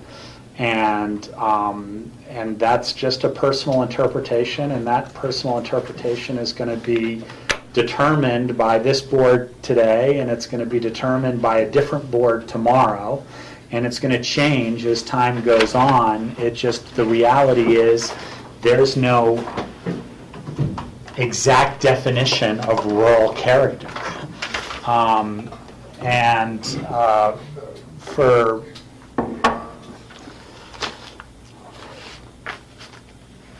So I'm not sure there's the need for, a complete screening for that front area. To answer Michael's question on that is the reason why I've gone in the direction that I've gone, and it really has to do with massing of structure and how we determine rural character is in an aspect of greenhouses being put on a plot of land, because I don't think 100 acres of greenhouse on a 120-acre lot defines rural character either. Regardless if you screen the whole thing off from all visible sides. And who knows what'll come down the pipe down the road in terms of better defining rural character. My interpretation of where people are right now is Michael and Steve at 37, Rachel and George at 15, me at 20. I think taking more than that one building off would be the way to go. I will go to 25,000 square feet and make a motion accordingly at this point if the chair will accept that motion. Oh, you can make a motion, yeah. I'll make a motion to approve the resolution. Someone's phone buzzing. Maybe it's mine. It is mine. It's on my table, that's why it's shaking. If I can find the motion here. Approving the activity envelope, site plan review, and flexibility for agricultural support with the adjustment of 15,000 square feet to 25,000 square feet of agricultural structures. I'll second that motion. Just a comment, George. I have a couple of things for the board to consider before you call the question on the motion, but I'm not sure how you want to take the discussion. Well, let's hear what you have to share with us. Just from a more practical standpoint, I thought of two additional things to bring up with the board, and actually I think Cindy and I were on the same page without knowing it. But from a implementation point of view, the board may want to consider that permits for the construction be tied to the issuance of a license for the use, such that we know that there's been an approval for the location as a medical marijuana grow site. The other thing is you may want to consider a bond to be posted regarding restoration of the property should the endeavor not work or be made to work in some manner. And if the board or if the motions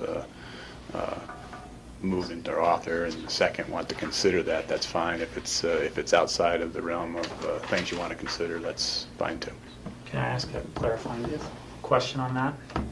So in terms of tying the specified agricultural activity for this piece of land based on the fact that the criteria for the flexibility for agricultural support,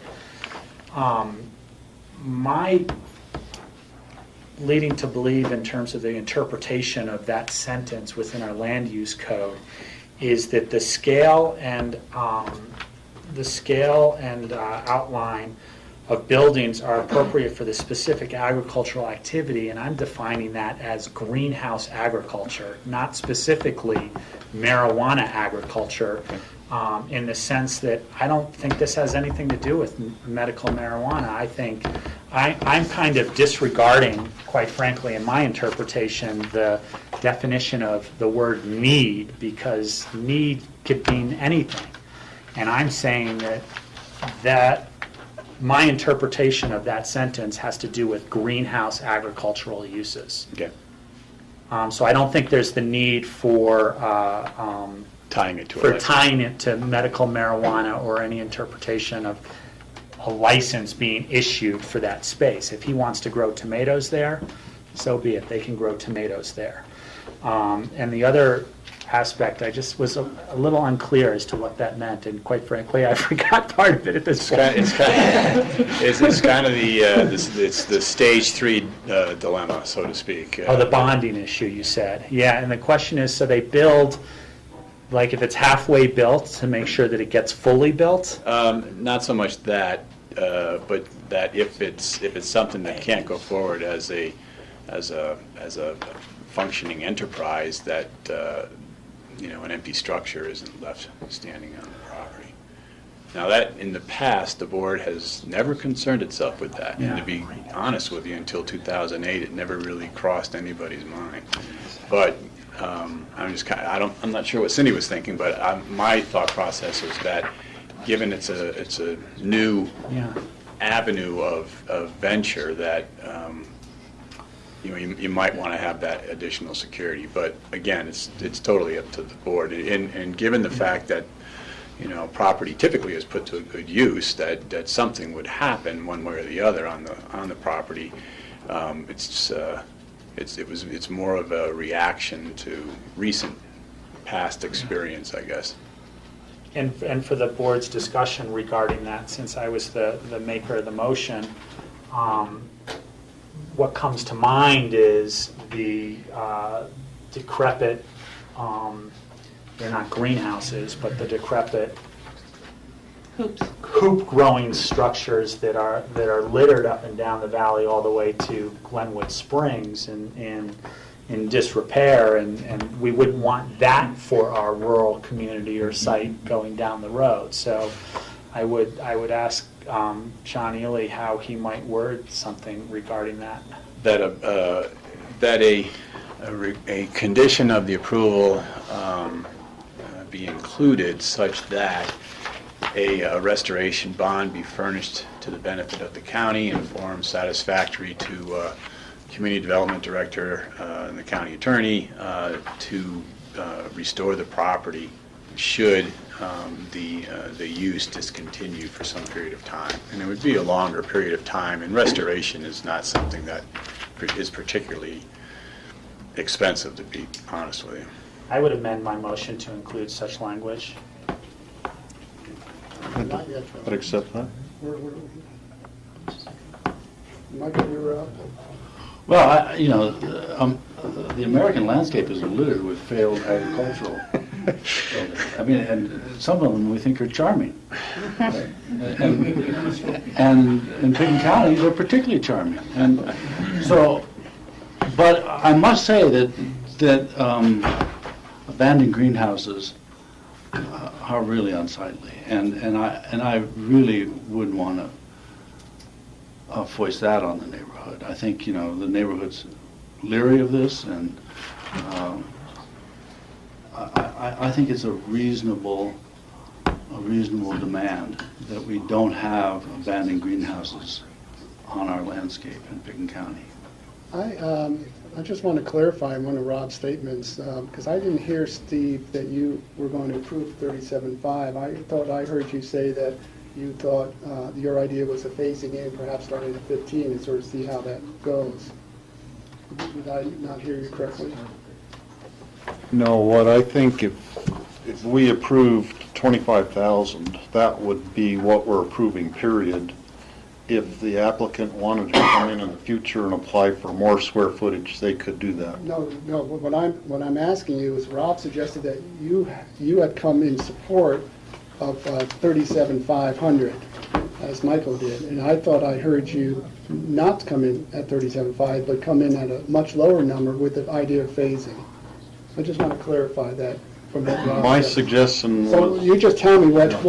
No, my suggestion for the compromise was we approve a lesser amount, which Rob moved to approve 25,000. And that's all we're approving now, not a phased-in approach, but leaving it, the applicant could come in the future and apply for more square footage if they wanted to do that. But we're not approving more square footage at this point, is the way I envision it. Okay, Rachel, you had a hand up. Yeah, a couple of things for the maker of the motion and the seconder on the actual resolution. Item number 5 was about the lighting plan, and I would like hopefully to have a friendly amendment that says including the interior blackout lighting, so that, you know, we wanted more specificity to the line than just that staff would approve a lighting plan, so that it includes the interior blackout lighting as represented. I'll accept that. Okay. And then the other item, I would make it at the very end of this item and consider adding a number 12 unless staff feels that it's already covered more fully. But just to state for the record that this approval does not confer any reliance to further licensing of operations on the property. So that This approval does not confer any reliance to further licensing on the property. So that by granting the land use approval, it is not assured any sort of grandfathering through the marijuana grow operation rules that we'll be considering over the next several weeks. Does that make sense? I mean, just Yes, I understand what you're saying. It makes sense to me. I'd accept that adjustment. Is that, it just, I would just say that this... is that referred to one specific number, or? No, it's No, an added it would be a number. new number, 12, at the very end, to say that this approval does not confer any reliance to any further licensing approval. And that would be referring to recreational marijuana? Is that? Any or- licensing Any period. licensing Any period. license, okay. Yeah. I'd so- accept that. Leave Yeah. it blank. Okay, and then I had a couple of comments and a question, but when we're talking about the bonding and for, should this operation cease and fall into disrepair, do we already have any code about blighted areas, or, is there action the county currently takes without requiring posting a bond, such as putting a lien on the property, or do we, I know that some communities have things about obsolescence and disrepair of homes, and at a certain point, they can step in to require people to clean out the junkyard or, maintain it. It has to be a clear and present danger under the building code, and that takes a pretty strong test. For More than instance, aesthetics. the Lazy Glen greenhouse, which is in quite state of disrepair, we have not found it necessary to make them demolish that. Well, I'm just kind of thinking about what the additional burden would be on the business model for the cost of bonding. And does that bonding go on for 10 years, 20 years, forever? Do they have to buy and renew a bond, to what amount? And whether it might also work to accomplish the same goals by a condition of approval that the operator hereby and the landowner hereby agrees to maintain the property in, XXX state, and that if they fail to do that, then the county would have the ability to enforce and create a lien against the property or whatever to accomplish those same goals. I'm just kind of figuring out what's the best tool. Yeah, clearly, I'm not thinking of something that would be oppressive or affect the ability to carry on the business, that's for sure. The idea is just dealing with vacant structures, and it is new for us, given the activity in real estate that we've experienced over the decades. But it does happen, and we've seen it happen recently. But to be quite honest, I would probably prefer to work with the property owner to try to fashion something that would protect the goal of making sure there wouldn't be the rundown building if abandoned or that kind of thing, as opposed to being too locked in, and try to maintain some flexibility for that. Yeah.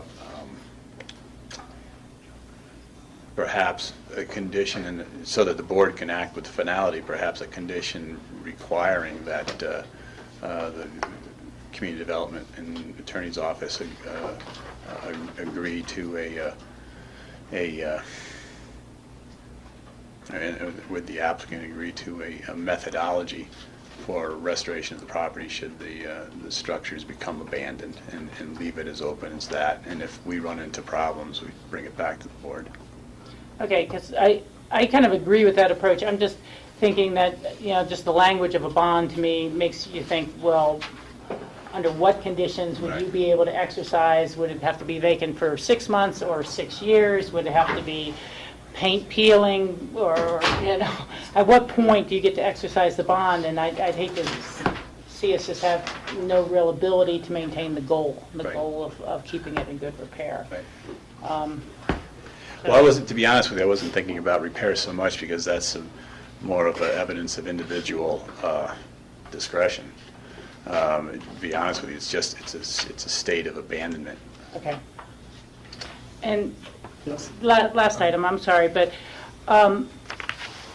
there was a lot of presentation about the architectural and the design that went into the original ask, and it seems that if the approval is for 25,000 square foot a facility that, you know, may accomplish 3 of these larger 6,700 square foot modules, and then perhaps a smaller module with the operational room and the hallways.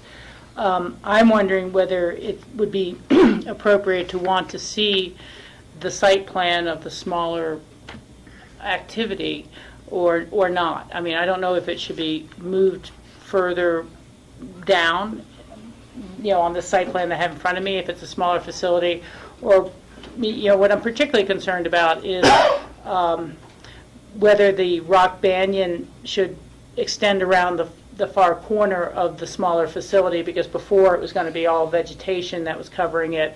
And I mean, I'm just kind of wondering, what would the new redesigned building kind of look like? Okay, so I want to first recognize Rob for at least throwing a number out to get us started for this discussion. I still believe that 25... motion? There's a motion. There was a motion, there was a second. Yeah, okay, so, Yeah. okay, so So we're I- having the discussion on that motion. Yes, exactly. So I still believe 25,000 is still too large for this site.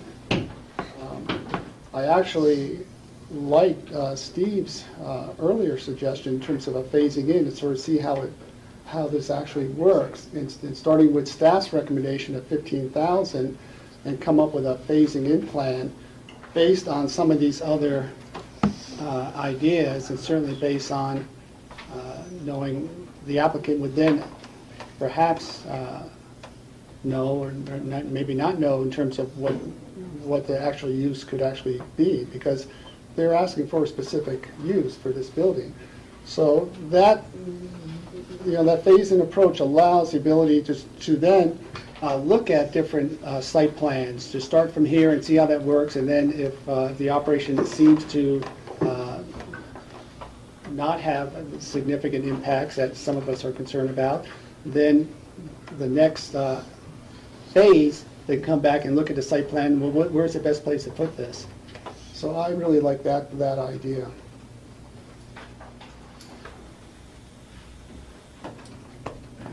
Rachel? Well, I'm just going to ask if we might be able to hear from the applicant about how would the site plan change, or how would they screen what is, I believe, to be the up valley side of this, if that's where the square footage was dropping off, or would it change, you know, for the current discussion? I mean, is the applicant able to do that on such short notice? Sure, or? absolutely. Okay. So basically what we were going to do is, so Steve can say as well. sorry, we can eliminate this module, and that'll bring us down to, how many square feet is that? 28,000. 28.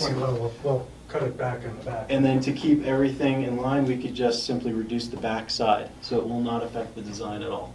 Okay, and then on, again, this kind of up valley side of the last module, what will be the exterior? The same exact thing. Yeah, the same as it was. It'll just be It'll just be 42 feet further over. Exactly, it'll just be around this corner. This shed roof addition will just be on that module instead of this module. And I think we got a requirement for a landscape plan further anyway, so, you know, we're happy to plant more trees if that's Okay, I just helpful too. want to see how that side would be screened. Show us the shed roof. Yeah, and as far as, you know, as far as reducing the size, the units are each unit requires an investment in equipment as far as heating equipment and cooling equipment. And so every time we have to go to a new module, we have to replicate those costs. So essentially what we're going to try and do is the most cost-efficient way of doing this is to maximize the size of each unit. So to the extent that we can do that, that would make sense. There is a minimum square footage, at which point bringing in the utilities and doing the grading work and all that, it doesn't make economic sense. And in 15,000 square feet, it doesn't make economic sense, period. I think the 25,000 that Rob proposed will allow us to get started and hopefully demonstrate that we can do this in a responsible way and can come back to you for our future needs. So I'm okay with that, and hopefully the board is as well. So that side you could see on this rendering overhead over there, so you can actually see it closer. So it'll just be 42 feet further into the road. That's the module width. Okay. Is that? Anyone else care to? Sure. I was referring to so this side of the building here, the up valley side, if you will.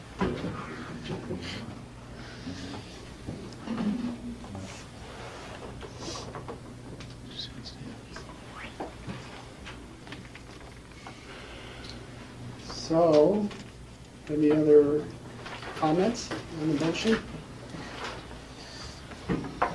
Steve? We keep talking about rural character. This area lost its rural character a long time ago. It has 6 lanes of pavement on Highway 82. It's not a 4-lane highway. It's a 6-lane highway there with turning lanes, and there are commercial businesses along there. And this is actually a way that, one aspect of agriculture can be preserved in what has become a non-rural area of the county.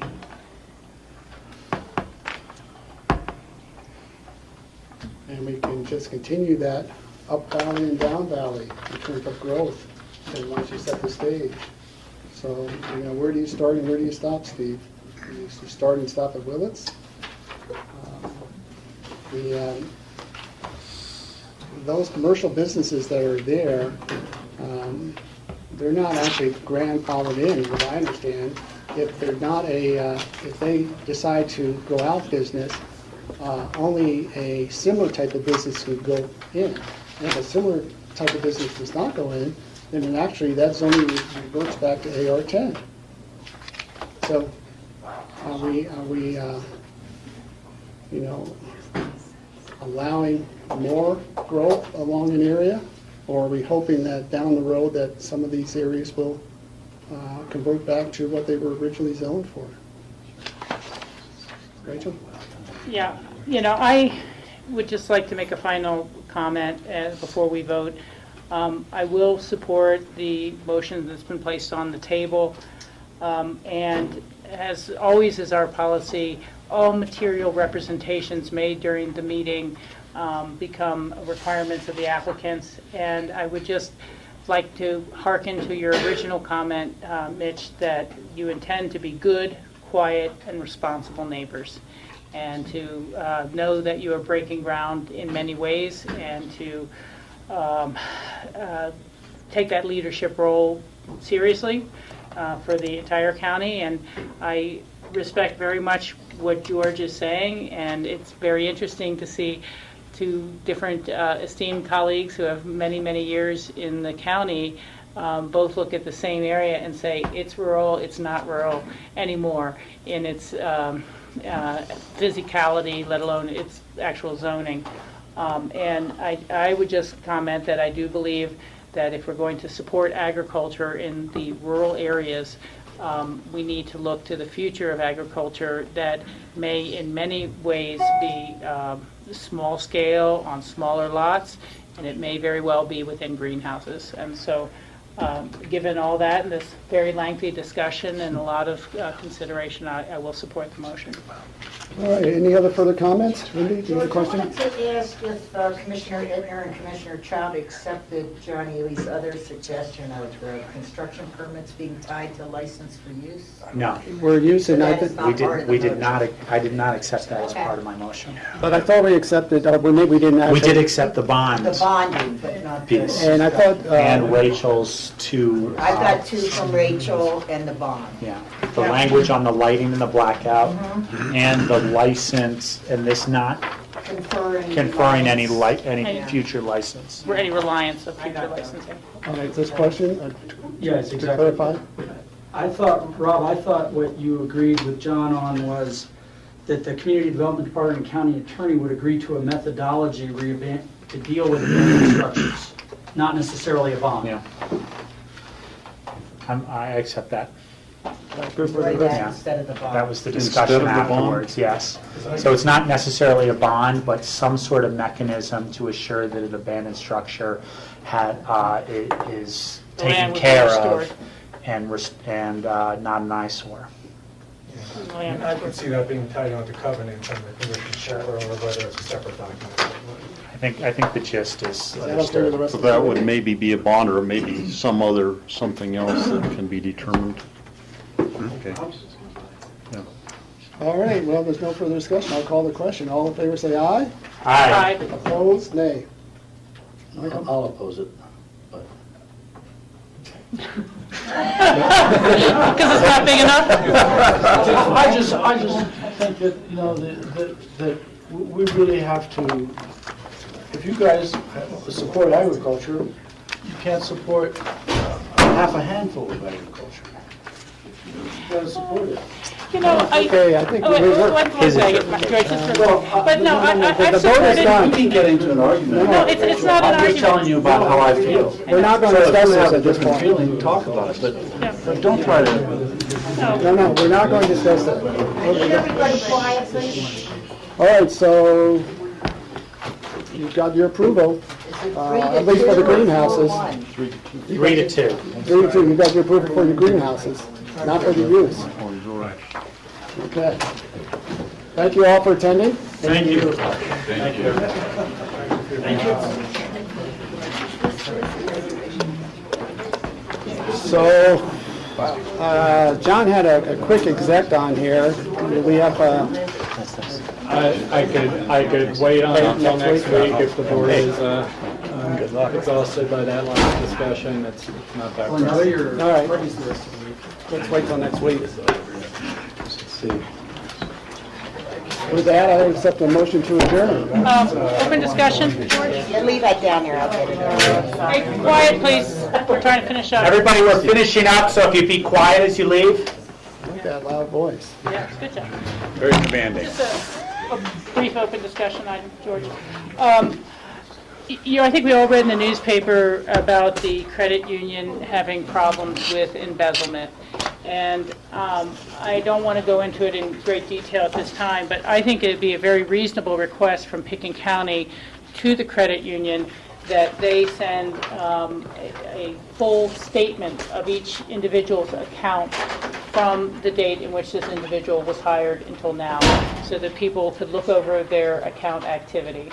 And I think that the credit union itself needs to do that to restore faith in its operations, and I think that I would just like to ask that our manager talk to the credit union, and again, just ask that all of Pickens County employees who are members receive a full statement, not just a monthly, quarterly, or the past activity in the past 30 days, but of all activity since this embezzlement was discovered. Everybody okay with that? That sounds He can at least ask. Yeah. Okay, is that it? Just real quick, I did get a Pickens alert that there's a small fire up on Basalt Mountain. Doesn't look like it's too big at this point, but we'll keep you posted as we get more information. It was a big surprise when that lightning storm last night. Okay, with that, almost. Yeah, almost. Rachel, do you want to discuss the QQ West Saltwater principles, or do you? We can make an introduction and perhaps have them in folks' boxes for Okay. them to look at for next Tuesday. Sure. The Northwest Council of Governments has been working through the Water Quality and Quantity Group to develop what they're calling West Slope Water Principles, and it's fairly broad. It's not as specific to given projects or given activities, but they want to have some negotiating and discussion points as the statewide water plan is being developed. And they've gone to the 1177 roundtable and to their individual members, and I think talked to some of the other West Slope roundtables as well. John's going to put a copy of that current iteration into your boxes so we can discuss at a future Board of County Commissioners having a resolution of support of those water principles. On Monday, the 1177 group in Glenwood Springs voted to endorse, support the draft in concept, and is going to be making a final approval at their next meeting in the end of September. But we wanted to have those principles, so you'll know why they're in your box, and that we'll have a future discussion with those, an open discussion or whatever. Okay. Motion to adjourn. All right. Do we have a second? Second. All in favor, say aye. Aye. Thank you, Grassroots. I didn't sign anything.